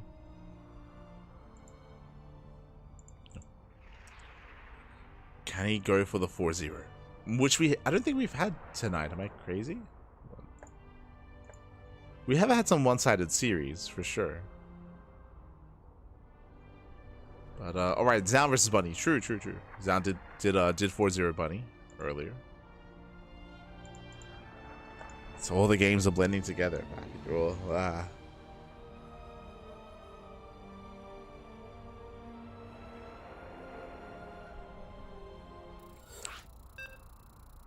here we go. Up next, we're going to be loading into Golden Wall for the first time tonight. For the first time. Golden Wall. It's been years. It's been years. Again, Golden Wall is one of the more quirky maps out there. Older map in the map pool, but also have some unique features. Can be used to be cheesy, to be aggressive. Let's go.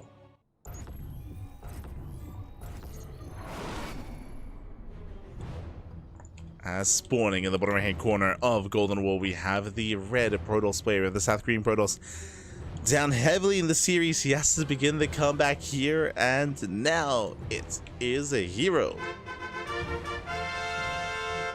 And spawning in the bottom left hand corner, embracing all the chaos with some all-ins, and to be fair, even with some defensive all-ins, or I should say, with defense against all-ins as well. Has been able to showcase both. What's it going to be this time? For Team Vitality, it is a Zoun. Here we go. 4 shield batteries, 2 major stage straps, and still couldn't hold on. Brutal. Yeah, still could not hold on.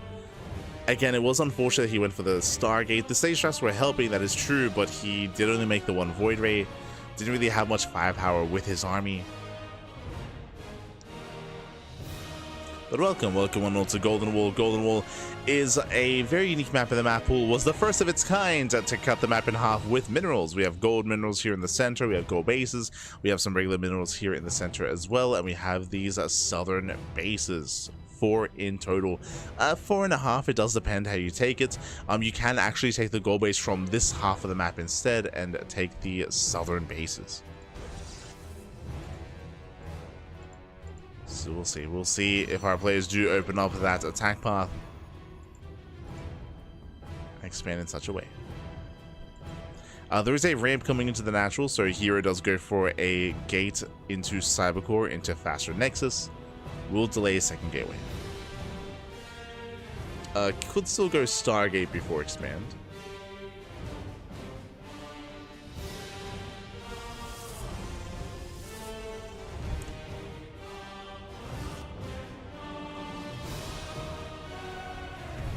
And there it is as Nexus. So again, greedy build out of herO. Zoun across the map going for a 2-gate opener himself. And Zoun is scouting, he's aware. And show us the all-in. So remember, herO is cutting corners. herO is being greedy by rushing into a fast expansion like this, by rushing into a fast Nexus. So Zoun has to respond with an all-in. Here we go, the pylon has been thrown down. We have 2 gateways back at home. We have a Stargate. Ooh, this is something that I'm not used to seeing. So Stargate opener out of Zoun, but he's still getting ready for a proxy of his own. How do we piece this all together? No immortals, no upgrades. Pylon is done. herO, he's searching, and herO will find it. Not bad. Here he does find the pylon. He is not aware of the Stargate.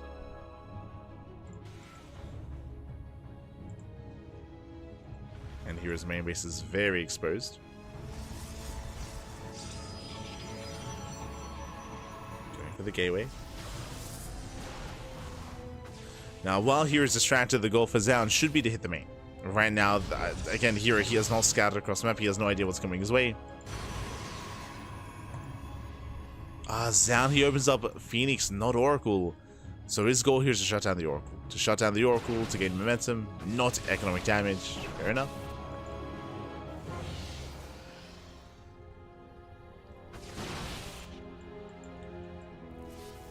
As the Oracle does run into the Phoenixes.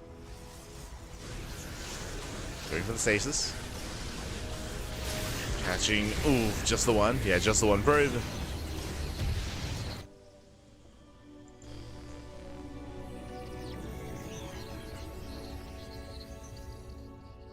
Sound from here. We'll commit.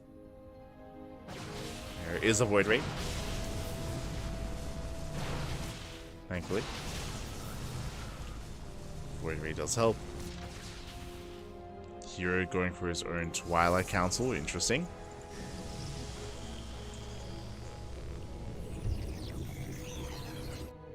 Meanwhile, Zoun is warping in 3 Stalkers at a time. With up with the Phoenixes, could go for economic damage or just collapse on the Void Ray. What's the plan?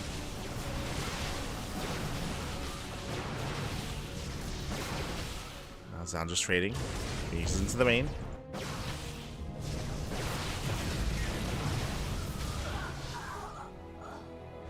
So far, getting 3-4 pro kills is nice damage, but nothing game ending. Remember, herO does already have a massive worker lead.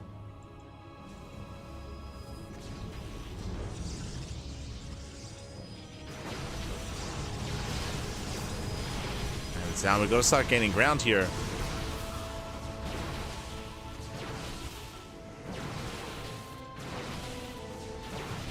Cybercore's under fire. herO already rebuilding. Backup Cybercore's on the way.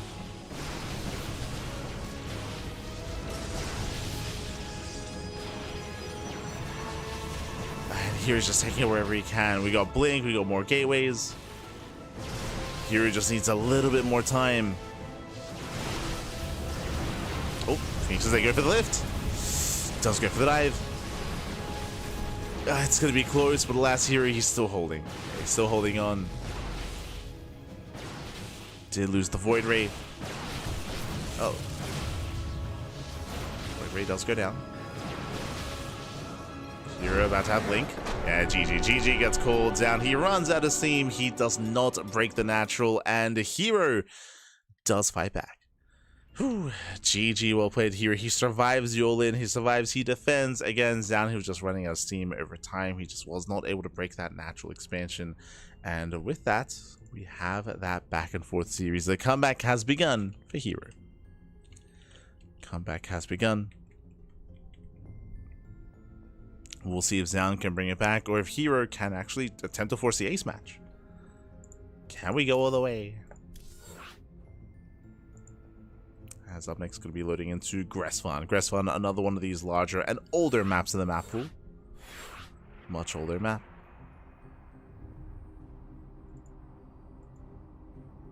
No 3s. Yes, no 4-0. No 4-0. I mean, this could go the distance. I would be content with a shorter series because it's almost 4 AM in the morning. It would be nice to sleep a little bit. Would be nice to get some veg. Oh boy. Would be nice. But it's on our players. It's on herO.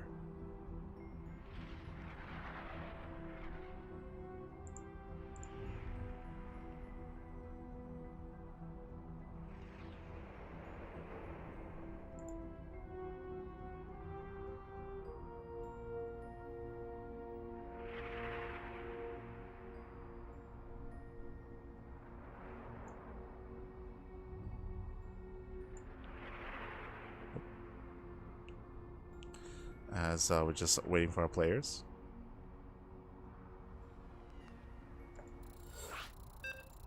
There we go. Players are ready. Jumping into Gresfon. Again, Gresfon is one of the larger maps in the map pool. Was around back in the day. It's been quite a number of years at this point. So it's been a while. And we'll see who commits into the one base all-in this time. It's always going to be one of them, if not both. Not both.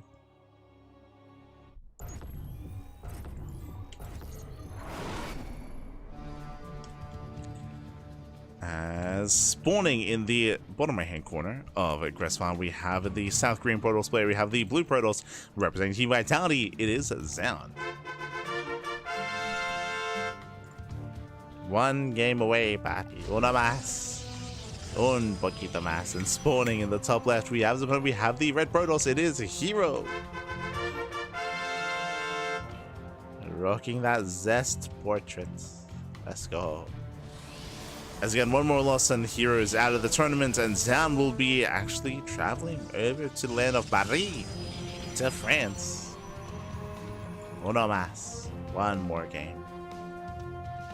Show us the proxy.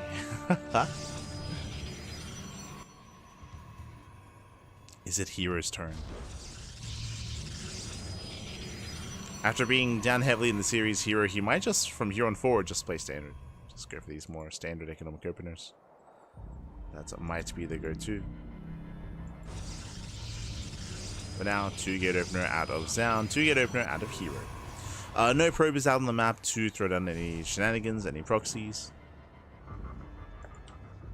herO, he does not probe scout at all. Zoun does. As herO, he moves out with a probe, but I believe this should just be for a fake out. I believe, yeah, just going for a fake proxy pylon. Just to try to get into the head of Zoun. Ideally forcing an overreaction. It's the ideal.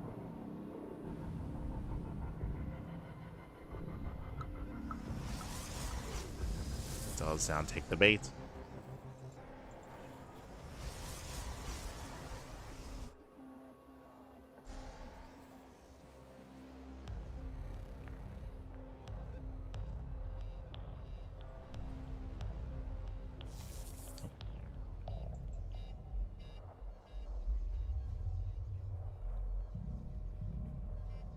So now it is going to be double Stalker. Meanwhile, double adapted herO. herO does open up Robo. Okay. Now, a Robo opener like this typically is meant to be a hard counter against a one-base all-in. If you recall, herO he has very limited information, but herO, upon recognizing that there is no, going to be no crazy follow-up here, then never mind.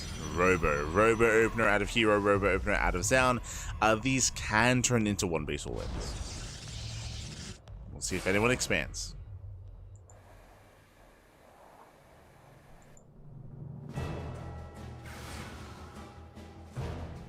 They poke in. Third gateway is on the way. Third gateway is indicative here of an all-in. So herO, it's going to be his turn. It's herO's turn to commit.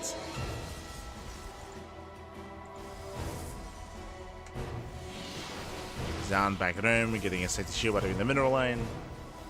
Getting 2 batteries here at the natural. And checking Zoun's vision, he saw the Robo, he did not see the gateway. So he's working a little bit in the dark. Finds a pylon.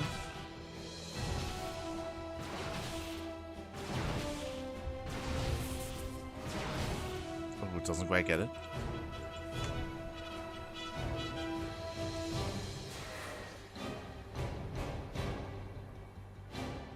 Now Zoun can rest easy.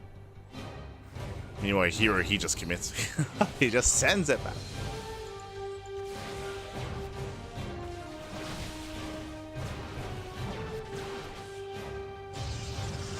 Shade is denied. Both players have their Robos, both players have their Prisms, and soon to be Immortals as well.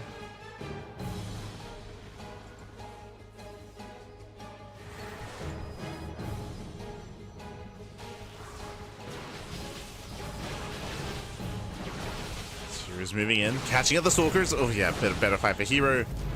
It's a lot of Stalkers going down. Oof. Brutal losses for Zoun this early. How many of those 3 Stalkers falling? Ay. herO has momentum. herO has a large army. What does Zoun have? The Immortal. The wall's on the way. Now slowing down herO. Nice force field. Just buying more time. Immortal's out. Just like the gateway.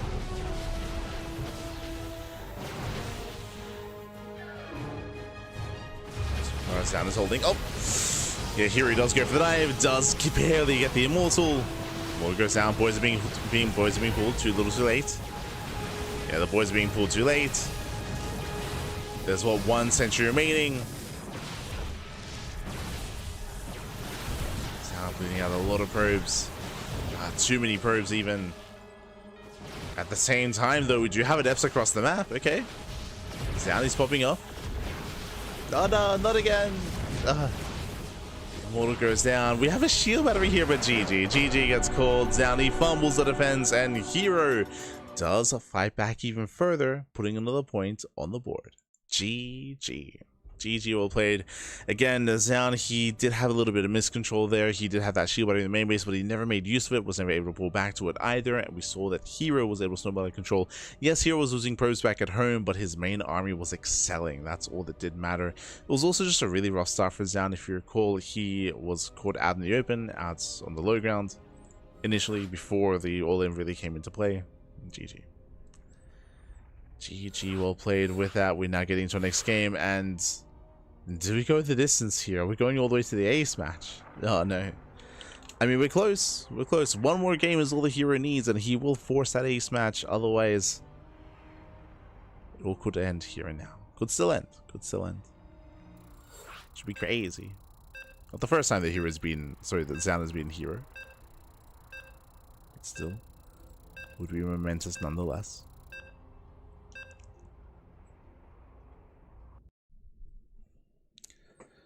As we are loading into Maestros. 。 . 。 . 。 . . 。 . 。 . . . . . . . . . . . . . . . . . . . . . . . . 。 . . . . . . . . . . . 。 . . . 。 . . 。 . .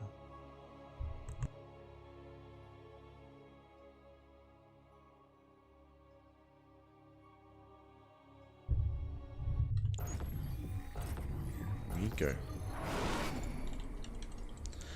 Spawning in the top left-hand corner of Maganatha, we have the red Protoss player fighting back once again, and one game away from forcing the ace match. It is herO.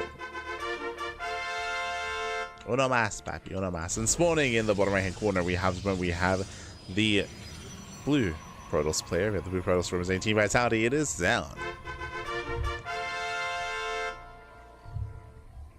5-hour cast, papi.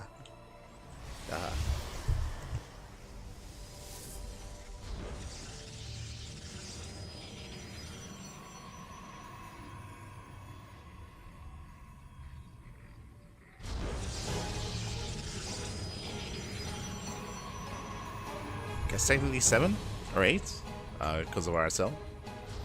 True. 8 hours.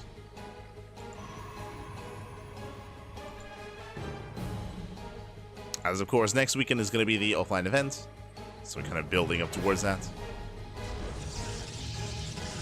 Building up. As once again we have our 2 gate openers. Last game it was herO committing into a 1-base all-in. This time does herO do it again, or is it Zoun's turn? We're expecting all-ins. We have yet to embrace a longer standard macro game. I don't expect to ever see that, but we'll see if we can defy expectations as Zoun does veer off towards the left-hand side. And this is a prime location for a proxy robot. Prime location.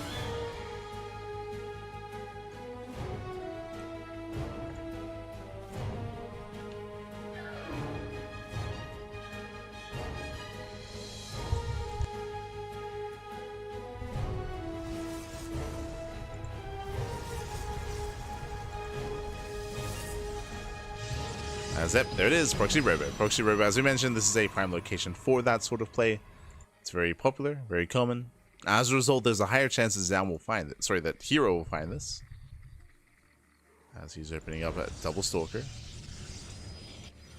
Double stalker, defensive robot. Ooh, this does not bode well for Zoun. Again, with the defensive robot like this, the herO is getting ready to hard counter and to shut down the 1-base all-in. We'll see if he finds the proxy, fans out the stalkers.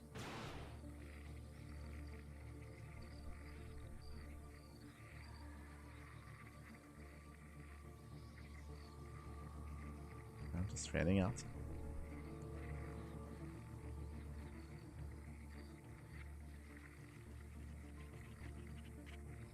Prism is on the way. herO getting a third gateway. God. herO, he will have the tools to defend. He's got what he needs.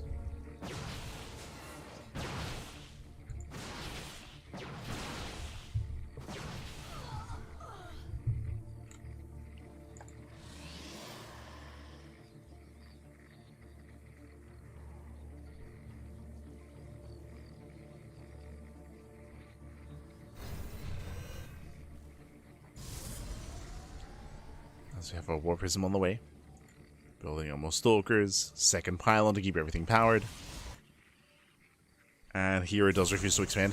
This I do like. It's a bit of a Hail Mary play. Zoun is going 1-base disruptor. 1-base disruptor here.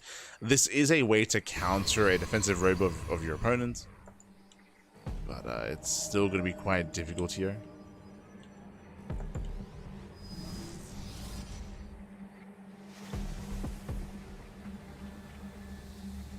Not gonna be easy.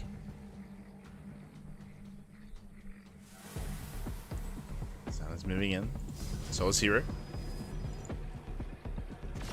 Oh, who catches who?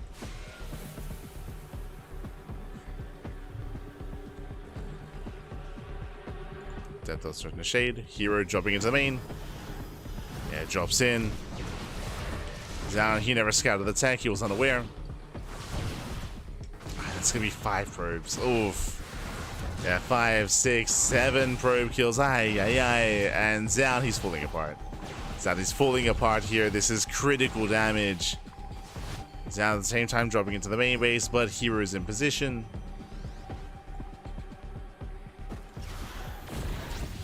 He's in position. Prism does escape. Oh. Yeah, GG gets called. The writing is on the wall here as there was just nothing remaining for Zoun, and with that, we're going all the way to the ace match. Whew, we've made it for the first time tonight. We're going all the way to game 7. Let's go, baby. Let's go. Even including RSL, if you recall. RSL was also more of a one-sided broadcast earlier today, but here we do have a game 7. Again, there's been non-stop all-ins either from one player or the other. Here, as I mentioned, here he blindly opened up Robo, which was a good call. It is a way to hard counter proxy Robo, and here it did. Here he did. He shut it down. GG. GG, well played. With that, one game left. Uno más, papi, uno más. Let's go.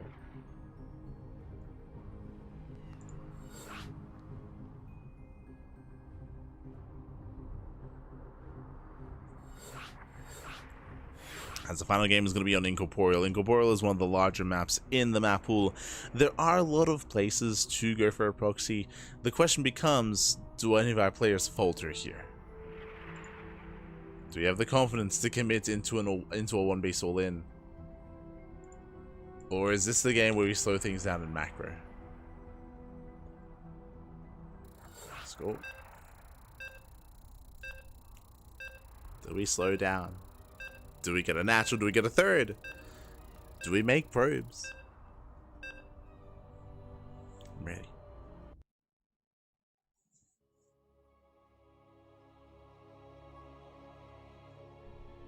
So we're hanging in there. We're there, man. We're there. We're like Zoun. We can make it. As spawning in the top left-hand corner of Incorporeal, we have the South Korean Protoss, the red Protoss, winning 3 games in a row. He was down 3-0, by the way. He was down 3-0, and now he's brought it back 3-3. It is a hero. And spawning in the bottom right-hand corner, we have the South Korean Protoss player. We have the blue Protoss, 14 Vitality. It is Zoun. We go.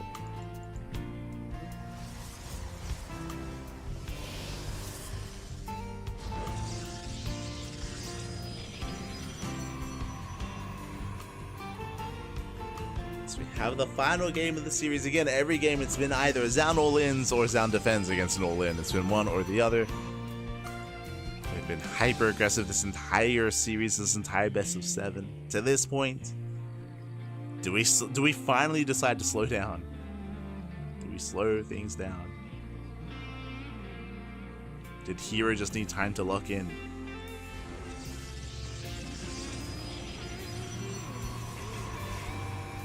Combination of the 3.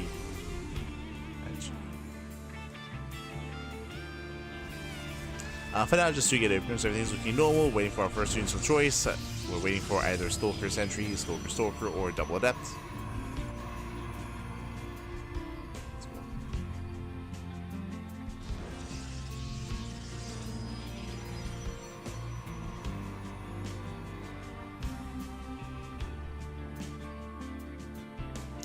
Meanwhile, we do see that neither one is going to be hiding their pylons, so no hidden tech structures out on the map. Calming down.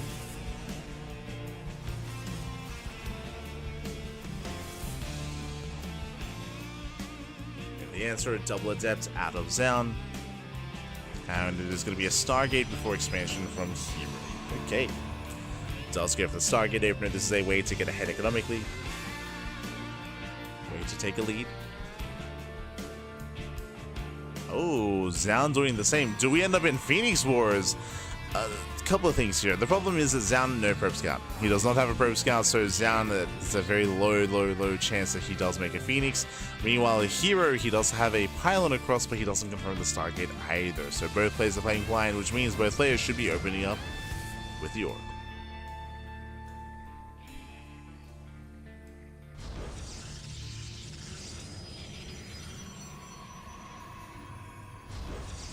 There's the Oracle for herO.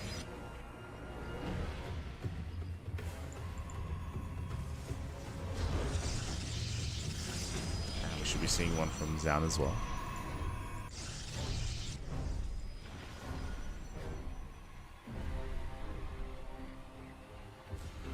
Threatens a shade.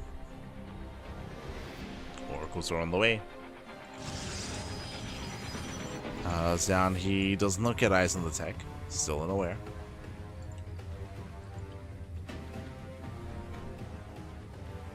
And yeah, as we had assumed, we are just expanding. For the first time this series, we are just going to expand, take our natural bases, most likely build up into 3 bases, and then play out the mid game.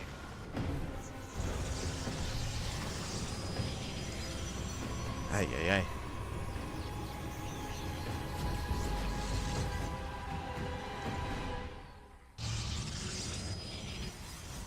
Gotta luck in for a longer game.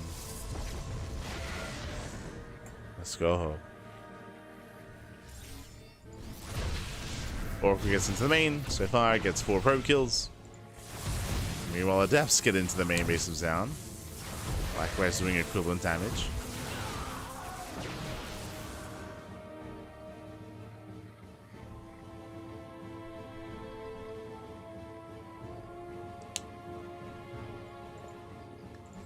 So we do have a bit of a back and forth. Oracles will threaten. We have double Oracle creature was natural. Probes are going down. Remember, 2 Oracles, they can one-shot probes. So 1, 2, 3 probe kills so far. Same time, herO doing the same. Shades into the bases with his Adepts as well. Has potential for a little bit more. Gets 9 probes. Ay, ay, ay, 9 probes go down. Zoun does fall behind economically.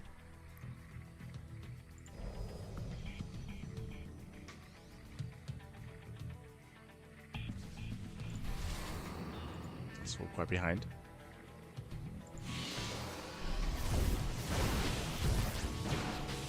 There's a lot of pressure on Zoun. Zoun still down in workers, does get 3 extra probe kills, which is nice. I'm here waiting to see if either player throws down extra gateways or if we just expand and get a 3rd. Again, there's a high chance that we're just going to expand and get a 3rd.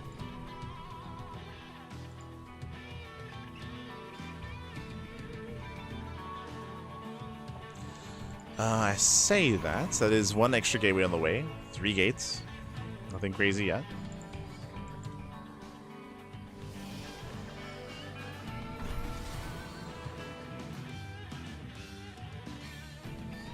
So Oracles push in. So another 4 probe kills. So 4 getting into another 5.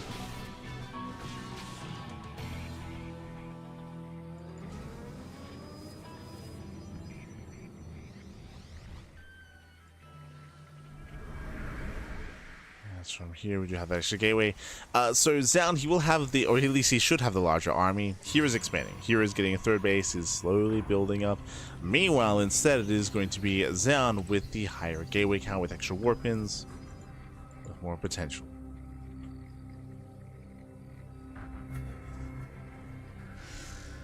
Let's move on.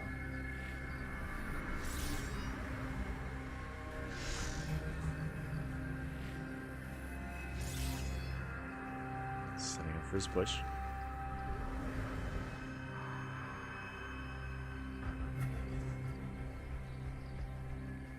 Is that a 4th gateway? Yep, 2 base all in. Okay. Zoun is building up to 4 gates. We are going to commit. I assumed that we were going to be slowing things down and getting a 3rd base and building up to a macro game, but that's not true. That's not true. Zoun, he's going for the all-in. It's a different all-in than we're used to seeing here. It's going to be off of 2 bases. So they bypass the army, go straight for the main. Straight for the main base. Boys are being pulled. That's a lot of probes going down. Nice stasis. Oh, we get the counter stasis. Okay. Everyone getting stasis. Still very close though. Here it is setting up. Oh, nice snipe. I get him. And again, the longer this goes on, the worse it is for Zoun. Just because Zoun, he decided not to expand. Did make that decision. Mira trying to break in. Zoun does have a massive army in comparison. 22 to 14.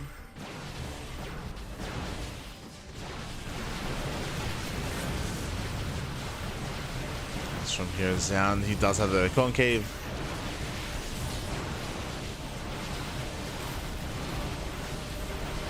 So far. He's holding his ground. He's being pulled just to make a stand. And again, here is fighting his heart out, but still, alas.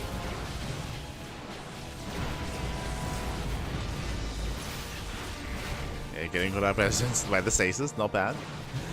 Gets caught out. Hero still maintains a slight economic edge over his opponent. True.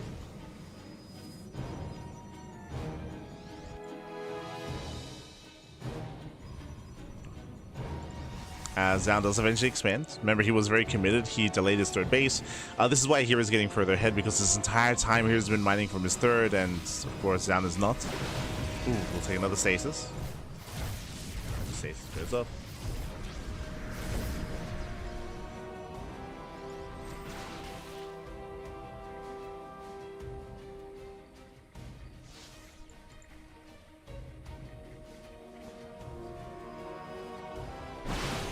Here to capitalize. Gets 2. Oh, gets 3.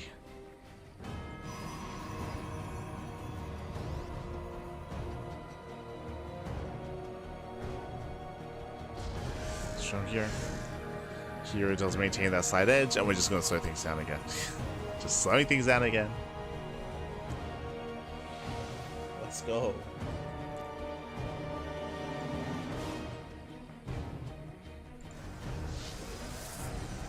When it comes to any kind of major advantages here, we have +1. +1 is going to be finishing up faster for Hero. So it does have an earlier +1 and should have an earlier +2 timing. Likewise, Hero claiming a 4th base while Zoun is still saturating his 3rd.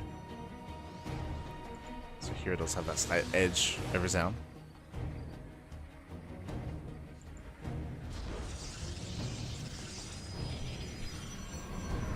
Zoun's catching up. Once again, we slow things down. Slow things down. The advantages that Hero had, they're still quite small though. And he can still try to hold his own, despite that. It's not easy, but can attempt to. Oh. Dark Shrine is on the way. This is a little bit desperate here. Unfortunately, I believe Hero already has a robo. Well, he has the Stargate, of course, for the Oracle, for the Revelation. On top of that, there it is, robo at the natural.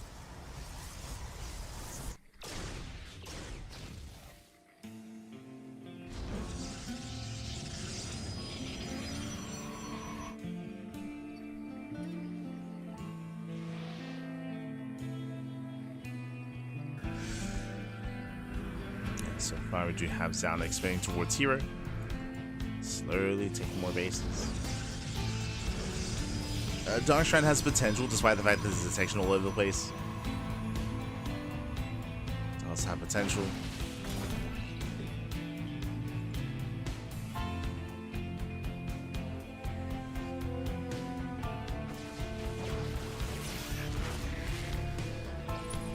Here is still trying to find a way in.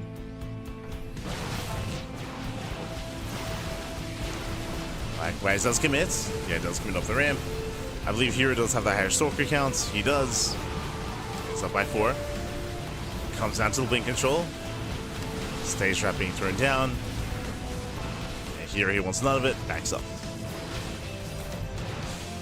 Pulls away. Does notice the DTs. Will need detection.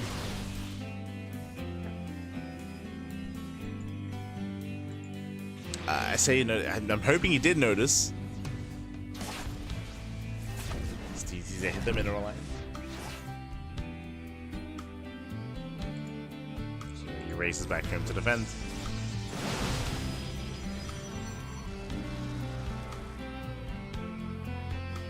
Cannons are on the way.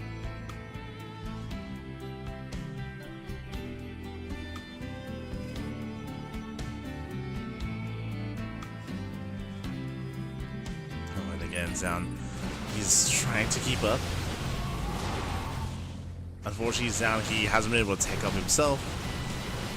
Does have a charge, but the Zealot army here is quite minuscule. Here he does peel up for his run by at the same time. And here he does not get in. Nicely done with the cannons. Ooh, here it blinks forward, gets scored by, oh no, gets scored by both. Stasis traps, they pop off. Zoun, he can take this fight, he can chase him. Chase him. Oh. Does get on top, that's a lot of stalker kills. Snipes the war prism as well. And it's Zoun take it from here. Alas, not quite. GG gets called. Here the stasis runs out. herO breaks the expansion, and herO, he will advance on and will make it into the main event. He's going to be going to France, papi. GG. GG, well played, herO. He will take it, papi will take it. Very intense back and forth here. Again, we did slow things down, and we actually macroed here in the final game. I say we macroed. It was still, unfortunately, Zoun playing from behind. Zoun, he did have to, unfortunately, recover from having a lower and a worse economy for quite some time. Likewise, tech as well. So it was a really rough position for Zoun. It wasn't like a massive deficit, but it did add up over time. With that, GG. GG, well played. herO does claim the series. And with that, that is going to be us wrapping up here for the broadcast. That's us wrapping up.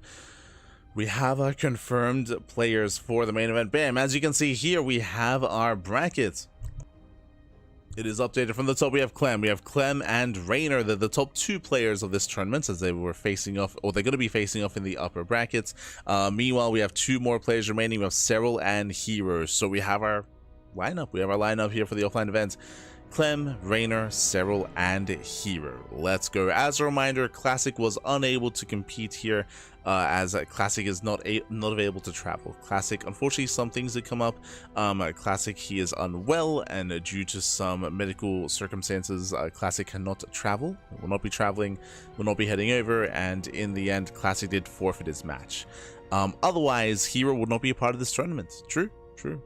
I mean, yeah, he wouldn't be. So here he can thank Classic for herO's opportunity to be a part of the top 4, as this can be Clem, Rainer, Serral, and herO. With that, hope you'll enjoy yourselves. Again, we're going to be wrapping up for the time being. I am giga tired. It is 4 a.m. in the morning, 4:13, so I'm going to try to get as much sleep as possible here. I have to wake up like in 4 hours to get up and to get things going. Again, it's gonna be a big day tomorrow, just outside of StarCraft. When it comes to StarCraft, our next cast should be the Wardy TV Monday. That's gonna be in less than 24 hours time. There's a weekly open cup, weekly open tournaments, so we have more StarCraft on the horizon as always. When it comes to the rest of the week, let me quickly double check here, but for the rest of the week we have the OC mid-season playoffs, we have Sparkling Tuna Cup, Pegasus Cup, Lily Cup, RSL, Podcast, and much more. So non-stop StarCraft. Also, a big shout out to Let Me Play With Your Kitties. I'm gonna go pass out, but thank you so much for the support. We do appreciate it. For resubscribing for how many months? Resubscribing for 17 months. GG, well played. With that, thanks for watching, and we're going to be heading off for the time being, so thank you so much. Do apologize for being a little bit low energy, especially with this final series. There were a lot of gaps, a lot of lulls when it comes to just silence, just because I was just insanely tired and zoning out a little bit, so I do apologize for that. But again, it's just been a very long day, and the long days will continue, of course, coming into the coming weeks. When it comes to Maestros of the game, that is going to be in 2 weeks. In 2 weeks' time, that is going to be when the main offline event does occur. I think it's only 1 day, if I'm not mistaken. I think it's a 1-day event. It's going to be a 1-day event. With those remaining 4 players to determine who will be our champion. So best of luck. Of course, we're going to be casting it. Of course, we'll be there. When it comes to RSL playoffs, the season should be concluding this weekend. This weekend will be the conclusion of RSL Season 2. We're going to be co-streaming that event as well, of course. We'll be there to co-stream. Otherwise, thanks for watching. Thanks for the support. And I'm going to go and get some beds, papi. See you next time. Stick around. We're going to be giving another StarCraft streamer a raid. Who is live at the moment? Who can we raid? Who can we send everyone over to? I don't think there's many people streaming at the moment. I know a lot of people are casting. Let's see who's live. So I see Senor Jason. True. We can give some love to Jason, find someone. Otherwise, thanks for watching, and we'll see you guys next time. Ciao, bye, ciao. See you next time. See you in 2 weeks. See you in 2 weeks' time for the finale, for the offline event, for Maestros of the game. See you then. See you then in 2 weeks. Until then, hasta luego. Ciao, bye, ciao. Hasta luego.